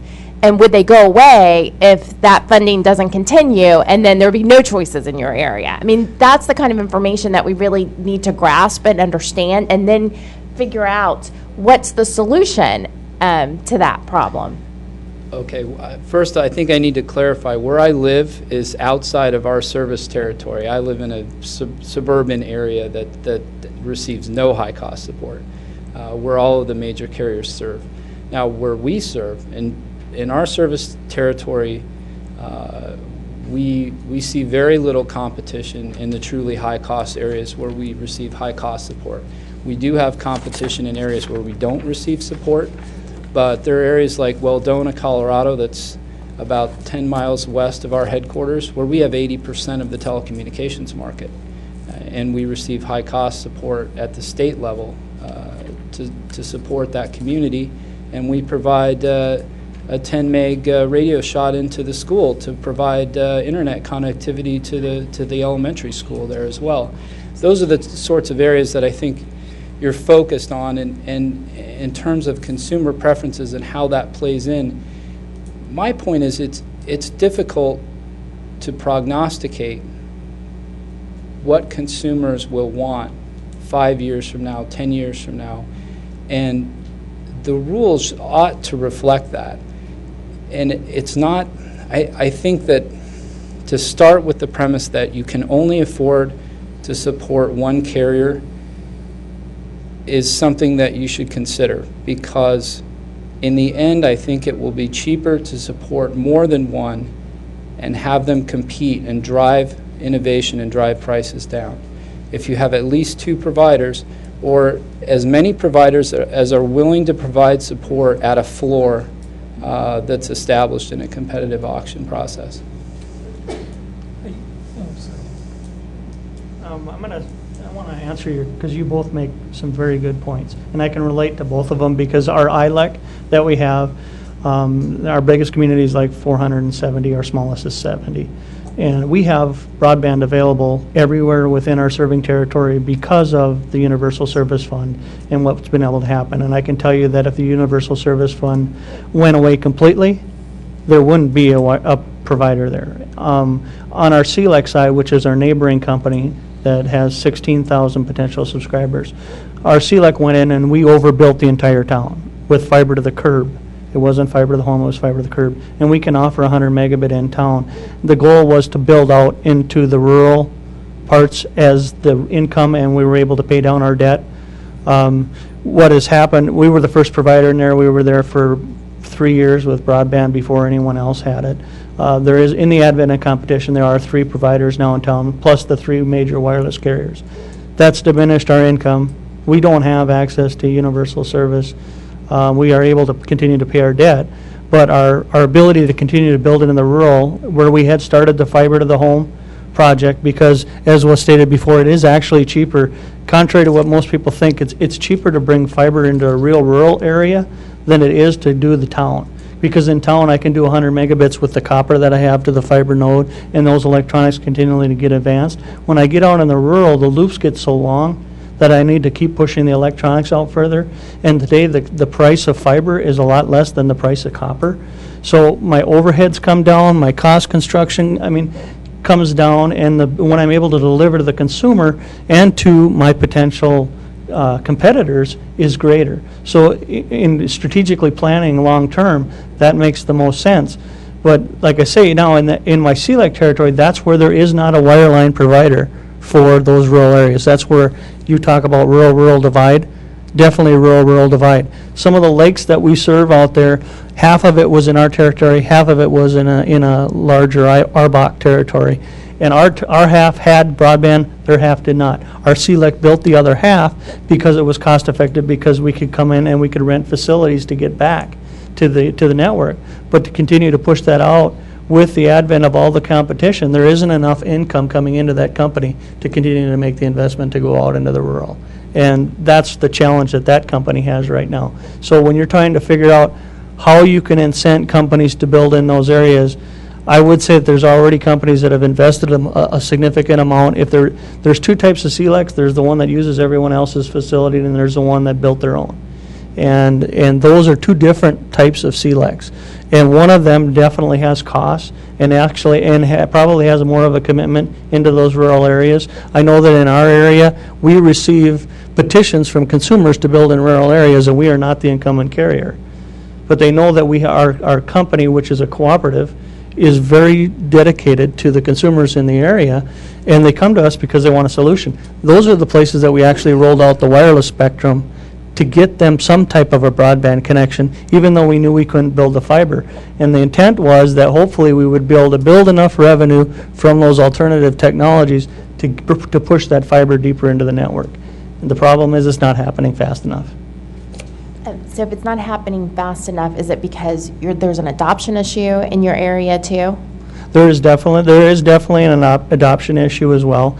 And I will say that our company is taking some initiatives with the City Council and the Chamber to try to drive adoption. We've done educational campaigns in the community, and the last initiative that we started was a telework initiative because there's been a lot of hardship that's hit. A lot of manufacturing plants have closed in our community. So what we've done is we brought in a marketing campaign with the city to market the area to potential employers as being broadband ready, because of the entire infrastructure in the town and all of our LEC is capable. So we had employers from Microsoft and from Blue Cross Blue Shield come in and talk to the members that were interested, the consumers that were interested, to try to show them that broadband is not just going out and surfing the internet, it's not just getting emails, it's their ability to work from home. And we've come to find that we have a very large percentage of people that do work from home that we don't know about because we don't monitor what kind of information goes across those pipes. But we had over 60 jobs that were presented to our consumers in that area. So we're trying to open the eyes of our rural consumers of the benefit of broadband, but our adoption rate is sitting at about, even where the incumbent is the only wireline provider there, at about 45%. So that's the challenge. I'm afraid we're just about out of time. So, Michael, if you wanted to follow up one thing, and I apologize, we won't have a chance to sort of finish the conversation, just to keep on time, but Michael? So I just wanted to, this will be quick, and what percentage of that, how does that 45% break out by speed for the people that you're bringing fiber to? By speed, in our ILEC, everything I think is 1 meg or higher in the ILEC territory, and that would be down. And I would say most of the people subscribe to that. On the other end of the spectrum, we have businesses and communities and people that work from home that actually have 75 megabit going to their home. And that entity does online training for 3-state area for ambulance services. So it's a wide spectrum range of take rate, but I would say that the majority take the 1 megabit today, and they may take that with an IPTV service that's being delivered to them at the same time. So they might have 1 meg worth of internet, but they actually have 23 to 32 megabit worth of bandwidth going to the home. That was one thing that we really didn't get a chance to talk about, was when we talk about what subscribers are willing to take in terms of bandwidths, we never really talk about what they're willing to pay. And my guess is that a lot of these people that claim that 1 megabit is enough, they don't need 20, if you look at their pricing tiers, they've probably priced it such that people won't go to those higher tiers. our experience has been we have some customers that offer a 5 megabit bump at Christmas every year. And their experience has been just giving people an extra 5 megabit bump. If they then shut that down after Christmas but offer them an upgrade, people will continue to upgrade every year to additional 5 megabit tiers as long as it's priced affordably. Do any of the other panelists want to have 1 minute final statements? You know, no obligation, but if any of you have any final things that you'd like to say, you know, sort of your final takeaway for this session, please feel free to jump in. Well, I mean, I would like to you know, compliment the chairman for observing at the very beginning of the proceedings that what we're talking about is the future of our country here, and the power of this technology across all of the different modes of delivery is pretty profound. And we have to do our best to get it right. At RUS, we try to make the best, longest term investment possible. Regardless of the technology, we try to get the big, long-term pieces as correct as possible, because you would then tend to foreclose future options if you adopt a just-in-time. So in the 1990s, when Congress told us in state modernization planning to go to 1 megabit per second, if we were just looking at all that we needed to adequately provide voice service, we wouldn't have been staged to be able to stay competitive in the internet age. So I think we're in a very similar kind of situation now, and you want to look at the long term, and our engineering ethic has always been to try to push as much as possible into the long-term investment, because over time, and from our point of view, we have a lower cost of money than private industry does. It makes sense. It's prudent in the long term, because we can gracefully upgrade going forward. Okay. Any, Bill? Just, yeah, this has mainly been on technology, so I haven't had that much to add, but we look forward to working with you on this. A lot of interesting issues raised in the NPRM. Sharon, I think your point is right on the subsidy. From our standpoint, we don't get involved in these technology issues as much as the public policy purposes of a subsidy, that 5%, and how costly is that going to be? And if it is going to be costly, in answer to your point, Angie, I think most states think that partnering with the RLAC or with a company that's already providing service, like Dave's company, that may make sense to get to that last 2 or 3% that I think in the National Broadband Plan you said would cost, what, $250,000. It was some, not $250,000, but $50,000 to serve. So there are a lot of interesting ideas in the plan. States are not equipped right now to deal with all these issues of reverse auctions, that last granular 2-3%, how much it's going to cost. But certainly we do have the capabilities. We know the terrain. We know our soil. We know where poverty is the highest. We tend to know our states the best, and so we can help you find those very high cost, underserved, no availability at all, and find the best technology solution to reach them. I would offer 3 observations. One, the interesting thing is that I think mobility helps to overcome the adoption problem because of the enhanced value of the service. We spend so much time worrying about, well, why didn't they take it? And when you give them something like mobility, a lot more people are interested. That's what they've shown us, at least with respect to simple voice. Second of all, when the people use the word market, they really need to think carefully about it. We've heard a lot, and so Sharon's question of how do I find the least subsidy necessary to get the stuff to the places where they don't have it today, that certainly sounds like some sort of auction or bidding or consumer sovereignty or something. You have to have a discipline in order to find that. And finally, the interesting thing is that the possibility of doing cooperative stuff is really important. If you think about electricity, we understood that we would not get electricity into rural America in the private sector. And so we serve a huge swath of the country in terms of geographic area by nonprofits. And there's nothing wrong with that.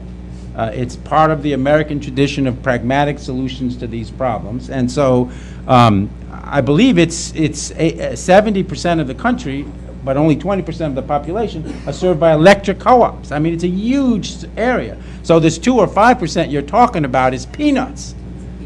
What? People, that's right. But there's this massive 80% of is 20%. So the unserved problem here is nothing compared to what the New Deal confronted with rural electrification. And maybe we need to be a little more bold in thinking about those kinds of solutions to this problem.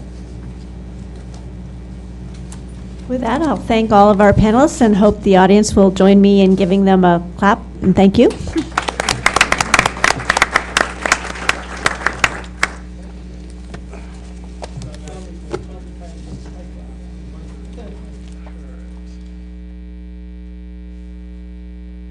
We're going to go ahead and get started with our last panel and a presentation before that. Before we have our final panel on the competitive bidding process, we're going to have a brief presentation on the National Broadband Map. We're going to hear from our own FCC staff person who's leading that effort, as well as NTIA. So without further ado, I'm going to turn it over to Angela Simpson, who is an advisor to the Assistant Secretary at NTIA, who will talk a little bit about the National Broadband Map, who will then be followed by Mike Byrne, who's our Chief Geographic Information Officer, who will talk about the map from the FCC's perspective. So with that, I will turn it over to Angela.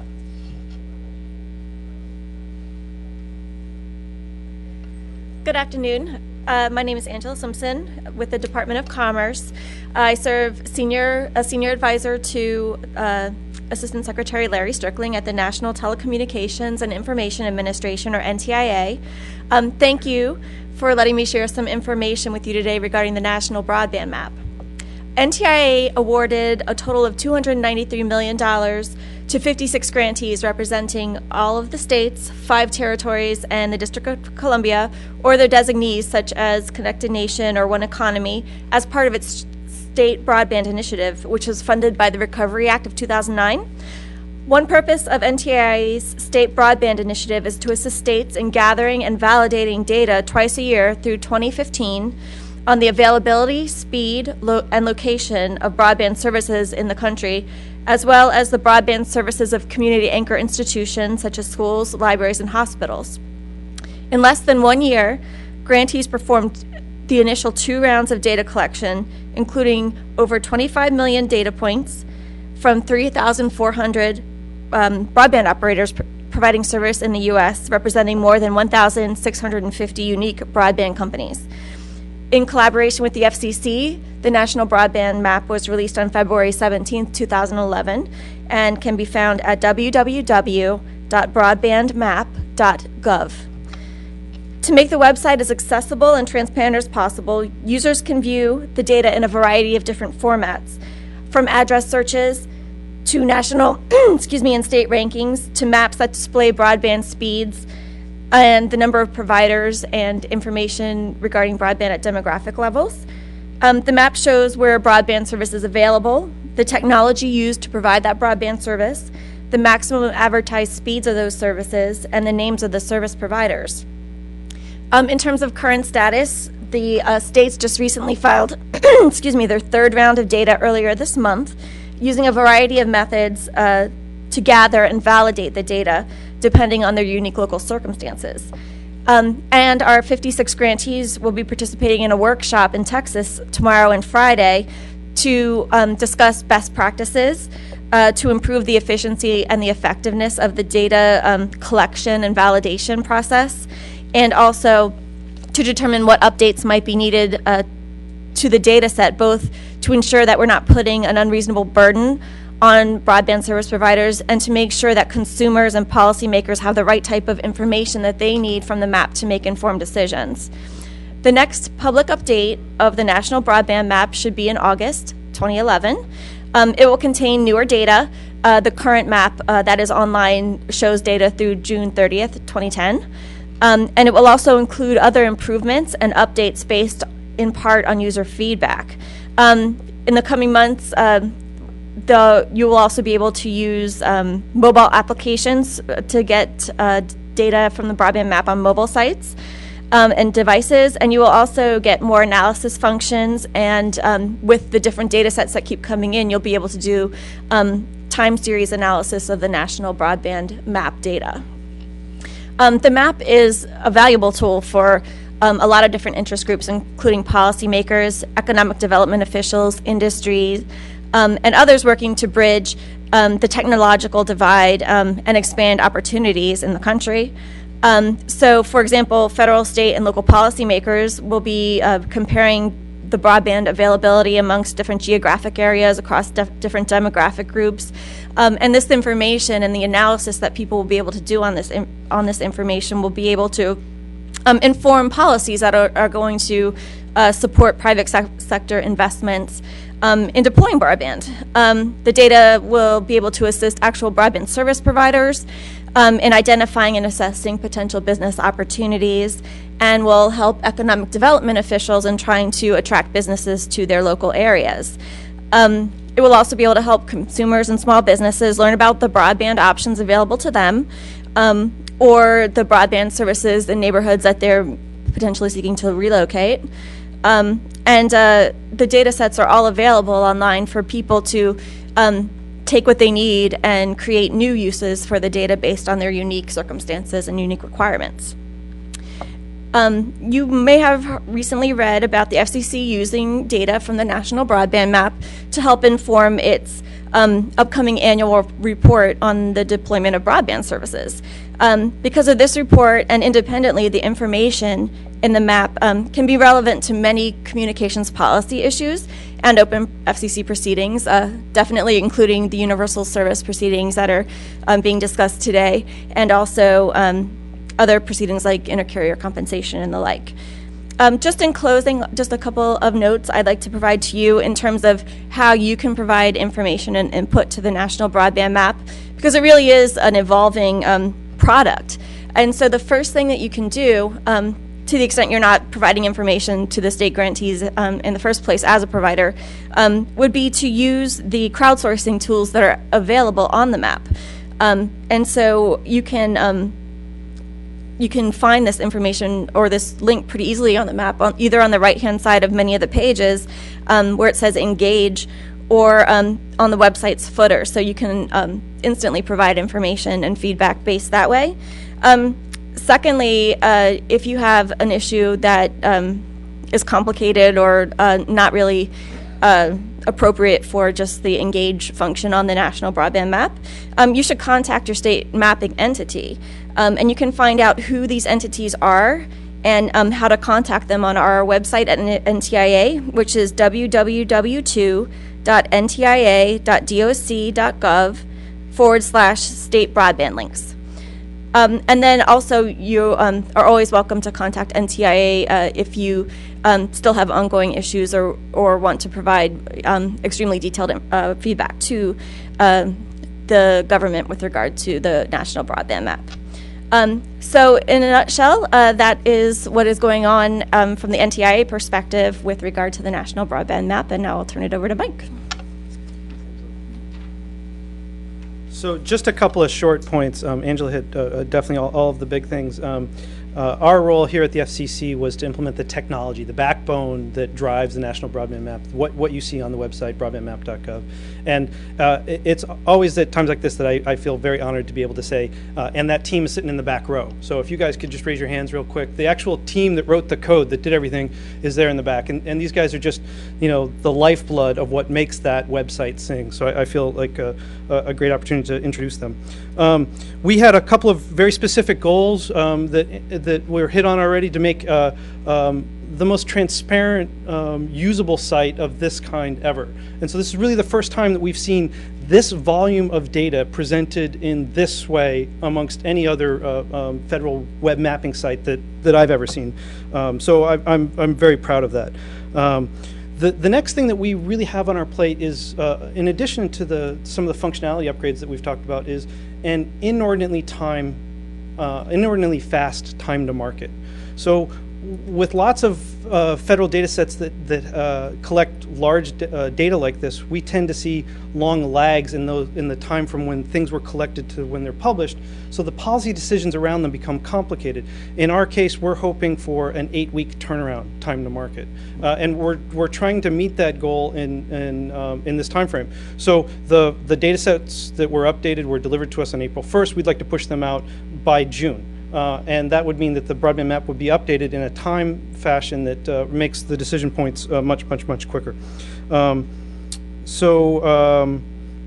I think those are all the big points. The last thing I would say on this particular data set, we've now been through 3 rounds. The first round starting last spring, then last fall's collection, now this spring's collection. And what we've seen in the tool set and the infrastructure that we've set up here at the FCC is a significant increase in the data integrity that's coming into us. So in collaboration with NTIA and all the partners in all the states, we've done just a tremendous outreach to increase the validity of that data, how it's collected, that it's collected in standard processes.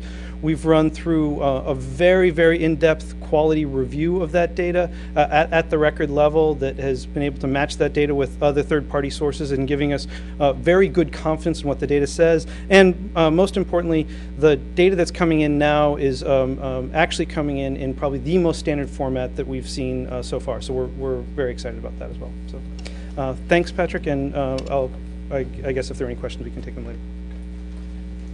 Thank you both. And actually, I'll take this time on behalf of the Wireline Bureau to thank Mike and his team for the endless requests that we are asking for in terms of data. We very much appreciate the work that you all are doing. And to Angela and the folks at NTIA. So let's go ahead and turn to our last panel now. We had some technology discussion and a higher level policy discussion earlier about the ultimate objectives of our reform effort.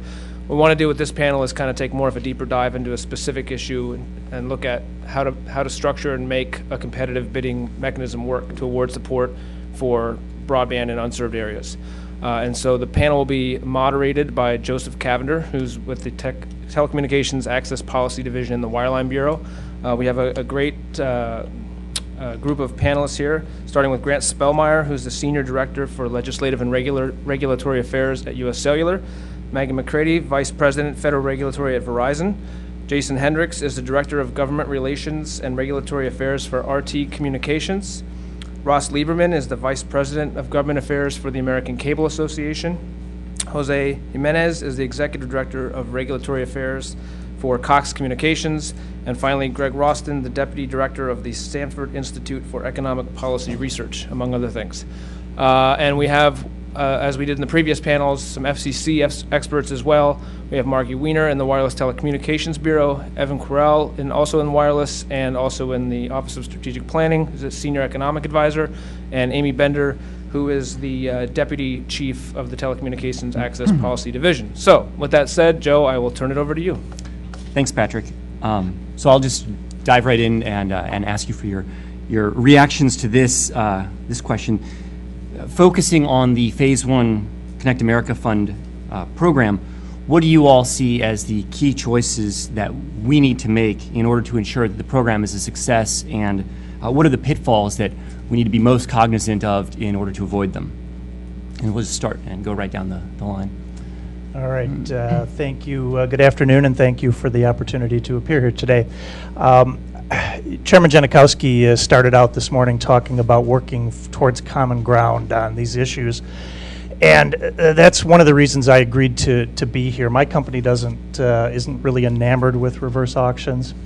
We just filed a whole bunch of comments in opposition to them, but I would nonetheless welcome the opportunity to participate here today. Let me say a couple of things from a broader policy perspective first. On the issue of common ground, I'll tell you, I agree with almost every single word uttered by Mark Cooper from the previous panel. I was very happy to hear him launch into some of the discussion he launched into, and a couple of points there. We've got to remember the importance of consumers in this process and the importance of competition. We've also got to remember the fact that there is a federal law out there that we are operating underneath, and that's where a lot of our concerns come from. We don't like single winner reverse auctions. We see them as running counter to a lot of the proposals or a lot of the provisions of the 96 Act, 214, 254. My company supports the use of two separate funds in the Connect America Fund, one for mobile and one for fixed broadband services. There was a lot of debate on the other panel about which one's better, which one's more important. I think we believe both of them are important and there needs to be a role for both. We would, instead of using reverse auctions, go to a forward-looking cost model. We would provide a fixed level of support for a particular geographic area. We would make that support portable so that multiple providers could enter a territory, compete, capture customers, and but that fixed level of support restrains the size of the fund and helps the Commission meet those goals. A couple of other things. We think the FCC needs to stop, go to the joint board and get a recommendation to make broadband a supported service. I think there's some comments in the record from the first round to that effect. We think Section 254C requires that. I would caution that before we move to phase downs of existing support, we need to get a comprehensive new regime in place before we do so. If we don't, we're going to retard deployment in rural America that's ongoing. We support the National Broadband Plan's recommendation of a 10-year phase down for wireline carriers, and we would say that the same 10-year time period should be applied to the wireless industry as well if there's going to be a phase down of existing support. I think finally I'll say something a little bit controversial here, and I think it's the first time we've said it, but as I read some of the comments coming out here on the plane yesterday, I'm struck by the fact that the Universal Service Program sits right in the heart of Title II of the Communications Act. And we believe that the FCC needs to make that clear, to limit eligibility for support under USF to Title II carriers. That includes wireless carriers. If a wireless carrier takes USF support, they should operate under Title II and should operate under all the Title II obligations. That is especially imperative if we are headed into a reverse auction world. I don't want to see us go there. But if we're going to select a single provider with a single technology, you're going to need significant government oversight, and I'll talk about some of that in response to some of the other questions. Maggie McCready from Verizon, and I'm probably one of the few people here who's very happy that we're having this panel because it means that we're having a serious debate about the use of reverse auctions or competitive bidding, whatever name you want to give it, in terms of that being the way that we would produce a subsidy for a single provider, regardless of technology, to serve high-cost, currently unserved areas. And to me, that's a good thing. It's no surprise Verizon has long been a supporter of reverse auctions or competitive bidding. And the reason we support them is because of the efficiencies that they produce. When you think about it, individual providers know best what they can do and at what cost. And they can use that information to design a really efficient and effective bid. And then competitive bidding, market forces are what would then produce the most efficient use of that money. And we have to remember, the money that we're using here is what all the consumers are paying into the fund. This is not our money unless we're consumers, which I guess all of us are. So the reality is the competitive bidding process really does produce a very efficient use of the money. And I know there are those that are concerned that with a competitive bidding process, particularly in unserved areas, you may not get many participants, and that has been put out there as one of the potential pitfalls. But I would posit it this way. Companies are going to have a real reason for engaging because providers want to add customers. They want to be able to add customers where there's a business opportunity. But the way you're able to do that is if you can add them at a reasonable cost. And that's where the subsidy that a correctly structured competitive bidding process comes into play. It's not a new thing. It's been out there for a long time. The FCC has successfully used it in the context of E-rate and rural health care program. I think it's a logical step that it then moves over to to the high cost fund. And I know that some of the concerns are what are the pitfalls? You asked that question, Joe. One of the potential pitfalls that I don't want us to fall into is over-conditioning what would be required to receive the subsidy, because that's one of the things that would possibly discourage bidders. The conditions that should accompany the competitive auction, the competitive bidding, are really only those conditions that are necessary to meet the broadband objective, because that's how you're going to be able to measure success. Did we get broadband to as many people as possible in these unserved areas using the money as efficiently as possible? And if you overburden the competitive bidding process with these objectives and requirements, that may not happen. The other potential pitfall that I want to really encourage that we try to avoid is waiting until we have the perfect auction design. I don't want to sit here and have anyone think that I believe competitive bidding auction design is simple. It's not. But I think that's exactly why we want to get started on these kinds of pilot programs, whether it's the mobility fund that was teed up last year or it's the phase 1 CAF that we're all talking about now. These are the kind of pilot programs that you can learn and gain the experience, and then if you're open and flexible to making changes based on that experience, you will get a successful auction. Thanks. Jason? Thank you. Thanks for having me here. I'm Jason Hendricks. I'm with RT Communications, which is a group of 3, it includes a group of 3 rural carriers in Wyoming and Montana. I think that our experience in providing broadband and telecommunications is very similar to a lot of RLECs across the country. So while I'm only speaking technically for myself, I think that the position also covers a lot of the RLECs. Specifically, as far as our position on this is, and as part of the Rural Association's position on this, is that reverse auctions are not an appropriate method for distributing funds in rural areas. And there's a number of reasons why.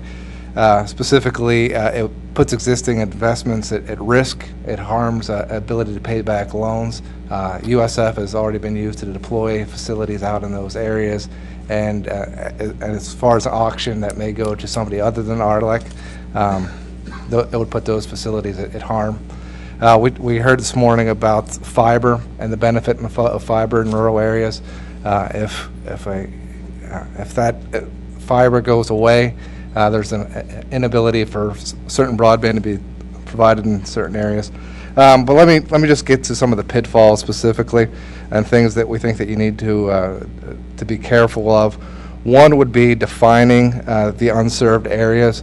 We're concerned about the use of the broadband map and the inaccuracies in it. We've seen some inaccuracies in the map, and we hear that there are going to be improvements in the map itself.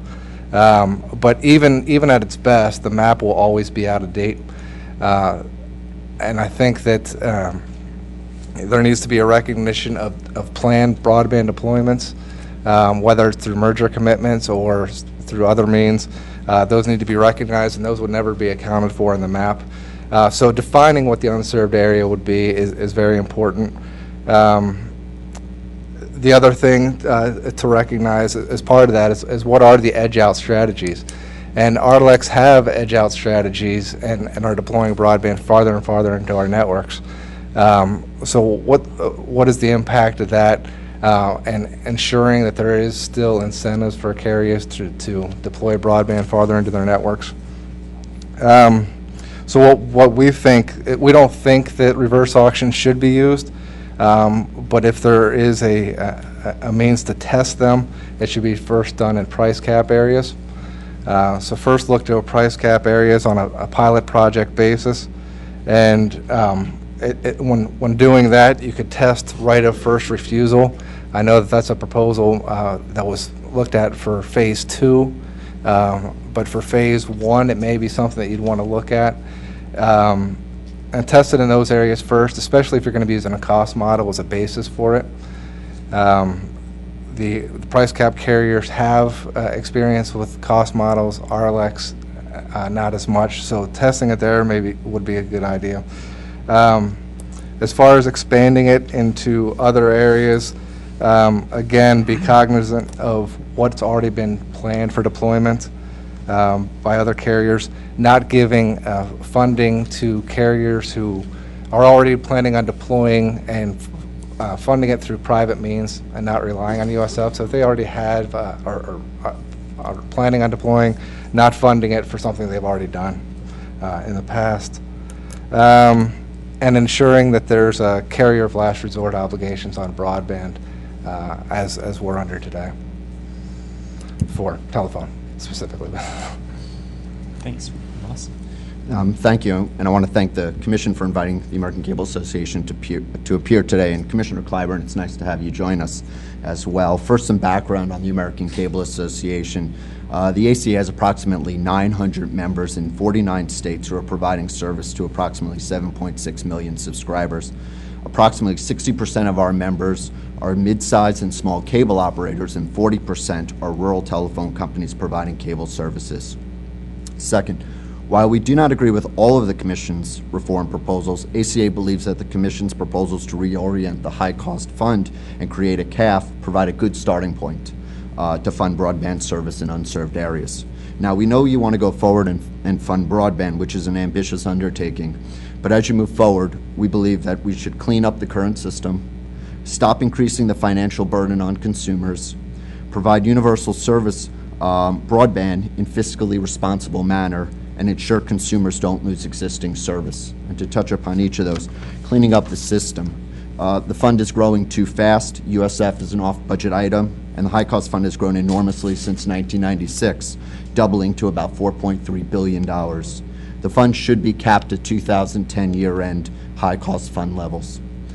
We need to eliminate waste. The funding is not being done in a fiscally responsible manner. There's a lot of waste. The government has found it easier to give out money than to control costs, and we're providing support at higher levels than necessary. The agency can do better, and we're pleased that they're proposing to do so. And finally, stopping funding competitors. Funding is going where unsupported competitors are providing comparable services. With money needed to provide broadband in unserved areas, we believe this should stop. With regards to stop increasing the burden on consumers, funding is going where, the 15% tax on consumers to fund the entire USF, of which more than half the funds are going to the high-cost fund, is a drag on the industry, inhibiting its growth and affecting consumers' buying decisions. We can't afford this tax to go any higher. With regards to providing broadband, we need to transition from primarily supporting voice to providing broadband. But we need to do it in a fiscally responsible manner and providing forward-looking broadband speeds in only unserved areas. ACA has supported a single winner reverse auction that encourages participation by all broadband providers, including cable. And finally, it's important that we ensure that consumers don't lose existing services, and we think an important step in this transition process is to ensure that smaller telephone companies, those with less than 100,000 access lines in aggregate, have a right of first refusal to continue to draw support for 8 years, so long as they agree to provide broadband in all service areas at specified minimum performance levels. Thank you. Thanks, Ross. Jose? Good afternoon. My name is Jose Jimenez. I am here representing Cox Communications. It is really a privilege and a pleasure to speak to Commissioner Clyburn, the members of the Commission staff, and the members of the audience about the issue of universal service, an issue that is very important to my company. Cox has been in the phone business since 1997, and from the start, we've taken our responsibility to contribute to universal service policies very seriously.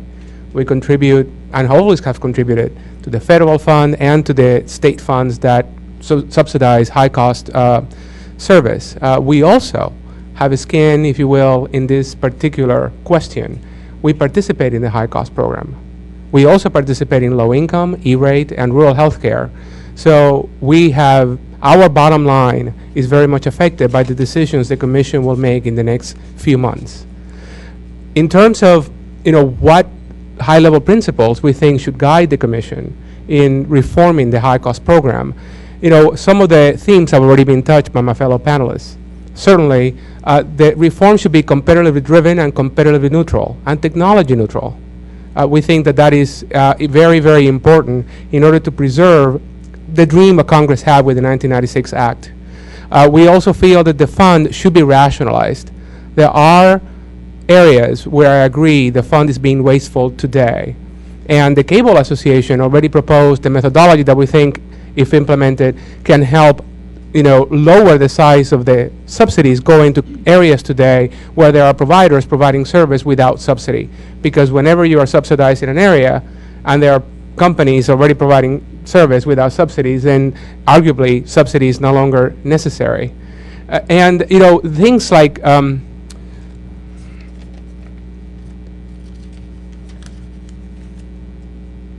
in terms of the question that you pose, Mr. Cavender,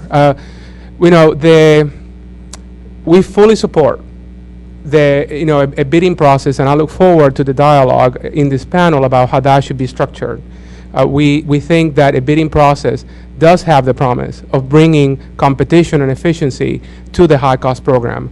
There are plenty of examples that show that a competitive bidding process will get the consumers the benefit, and in the end, that is the goal that everyone I think in this room is hopefully striving for.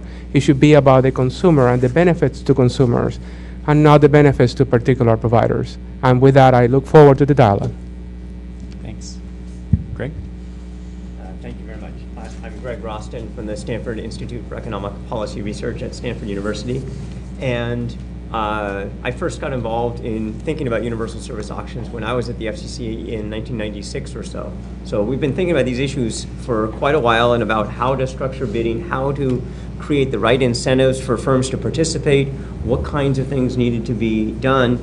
I think that what I'd like to talk about is sort of what the goal is.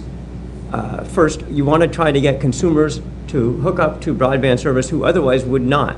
In this context, we're talking about looking at unserved areas, but you should think about this in a more holistic manner. It may be much more efficient to hook up consumers who are in areas that already have hookups and they can't afford it. There are trade-offs in what we're doing, and we need to figure out how we want to spend our money in the most efficient manner. So I think that's something that we're not going to talk about today, but things that the FCC should think about how best to spend the money to get people hooked up.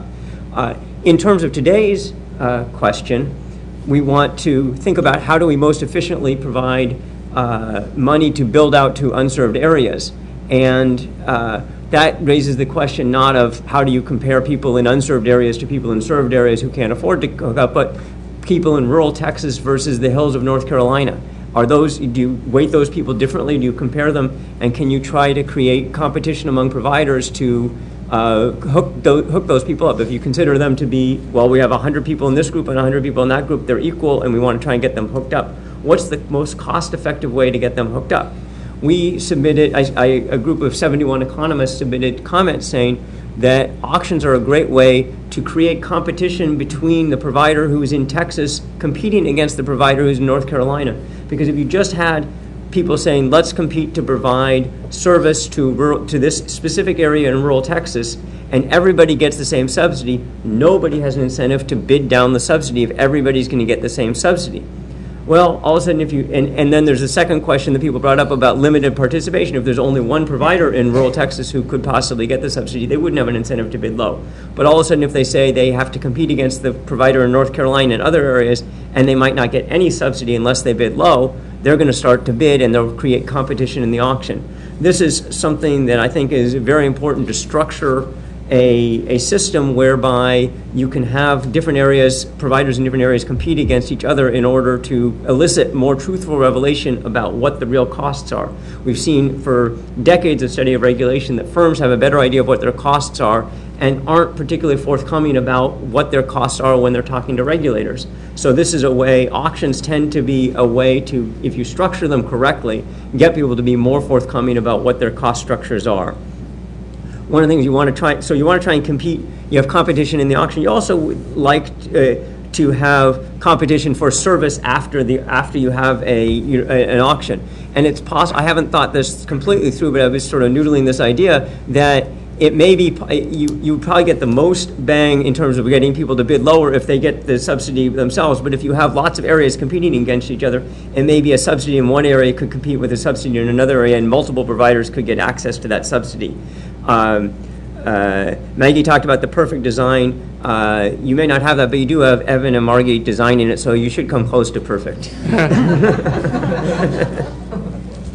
And we have you all here, and you'll get us the rest of the way there. And I think that those were some great framing, a great way of framing the discussion. And I know that some people are bigger fans of reverse auctions than others.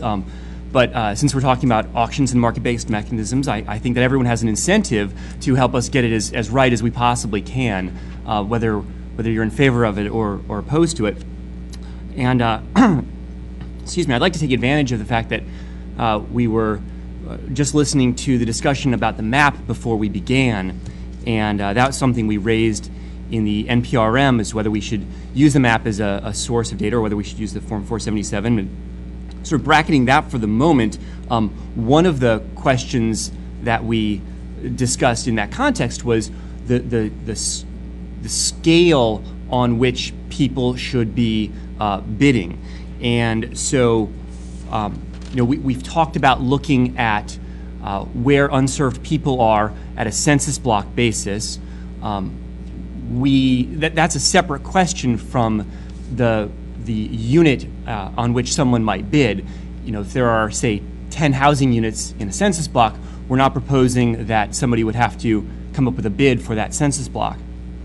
But we want to figure out what the right bidding unit might be. We've tossed around a number of different possibilities. Some possibilities would be census-type units like blocks or census tracts. Other units that we could use might be units based on an incumbent's, the incumbent Lex area, that is like a study area or wire centers. It might make sense to think about the service area of a wireless provider or of a cable provider, and it might be some combination of those. So what should we use? And I think that part of that question might be, how do carriers think about where they're going to expand their networks to? I imagine, although you all would know and I wouldn't, that you don't decide to expand your network to one house. But what is the scale on which you sort of think about those kinds of questions? Just jump in or go down the line. All right, I'll go ahead and start. I think one of the things that we're talking about is with you need scale to make this really work. And so you're right, census block is too low a level to do it. But we also really want to keep this focused on a technology neutral type of approach. So I wouldn't want us to automatically fall into looking at something that's very ILEC centric, like a wire center, or however cable or wireless structure their networks. I think because the census block data is more readily available, we've got the national broadband map. If you were to look at some sort of census grouping, whether it's blocks up to tracts, and then individual bidders can decide how they want to group the tracts, it would make the most sense for them to make those kinds of decisions based on the way they know they deploy their network, because I don't know that any two providers make those kinds of network deployment decisions the same way. But I think it's important that we keep the geographic structure as technology neutral as possible, but as consistent as possible, which is why keeping it focused on some sort of census grouping, I think, makes the most sense. So let me follow up on that and ask, is there a way of making it technology friendly? So for one example, we could use census tracts. We could use census tracts with an overlay of the study area of the wireline carrier, or of some sort of a similar concept for a wireless carrier or something like that, so that if a census tract is not a convenient bidding unit for someone, they could bid on a smaller area that is within their existing service area. You're saying smaller than a census tract? Conceivably.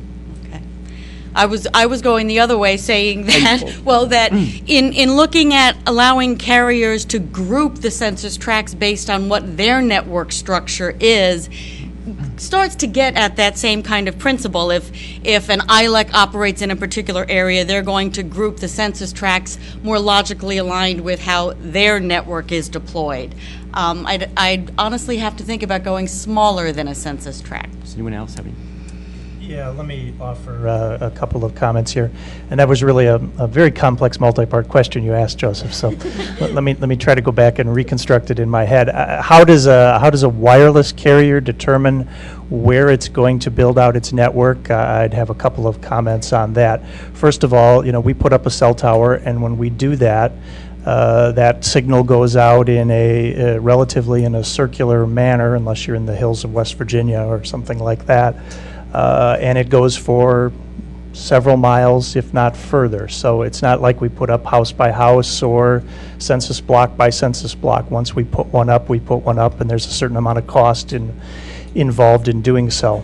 I don't think we make our network construction decisions based solely on a cell site here and a cell site there either. It is, relatively speaking, a market-by-market basis in new territory that we're entering into. And then today we spend a lot of time using universal service funds to fill in dead spots. And that's a major problem for many of our consumers in rural America. You've got some service in some areas, but it's not ubiquitous. So that's how we go about making those deployment decisions. They're made on a larger geographic basis. In some instances, and in others, they're made to fill in dead spots. How should the Commission do this? Under our proposal, we would use a forward-looking cost model to do it, not a reverse auction. But I think you've got to fund both wireless and wireline technologies in a given area. I think there's a serious legal problem, and you see it in the comments from a number of parties, including, I believe, NARUC, who talked about the Section 214 designation issue. As I understand it, that statute requires the Commission to do it on an ILEC study area or service area basis unless the FCC and the State Commission jointly agree to some other arrangement. And so I think the Commission's got to confront that. They've got to deal with that. So under our proposal, we would fund wireline at a study area basis, and we would fund wireless on some other wireless centric license area size. BTAs is one that we've discussed. Can I just follow up on that? I just want to make a distinction between the FCC determining the areas, which you seem to be suggesting, versus the carriers establishing their areas based on some aggregation of smaller units like census blocks, census tracts, or whatever, but they're self-defined units as opposed to something that looks like our FCC spectrum license auctions where the FCC defines the areas, and that seems to be what I think Grant is talking about. And what I think I heard Maggie saying was that the carriers should be able to define whatever areas they want based, as long as there's some aggregation of some underlying building blocks. Well, Go, Greg. Just to follow up on what Evan was saying, what I was thinking, which is, I think the way you would want, I'm envisioning structuring a reverse auction with one of, and I'm not sure, one of two ways. One is we have X dollars to spend, let's see how many people we can cover in unserved areas, or B, we're going to try and cover X number of people for the minimum amount of cost. And either way, I think you can structure an auction where bidders nominate specific areas themselves, and you have package bidding technology that can aggregate these different things together. Bidders can nominate their own areas, whether it's a household, and they get credit for one household or 10 households, if it's in a census tract, and you look at which are non-overlapping areas and add them up to get the one that satisfies your constraint the best. Once you have a well-defined constraint and a well-defined specific areas that are defined as unserved or served, then you only count the ones that are unserved and for the minimum price, say. So I think that's following on what Evan said, it's user-defined areas, but it doesn't have to go according to the FCC picking the areas, and I think you need to make sure it's a manageable number of packages that you can get. But I think that's the way I would think about how you would want to do it. Well, can I ask a follow-up question on that? And I'm wondering how important it is in this context where you're getting money to fill in places that are not now served to get all of those places or none of those places in a package bid, or whether you could make do with some of them. Yeah, I'd like to comment on that. The initial concept would be we have, in our like areas, have telephone facilities out to every customer. So if you find that there's a census block where a certain portion of customers don't have broadband, and you're putting this out for bidding, I would think that you would want to have some kind of bidding where all customers would be served. I mean, that's what universal service is all about. All customers should be served. And what we're concerned about is that there'd be some kind of a gerrymandering of the process where larger carriers especially can go in and design exactly how they're going to serve. They're going to split it up, and they're basically going to take the lowest cost out of the high cost area, take the lowest cost, the easy pickings, and bid on that. And then there's going to be a group of customers that aren't going to be served with broadband. So what happens if, say, 5 years from now, the terms of the auction bidding is over, and it's no longer feasible to serve those remaining carriers? Or how do those remaining customers get served if someone's serving the portion that maybe the least expensive way to serve the remaining portion is to run a facility that serves the bigger portion and then get to the smallest group of customers and the most rural part. So it's a concern, it's a competitive disadvantage as far as how the auction is designed, how the bidding is designed, but it's also a concern of making sure that all customers get access to broadband, and leaving it carrier defined, I think is bad for both reasons. I read into two questions that you're asking. Number one was, how do you determine where an area is unserved and what should be the process of doing that? And then number two is, how do you aggregate them together in order for them to be bid? And I really wanted just to start with the definition of an unserved area, and I think it's going to be a process for the FCC or whomever decides to do it. There's just no definitive sources that there's ever going to be on what that is. And the FCC needs to be very careful not to waste money funding areas that are already served. So with that in mind, we believe that the FCC, using all of the information that's available to it, it's Form 477, the NTIA maps, state input, whatever it decides, will make a determination of whether or not an area is served or not served.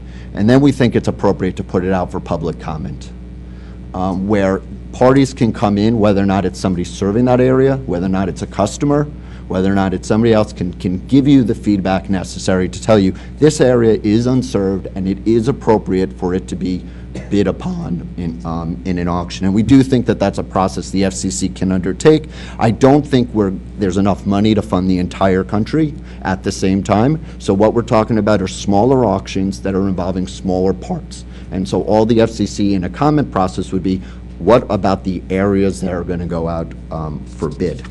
The second part of the question is, okay, now we know the areas that are unserved, how do we aggregate them together? And what we believe is that the FCC should be aggregating those areas. We think that, and they should be aggregated by census blocks. And we think that by aggregating them, what you end up, what you do is you maximize the potential out of the reverse auction, because everybody is bidding on areas that they know exist. And you know the requirements to serve that area, whether or not it's going to be 100% service, what the speeds are going to be, what the price may be, and you can readily compare the areas that are out to bid. So if you have more areas to bid than you have money to fund, there's going to be additional funds, and you just are choosing the ones that people are offering to do at the lowest price. I think it runs into a lot of complications that are unnecessary, and when you aggregate it, you could put that out for comment as well, When you aggregate it together, operators in the area can give you feedback, is it that the right way to do it? And you can take into account a lot of important things, such as, is the area putting together all in the same jurisdictions in order to ensure that is it going to promote the most number of competitors? Is it contiguous and compact? I think it's going to be an overwhelming process and not lead to efficient auction results if every bidder is making their own service areas, and then the FCC has to decide, not objectively, but somewhat subjectively, whether or not that area is okay or not. Jose, you want to jump in? From our perspective, what should drive the question should be, what information do we really have? One of the things that I really enjoyed listening to as a preamble to this panel was the cooperation between NTIA and the FCC on mapping exercises and the broadband information the FCC is collecting. That is critical because you will have, hopefully, the best information available to determine what areas need broadband. Whether it is a census tract level, census block, group level, or census block, if you have the information, then you can then put that out for bid. We also believe that you should permit, whatever unit you determine, you should allow providers to bid on one or multiple. It is really the only way you're going to maximize this, very limited resource. I mean, $4 billion is a lot of money, but there is a lot of concern already about the growth and the size of the fund. We are not going to be able to get broadband to everybody at the same time. That is just not feasible. Those who don't have broadband today, are going to get there. We are going to get there eventually. But so this is an iterative process. Is that how you say that? To think that you're going to do it all at once is not reasonable. But hopefully, over a period of a few years, you will cover everyone or just about everyone. Go ahead. Jason. There's just a lot of parts of that question, and there's a couple that I missed, and I just wanted to raise those. One about the census tracts. In very rural areas, those are very large. So I'd be concerned about doing that, especially related to the next point, which is the ILECs are only legally able to serve based on the state commission findings in certain areas. So anything that goes beyond the ILEC area is a problem. But I think that also just recognizing the ILEC area and getting to the point about how we decide where to deploy. And we have facilities out there now. We're doing an edge out strategy. We do fiber, farther and farther out into the network. So it's basically, as the finances allow, getting out farther and farther. But it's riding existing paths. It's going along that. And I think that recognizing what the ILECs have done through the edge out strategy needs to be one of the key objectives for any auction design. I wanted to follow up. Greg, as somebody who knows very little about auctions. Obviously, the wireless carriers do have. I'm the one who knows very little about auctions, not you.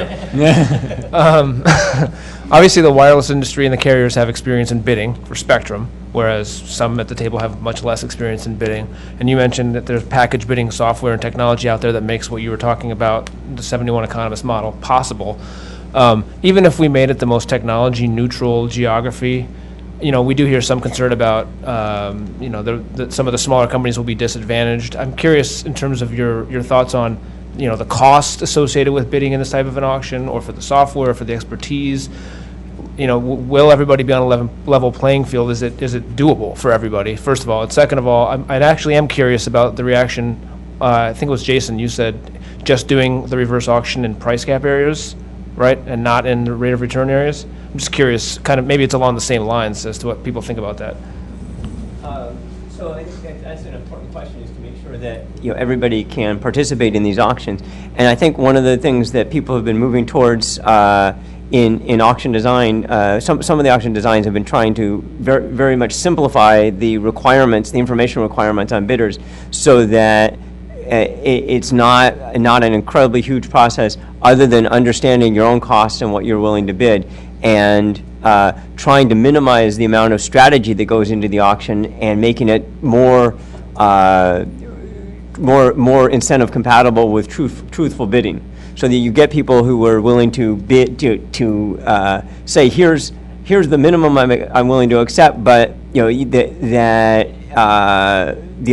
bid may not influence the actual price you get. You'll get either that or something better than that for you. So I think there are ways that you can structure the auction that make it friendly to smaller participants and make sure that they can participate in it. But I think that's an important concern.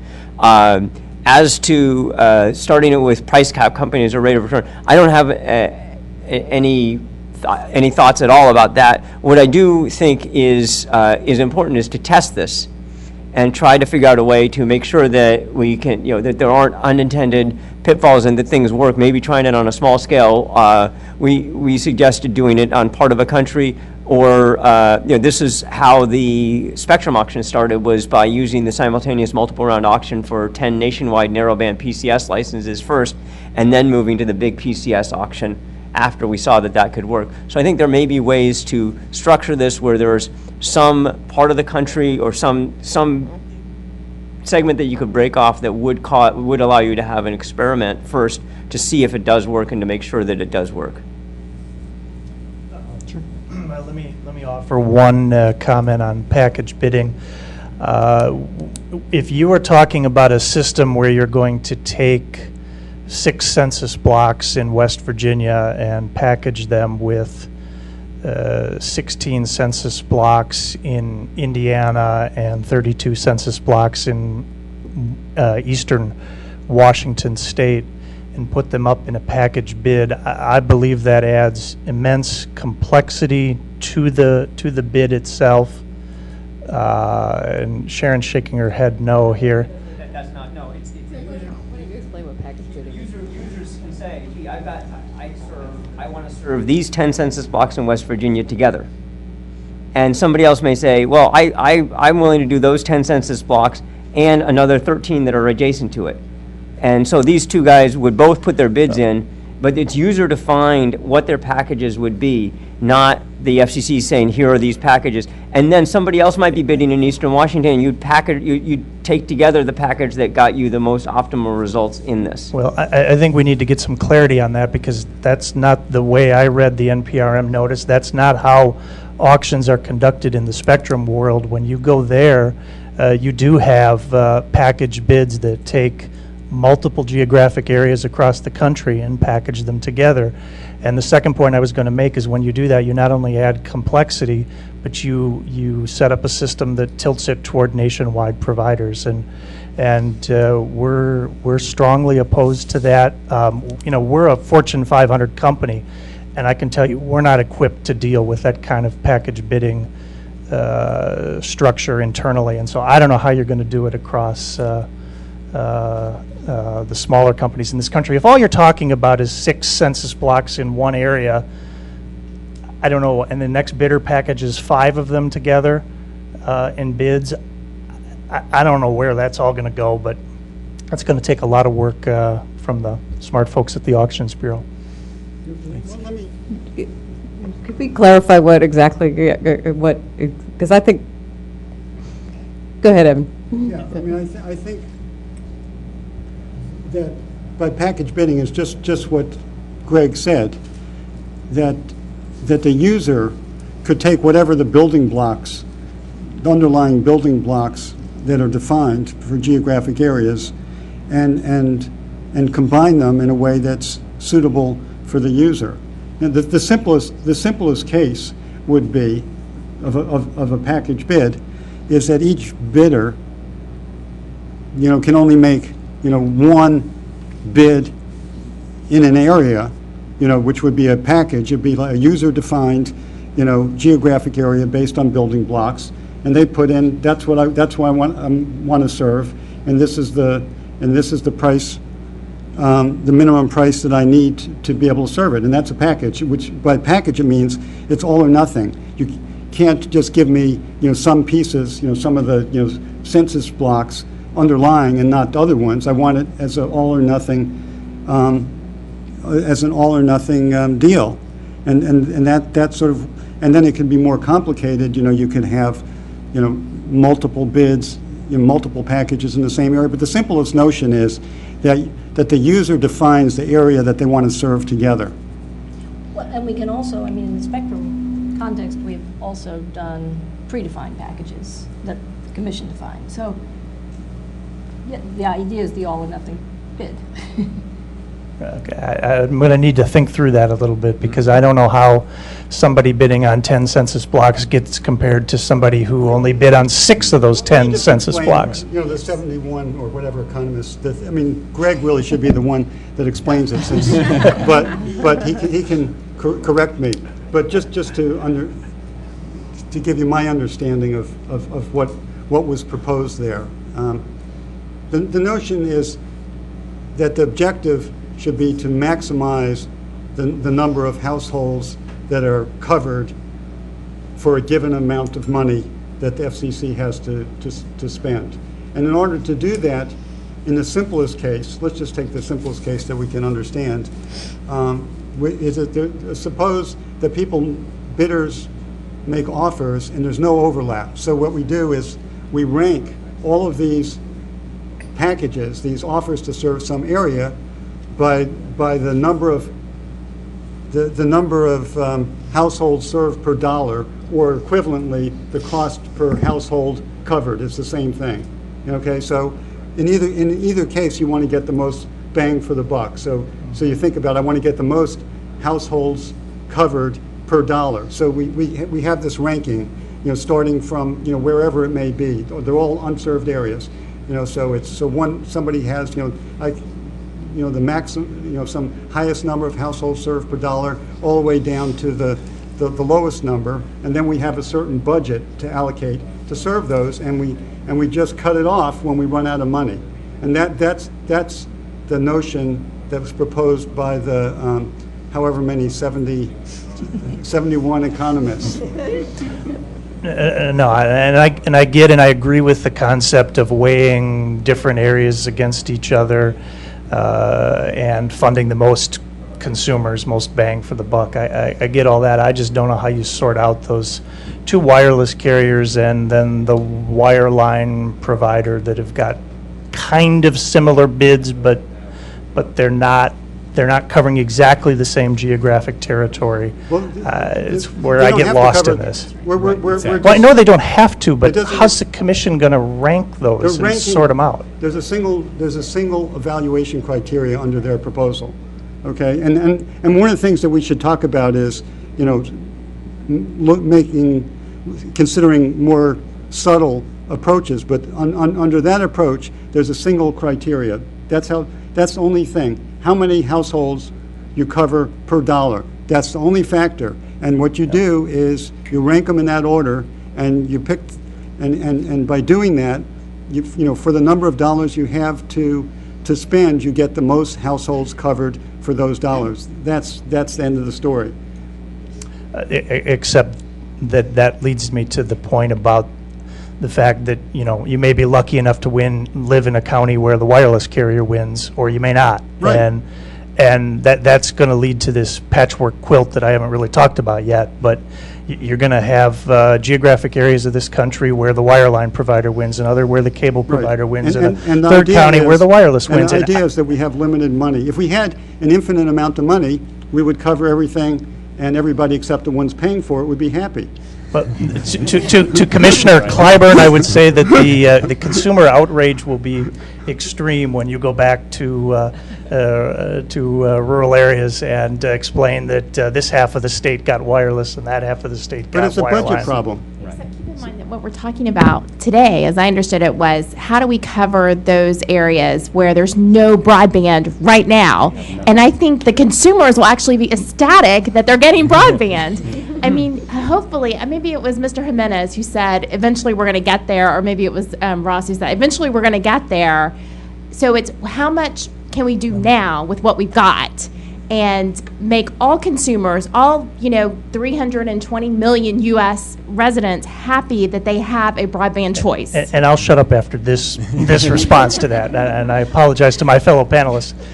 The problem is once you put a government-selected monopoly provider of one technology into one of those uneconomic geographic areas, you'll never get a competitor in there.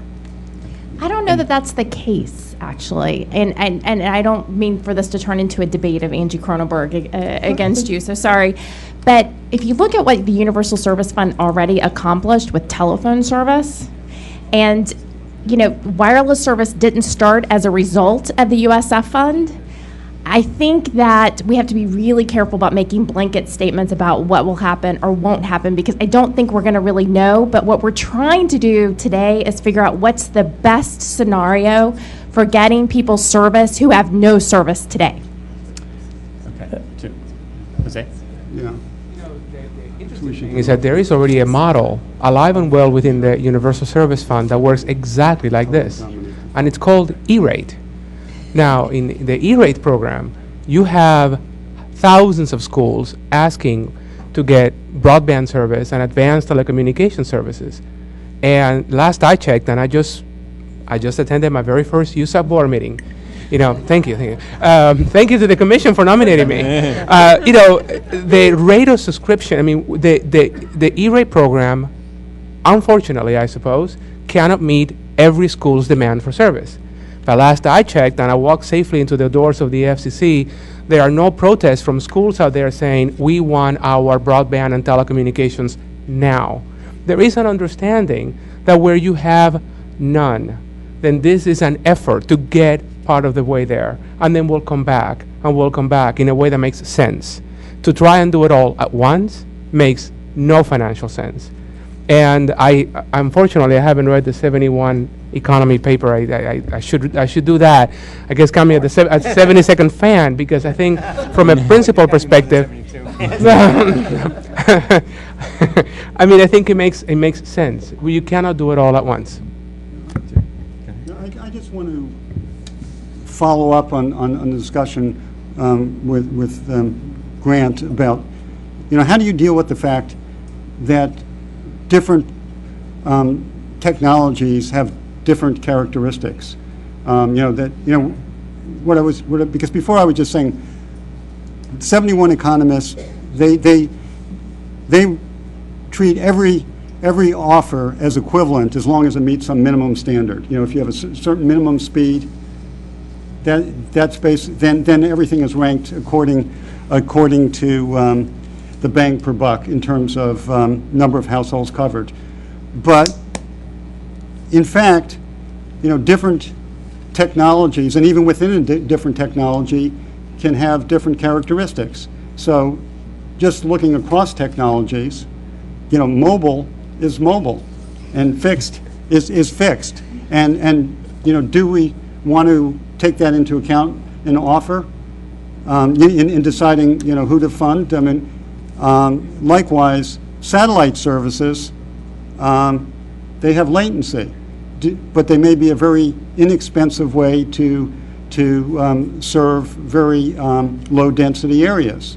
So the question is, if the commission wants to allow for bidding by, you know, all these different technologies, but wants to take into account the fact that consumers care about characteristics such as speed above the minimum amount, of such as mobility, such as latency, such as you know, potential for scalability in the future, and we want to use some kind of auction mechanism, you know, how might we weight the bids to take that into account? And I wanted to first give Greg Rossin an opportunity to address this, because he's written a paper with a co-author where they do an econometric estimation of how much consumers are willing to pay for additional speed. So do you think you could take a first crack at that? Sure. I think that you know, it is important in our submission. We did say, I think, something along the lines of you could adjust these bids for quality, different qualities, and give different credit for different bandwidth. So I think that is an important thing to think about. If I were designing this if I had my own choice, I would give consumers vouchers and let them choose which provider they wanted, and that way consumers could pick whether they wanted mobility, higher speed, no latency, whatever they wanted. What you want to try and do in a universal service fund where we don't seem to be able to give out vouchers or don't want to, is to think about what qualities consumers want. So we did a survey of willingness to pay for various different characteristics of broadband, and I think that you would want to think about trying to do a similar survey for consumers that, ours was an online survey, so it was by definition people who had access to broadband. What you'd want to do, I think, is to try and actually do a survey of unserved areas to see what characteristics they might want, and it would be a little difficult to do an online survey in those areas. But to try to use some of the similar survey techniques that we used, and if you couldn't use the market test of a voucher, which would be the better test, is to get companies to go out and figure out what it is that consumers want and try and come up with things that they were willing to spend for. Quickly, as we talk about looking for areas of common ground, I will say that my company's been very supportive of the concept of vouchers, and I'd love to find, I know it came up briefly on the previous panel, love to find a way to make that work, because in the end, that's what I think would do the best job of solving this problem, is to put money into the hands of consumers who could then make the choice that's most appropriate to them. On the, not all technology is equal. There are vast differences, and that's another reason why I want to keep the consumer choice element in play here. I feel a little bit like we're having a policy debate about what the law should be. And I want to remind folks, there is a 96 Act. The Senate and the House got to have this debate. They set down a marker that said consumers in rural America are entitled to have choices that are reasonably comparable to those in urban America. And that's why we come back to our concept of you got to make sure that whatever mechanism does get adopted here guarantees that consumers get access to all of those different types of technologies, because they do vary in their characteristics and different people value them differently. Anyone else want to jump in on this? Sure. Jason? I'll be quick. Our position is that there shouldn't just be one technology chosen.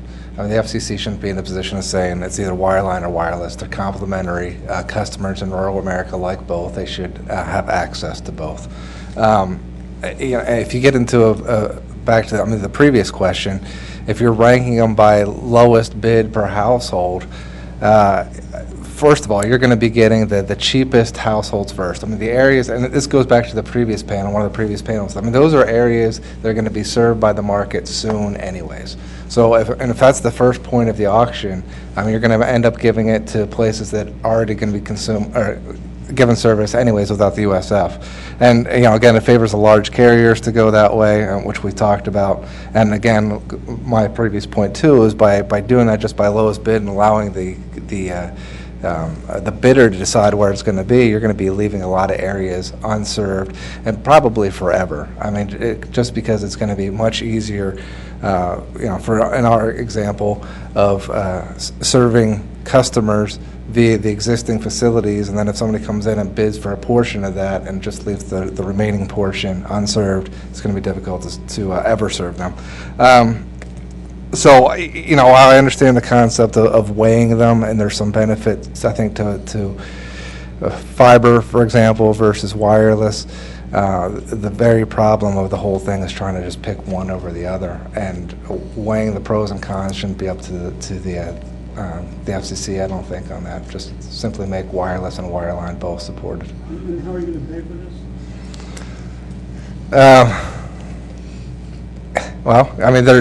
There's a lot of ways to do that. There's a contribution reform, which isn't part of today's topic, but expanding the number of people who pay into the fund. There are ways to, I think the RLEC plan gets into the specifics. It talks about certain areas.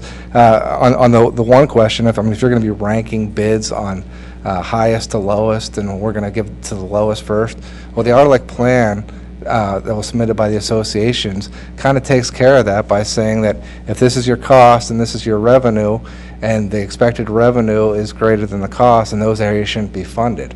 So there's probably a lot of those areas that you guys, under this proposal, would end up funding by just doing the lowest bid first, and under the RLEC plan, wouldn't be funded at all because the revenues would cover the cost. The costs aren't that high. So it's not just a matter of all those areas that are currently considered being unserved. We're saying that it should be wireline and wireless in every one of those. No, first of all, you got to look to make sure that that in a lot of those areas there's already going to be commitments to serve, so you're already going to be reducing dramatically the number of customers who are considered unserved. And then two, by under our methodology, a lot of those would be taken out anyways and not be supported. So that's how, I mean, I think that you can keep the size of the fund relatively the same, but vastly increase the number of people who get it. It sounds like you're talking about a total universal service reform first, and you're going to squeeze all this money out. But I think what we're talking about here is something that's much simpler, which is this phase one, which is not assuming that we're going to have all this fundamental reform and do all these things you're talking about. We're just saying we've got a pot of money. We want to allocate this money to fund, essentially, build out in areas that are currently unserved. So I'm not sure where all this, extra money comes in. Part of it is, yeah. Let's look at the reform first. Let's look to see what carriers are doing. Let's see what the edge out is going to get to. A lot of them are going to end up being served under the existing mechanism. And given a lot of the commitments, the merger commitments, given the satellite provisioning, a lot of it is going to, the unserved are going to be going away. So yeah, I don't think that you can just look at today's map and say all these people are unserved and we're going to set up a fund to serve them. There's a lot of moving parts here, and I think that number is going to be decreasing dramatically over the next couple of years. Because you were suggesting that some of the merger commitments, I mean, one of the questions we also teed up in the notice was for those companies that have made merger commitments, they wouldn't be permitted to use this money for purposes of the build out that they had already committed to doing. So that addresses that question. So, do you have a response? Maybe you have a response. Well, I'd like to add to it in that, I don't disagree that what we're looking at today as unserved is probably going to shrink over time, because right now we're kind of in this pretty amazing space in broadband where the deployment and the investment is just amazing. I mean, okay, I'll speak for Verizon. We're doing our LTE rollout, and we've already said that the objective, publicly by the end of 2013, everywhere that we have 3G today will have LTE by the end of 2013. So that may very well take off the table some of what today is looked at as unserved. And some of that's going to come back to how you define the service. We're looking at phase one CAF, unserved areas where we're trying to get competitive bidding. And who bids and how much they bid is really going to come down to what's the defined service? What are the obligations that accompany that? And I think when you define the service and you define the obligations, that's going to help some of the filtering process of who's playing. And I think we also heard this morning on some of the panels how you define that service. We have to be realistic. Right now, we don't have an unlimited amount of money. I mean, we have a very finite amount of money. So for these areas that are totally unserved, the focus of the phase one CAF, to get them what is a good level of broadband that would allow them to conduct the functions that most Americans are able to do today is a huge step forward for them. And so I think given the limited resources, when we're defining what the service is for this phase one CAF, we need to look at that, and then that's going to play out. Does satellite meet the criteria? Does cable? Does wireless? Does, all of those different technologies? And then when they put in a competitive bid based on their structure, I think you're going to find that it's going to be, it's not going to be as much of a doomsday story as some might think. So let's talk about that service, right? So at the very beginning we heard, don't over-condition the subsidy. let's make sure we're just meeting our broadband objective. We've also heard, make sure that they are a provider of last resort and ensure that there's no race to the bottom. So what is that key set of characteristics for that service? Is it speed? Is it coverage? Are we talking price? I'll take a shot at that because I think it ties into, is it not reading? Yes. Thank you. First of all, as I mentioned early on, we took on carrier of last resort obligations in California many years ago in exchange for that state instituting its own in-state high-cost program. What was, critical for us in undertaking that obligation is understanding what it was going in. So it is really helpful that the Commission is having this discussion now. Defining the obligation will give the providers the right economic and business incentives and understanding on how to bid and what to bid for. In our comments, we also specified a couple of additional obligations. First, on the speed side, we supported the Commission's, 4:1 broadband speed as a good measure to go out to the marketplace to bid on. And hopefully in the first and second waves looking to unserved areas, you'll get enough bids to meet that speed threshold for the people who don't have any broadband today. You may come to a point when you will have no providers bidding to offer 4:1 because it is too expensive. And then we think it is probably important for the Commission to look, is there a threshold below that could meet broadband needs from customers? And the need for speed public notice, I think, had a neat little table that showed, you would need this much broadband to accomplish this task. And, I think that's a great tool to have in the back of your pocket when you are looking at areas that are so remote and so difficult to serve that bringing 4:1 using any technology is not feasible.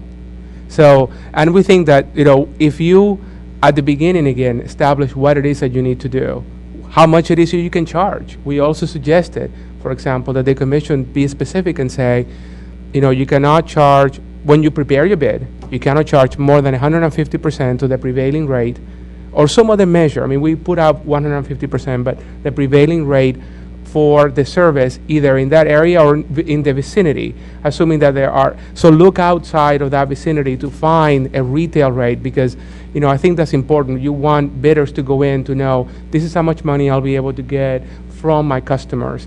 This is how much money I'm going to need from government. And this is how much money I'm going to have to put in of my own to accomplish this. You're going to have to look at all of those components. You will know how many units, how many housing units, businesses are part of the census block group or the combined. And I think there should be a predetermined obligation to build out with the money that is coming out of the high cost program for this purpose in a number of years, 3 years, 5 years. I don't even know that we got into the number of years, but I think there should be a clear expectation of that. Any other customer that comes in or any other new construction, if it is within 100 feet or some other reasonable measure of the plant that you've built out, then you serve that customer with the money that you got. You don't get to put line extension charges or deny service beyond unless somebody's is building you build this mountain and somebody put a house in the other mountain. Well, okay, that's different. But I think you have to be clear, you have to be specific up front. I'd agree. I mean, the success of these reverse auctions is the objectivity of it. I mean, you want participants to participate in these things, and they need to know it's a fair process. I can tell you from my membership who participated actively in the first round of the NTIA and RUS and found that it was a beauty contest, and they were not the most beautiful ladies in that process. And the second round came around, and they didn't bid because they felt that the process wasn't fair. So it's very important that before the auction starts that we know the specific rules of the road and that people can bid knowing what they exactly have to do. And I think that the key ones that we focused on, and you could expand them as necessary, go to deployment speed, coverage area, the duration of the service, and the price that's going to be charged. And I want to talk about the deployment speeds because it's surprising, or not surprising, but I know that we're focused on defining unserved areas as 4-1, that makes sense for what is unserved today. But then we have a process with a 3-year build-out, a 5-year duration, and then potentially it's going to be auctioned off again for a new provider which is going to take another 3 years. So we're going to be funding providers, the lowest cost provider, to provide 4-1, in 2 years, and then 11 years later, that system may not have the capability of actually providing the service. So we're saying in 11 years, which I guess it's 2022, all that's going to be available is 4-1. I can say from members of mine who build out now that their systems are, when they extend or they build out, they're offering 16.4 today. And that's standard practice because they understand that they need to grow and build out. And it seems, it doesn't seem the right approach to be saying that what the performance standard should be when you're getting money today should be 4-1, knowing that in 11 years that is going to be it's not going to be sufficient for serving those areas, and the room for further growth is going to be limited and may involve the FCC having to put more money back into the same area. So how do you think we should address that? I think the performance standards that people should bid for should be 16.4, and they should know that up front, and they should put in the money to provide that service. From the get-go, I mean, people that have nothing, you have to start with 16.4? You could ramp up. I mean, I'd be okay with ramping up, but I can tell you from systems that are built mostly today from my members, if it was going to be a new system, or I mean, they can offer 16.4. If they're doing a line extension from an existing plant to serve additional areas, they're using their existing plant that is capable of doing it. And this should, and mobile carriers should also. Well, we believe that it should be split because we do think that people are expect today to have a mobile carrier available as well as a fixed provider, and we do think the FCC can be more aggressive in freeing up funds. Competitors today, there are money that's going to operators today that are competing against unfunded operators. We just have to stop putting the money there. It's not necessary. If you take that money away immediately, there still will be service there. And if we do it quicker, that will free up more money. And I think the FCC made a number of other good proposals that can be implemented that we could free money. We're not going to get all the money at the same time, but I think over a period of time, we're going to be able to do more and more broadband. On the service requirement issue, as I said in my opening comments, we think this is Title II money and is a Title II service and should carry significant service obligations and oversight over it. So speeds, coverage, locations, audits. You know, we're an ETC today in 15 states, including Commissioner Jones's state, and every year his folks drag us in and sit us down, and we show them a list of where we built last year and where we're going to build next year, and they look at us and they say, this looks good, why are you putting this one here? We think you should put it over there. We think that's the kind of stuff that needs to be done here, and that's especially important if you're headed into a world of a single winner, one technology reverse auction. You just can't sit back and say, no, we're not really going to condition it. We'll let the market work. I just don't see, even though I'm going to have to live under it, I don't see how that works. Great. Because smaller cable operators aren't often ETCs today, and I think that we're hearing a little bit of code about limiting participation in these auctions, and I think what bidders should understand what their obligations are, and if their obligations are somewhat similar to ETC obligations, that's fine. They know what they're getting themselves into, but I don't think it's necessary that we have to go backwards in order to move forwards, and we can get a lot of the benefits that ETC qualification provide, reporting requirements and other things, just by saying this is embedded into winning the bid, reporting requirements and other things like that. So I do think that the FCC needs to be flexible in trying to ensure that as many participants can participate, so you can get the lowest cost bids and not to look backwards at rules and regulations that may not be current to what's necessary. Great. Yeah, when Ross talked about the beauty contest, that sort of, this is something where we do have, the FCC in phase one has a scarce resource, a limited budget.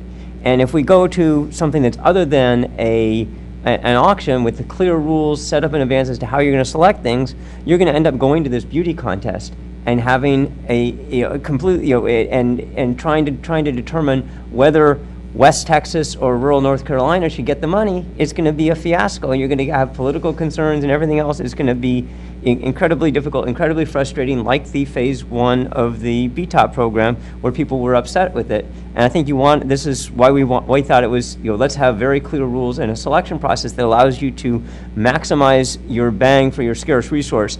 And the second thing in that is having separate funds for wireline and wireless seems to exacerbate this problem in my mind, because, well, now we need to have both of these things where we have unserved areas, and now we're going to try and give them both wireline and wireless. We, as you said, people are going to be ecstatic if they get one. Let's try and maximize the number of people who have one before we maximize the number of people who have subsidized two. It would be great if we had unsubsidized 4, but let's try and get, if we're going to do bang for a buck, let's get more people covered, because I think that's the goal of this.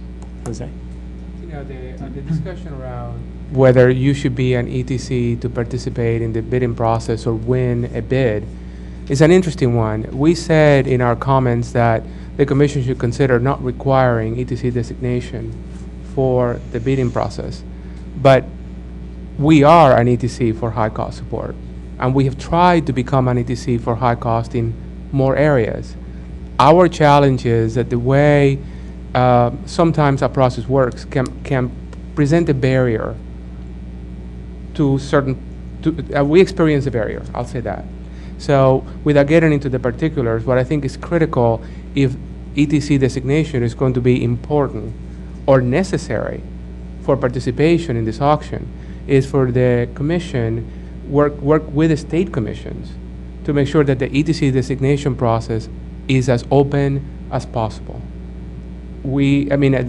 Otherwise, you are not going to get the richness and the number of potential bidders that are required. We are willing to take on the obligation, but again, there have been barriers to our becoming an ETC, and those barriers should not be propagated in the new Connect America Fund. I was just going to say, as a non-attorney, it's my understanding that the law requires the winner to be an ETC in order to get support, and we would agree that there should be carrier of last resort obligations throughout the support area, throughout the bid area. I'm not an economist, but I am an attorney, and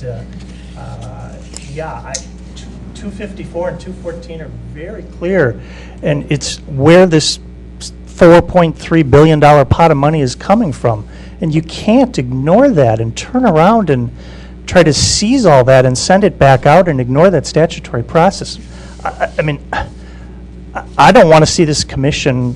I want broadband out there. We'd like to have the commission make broadband a supported service, and let's get going on putting it out there. This is going to blow up if we skip all this stuff.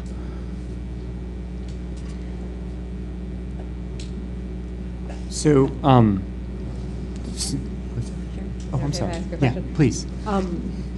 This is a question for the two cable gentlemen on the panel. In cable franchise agreements, often you have a linear density threshold, and whatever you don't reach that's over that threshold, typically a satellite TV will pick off, as I understand it. Is that correct, more or less? Well, you don't serve them in any case. You're not obligated to serve beyond a certain density threshold. Help us think about that in the context of a coverage requirement for a CAF, whether it's auction or whatever it is. If there were a coverage requirement for the funds, and we understand that very, very, very high-cost consumers are sprinkled like sprinkles on the donut throughout those who are simply high-cost. Would there be a way to transplant the idea of the linear density threshold that you use for cable service into some kind of threshold over which you wouldn't, suppose you had a COLR obligation, but it wouldn't apply beyond some threshold? Is that a practical idea? Well, I mean, we've looked at we've looked at that, and that is something that's in many franchise agreements. Is you serve the entire area, but not every single person because of The the other cost. mountain, somebody said that, right. Absolutely, and there can be provisions, and I do think that that's something, that can be something that can be adopted here. I mean, if the FCC deems that 100% in every single home, no matter where you are, is going to be extreme, more costly than necessary, that, saying 99.5%, and if there are areas that are particularly dense, those wouldn't have to be served. I mean, that would make, I think that would be an efficient way of spending the money, for sure, knowing that, to serve one household could be the same as serving 100 households in another area.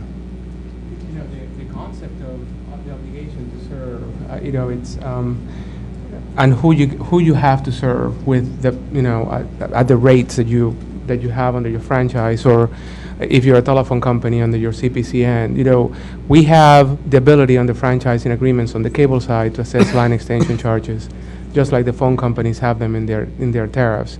One of the things that we proposed in terms of the bidding process, Sharon, was, look, you will know how many housing units are in this unserved territory that you are bidding for.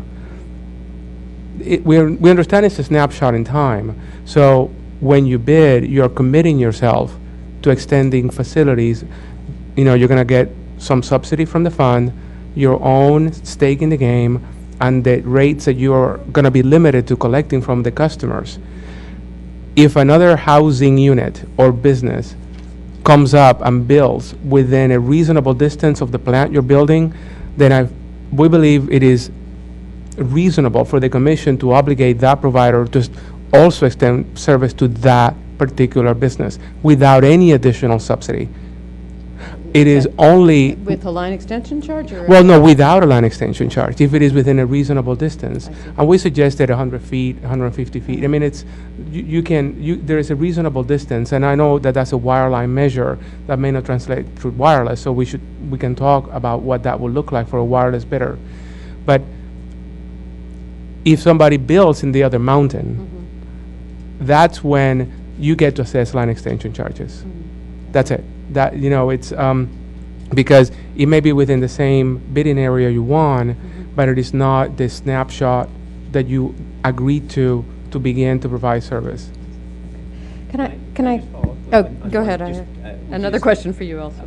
Was about when you do these things, I think it's a very important, people talked about, people need to know what they're bidding for and everything in the auction, having enforceable conditions, so that one obvious way of doing this, I don't know if it's practical or not, would be don't award the money until they've actually put the coverage in, right? So that way you don't get people who bid and then don't do the coverage, because then they don't walk away with the money. Somehow, make sure that these commitments are enforceable so that you get what people have bid for and that they actually perform. And I think that's related to what those guys were saying. Can I take one more question for Greg? When the 71 economists did their proposal, how did they think about somebody made the point that the auction reaches the least costly of the high cost. How does that interact with the idea that, did you consider in your proposal at all how you would account for plans that are already in place for people to build out? That, is there a way to exclude things that are already in process? We didn't explicitly think about that piece. Sydney, I've been thinking about that since it was said, and presumably those people would be willing to bid very low prices for their subsidy in this case. So I think there's a way to structure it, but I need to think about that more. But I think it's important to try to figure that out.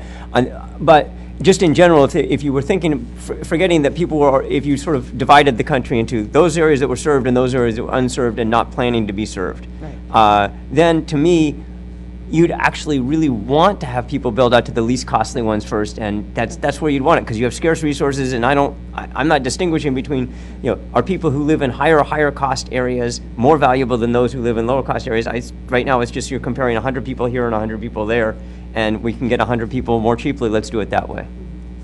I also want to address that. I don't see why that's really an auction-specific issue. I mean, you take whatever the options other people, want. It's the same problem. I mean, should you use a voucher?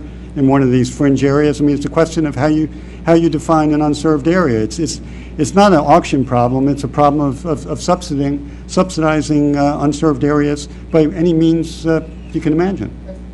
Except that in many of those areas, they're not getting support today. Okay, so they're not getting high-cost support today. But you're going to look at a map at a point in time and say, these people are unserved, let's set up an auction, and we're going to use the USF funding to give them money, when probably a year from now, they would end up getting served anyways. Exactly. And suppose that you used a cost model. How's it any different? Well, I'm not talking about the cost model. I'm just saying. It's taking scarce USF resources that could be used for the truly high-cost areas, particularly, selfishly our areas, and giving it to areas that are probably going to be served through competition and market forces anyways. But it has nothing to do with auctions. It does in the proposed methodology, because you're looking at a point in time, under the rules, you're looking at a point in time, whether it's the 477 or the map or whatever the case may be, and saying this is unserved. And even if you do account for merger conditions, and I never did get a chance to respond to you on that, we do agree with the merger conditions being examined, but I'm not sure how you would do it, especially for the most recent Quest CenturyLink merger commitments, because I don't think they have specific proposals on where they're going to be deploying broadband. I think it's just kind of open-ended. It's 95% of their customers within 5 years are going to have broadband. Well, who are the other 5%? You don't know. I mean, they could end up being the areas that you set up the auction for could be the very areas that they're going to be providing broadband to anyways as part of the commitment. So it's hard to define. Defined as you're putting, but it could be defined. I mean, that's the whole point of a rulemaking is that we'll create the rules, and so this is the process in which we take the comments to figure out what are the rules that should be created to ensure that we can get the most bang for the buck. And I don't have to tell you, after studying this issue now for about 18 months and looking at unserved and now reviewing a draft of what our next deployment report's going to be, I'm not convinced that these areas that are unserved are going to be served immediately or a year from now. I'm worried that it's going to take us another year to get a process in place so that we can begin to address how to serve the unserved areas. So we're still looking at least 2, maybe 3 years out of serving, anywhere between the 14 to 24 million that we estimated last year that still need broadband service. They have no choice. They have nothing available to them right now. Right. Well, I don't even think CenturyLink knows at this point where they're going to build. That's the first point. I think that they're still evaluating that internally. And the other point is that's why we propose that it be done on a pilot project basis at first. Let's test it out before, especially for the RLEC areas. I mean, before you get into those areas, let's work out the bugs, make sure the rules make sense. And then one other point I think that kind of ties to some other areas, as far as unserved and the commitment to serve the entire area. If an area has such high costs and you set up a bidding mechanism for a census block and it's so high cost that nobody bids for it, then there's an indication right there that at that point, then maybe you split it out and do a subset of the area, but not allowing a carrier to define that on the front end, well, we're just going to serve a portion of it. Well, if you were to open it up for an auction and somebody doesn't bid on that specific area, then maybe at that point then you can evaluate whether or not satellite is the best way to go for all or a portion of that area because it's so high cost nobody bid for it. That was more. Sure. This is related to all this discussion. So we're having this debate about areas that we think might get served sometime soon anyway, right? And so it doesn't make sense to subsidize those areas. And then we have the opposite side of the hockey stick, which is really expensive. What do we do about those areas? And we do have for sake of this discussion, a limited amount of money. So, I mean, is it possible to come up with the model that everybody agrees about how costly an area is to serve and just cut it off on each side and say we're only going to have an auction in the middle? I mean, is that a feasible thing to do? I don't have an answer for you, Patrick, but I have a suggestion. NTIA, I think when it was looking at the broadband stimulus package under the Recovery Act, I recall one of the guidelines that they had was you could not bid, but if you were planning to, you could not bid for broadband infrastructure subsidies if you were already planning to bid. And I don't know, the commission maybe could ask NTIA how it policed that particular prohibition in one of the, because I don't know how successful they were, but maybe they figure something out that may inform the commission in this debate. Go ahead, Grant. I think Sharon asked, and I'm sorry that she left, the single toughest question that I've heard here today is what you do with this, well, somebody's going to build it sometime in the near future thing. If you take a step back from that, I believe AT&T announced last week that as part of this merger they've got on the table that they're going to deploy high-speed broadband to 97.8 or 98.7% of America within 6 years. And, Verizon can do the extra 1% and the country's done, and we can shut this panel down, and in fact we can shut the commission down, and AT&T can just serve the country. You can't do that, and so I don't know what you do with that issue. We're almost there. We're back to one carrier, and it's a tough question. I don't know how to answer it, but the commission does have to sort that out this fall. I don't want to go back to a one-carrier world either. I recognize two that. Two carriers. Two carriers, however many carriers. I don't want to go back there either. But I keep coming back to the objective of, what is universal service trying to do, and what are we trying to do with these pilot programs? And that is to get broadband to places that are unserved. And if what gets the broadband to those unserved areas is an efficient provider, get it out there now, who's the one efficient provider. If you don't have as many options, is that a bad thing? You're trying to make sure someone who has no option today, and I think you may have made this point earlier, Angie, no options today. We're trying to get them one option at what's a reasonably defined level of service.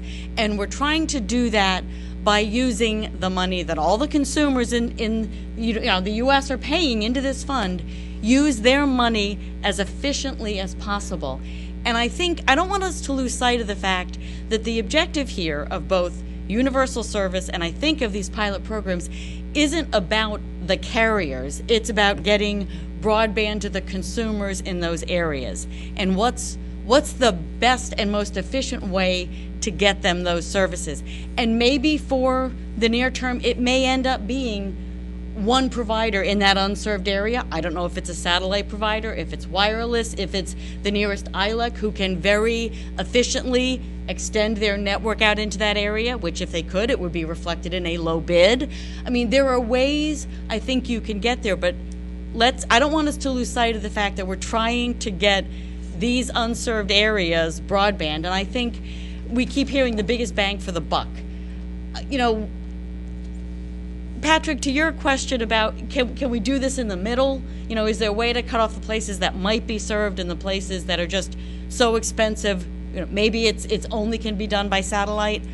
I go back to, doesn't it make sense for the objective to be to get the most people possible a baseline level of broadband service? And shouldn't that be what we're trying to do?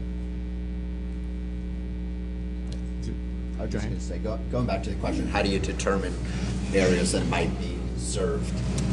I think Greg made some interesting points regarding bidder-defined areas and how to do that. ACA still believes that a degree of transparency is necessary in this process, and public comment would be helpful on this point and many others in terms of, if what is there, like 8 million census blocks, and if you put them all out for bid all simultaneously, you're bound to make a lot of mistakes. And we think that it would be appropriate to start off with, in some ways, dividing up the country into smaller areas, making sure that there's proper time for people to comment. You know, if you say, we're intending to serve this area, and a competitor knows that one of their competitors, you know, an operator knows that a competitor is going to serve that area, they can tell you. They can let you know that information. If an area is already served, they can let you know that information prior to it being auctioned. And obviously, prior to each auction, you put it out for comment, you will get the latest information just prior to that auction. And we think that that will just aid in ensuring that, you know, the money that you have is spent in the best way. I want to follow up on this. There's 2 points. You know, one, well, I do think experiments make a lot of sense. There's a question about how you divide up the total money among these different areas in advance, because, you know, if you do everything at once, you know, then you get the most people served for that money. If you decide in advance, you know, that you're going to do it without knowing what it costs in other areas, you may have allocated too much or too little money to, you know, to the first areas that you did. I'm just mentioning that's an issue. But putting that aside, what do people? And I just wanted to follow on Patrick's point, which is, instead of picking a particular region, you know, for doing the experiment, what if you try to pick an area that, based on, you know, some, you know, cost model estimates or something, is, you know, relatively, you know, across the country, but you take sort of that some middle part of the cost curve for the first thing, and then you do the high cost next, or then the low cost. In other words, so when you're having the bids, we've had it on a smaller area, but you don't have as many problems. Greg's saying no. I'm just wondering about how you divide up. I can see if you did a region of the country, you could come back later if you put too little money into that region. Right. If you put too much, you're done. But if you put too, you do an experiment on a small basis in a particular region, you can always then rank those bidders against people who come in the future. If you did the rest of the other 80% of the country, you could sort of say, okay, and this first region can bid again against the 80%. So you could get more in that way. If you did it by sort of segments of the cost, then you might cut off a whole bunch of the lower cost stuff in order to award stuff to that higher cost part of the curve. If you limited, you know, sort of limited things. So I just don't like the idea of having an auction only within very, very high cost stuff, because then you're going to, by definition, award stuff to very, very high cost places, and that would not be efficient. Well, I mean, presumably, I think we got a problem for allocating the money regardless of how we divide it up. And basically, you know, you'd have to make some kind of cost estimates a priori in terms of, you know, how you divide up the funds among these areas. So, I mean, I didn't think about, you know, how these two pieces fit together, but I'm just sort of wondering whether there's any benefit of not necessarily dividing by geography, but by some other basis. There may be another basis. But that's all. Yeah. Okay. So I agree. There may be another basis. And I don't know what that might be, but I'm just trying to tie that. Okay. My assumption, again, don't know anything about auctions. My assumption was you could model it, and you could come up with some sort of metrics or criteria that give you some reasonable level of comfort that within X amount of time an area is going to be built out. Again, we all talked about how we can't crystal ball very well, so I'm hesitant in saying any of that, but that's where my head was at. But anyway, Joe. I just want to jump in. Go ahead, please. You should probably wrap it up. I just wanted to clarify with Jason, you said Kohler a number of times. Are you envisioning that the winner would be providing traditional Kohler type obligations or something else? Because presumably there's already Kohler in the area, and it could be that it's the same person that would win in the auction, but it could be someone else. So do we need someone that provides the standard current Kohler obligations, including voice? Well, specifically, it'd be about the broadband. So the broadband aspect of it, they would have to be the Kohler for the broadband. And again, I'm talking about the whole region. But you also have to recognize that if somebody comes in with broadband and they either are specifically required to provide voice, or they are providing voice, or they're not providing voice and someone else is over their broadband, that's competition with the facilities that are already there that puts those investments at risk, puts the USF that was used for those investments at risk. And then potentially, if they use it to compete with neighboring areas, which I think ACA talked about too, puts those neighboring broadband-capable areas at risk too, if it's a tower that can compete with a wireline, for example. So, I mean, if it causes an entity to essentially not be able to provide service there because they can't pay back their loans and so forth, I mean, maybe they would have to be the COLR be able to step in and commit to be the COLR voice if that's the case. Anyone else want to talk about?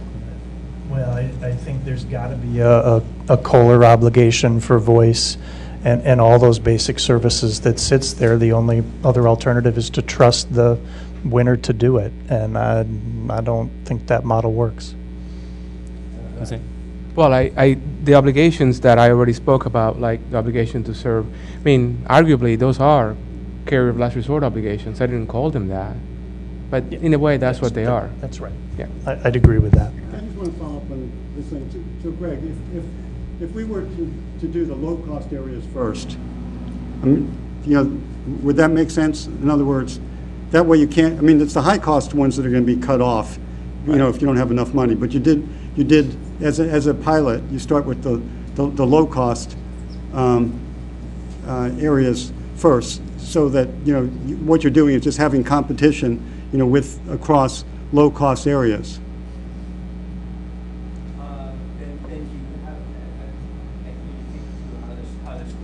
As an experiment. As an experiment, but then you sort of say, okay, we're going to have a cutoff of, you know, there's a certain amount of money, so some of these areas will get subsidies, some won't.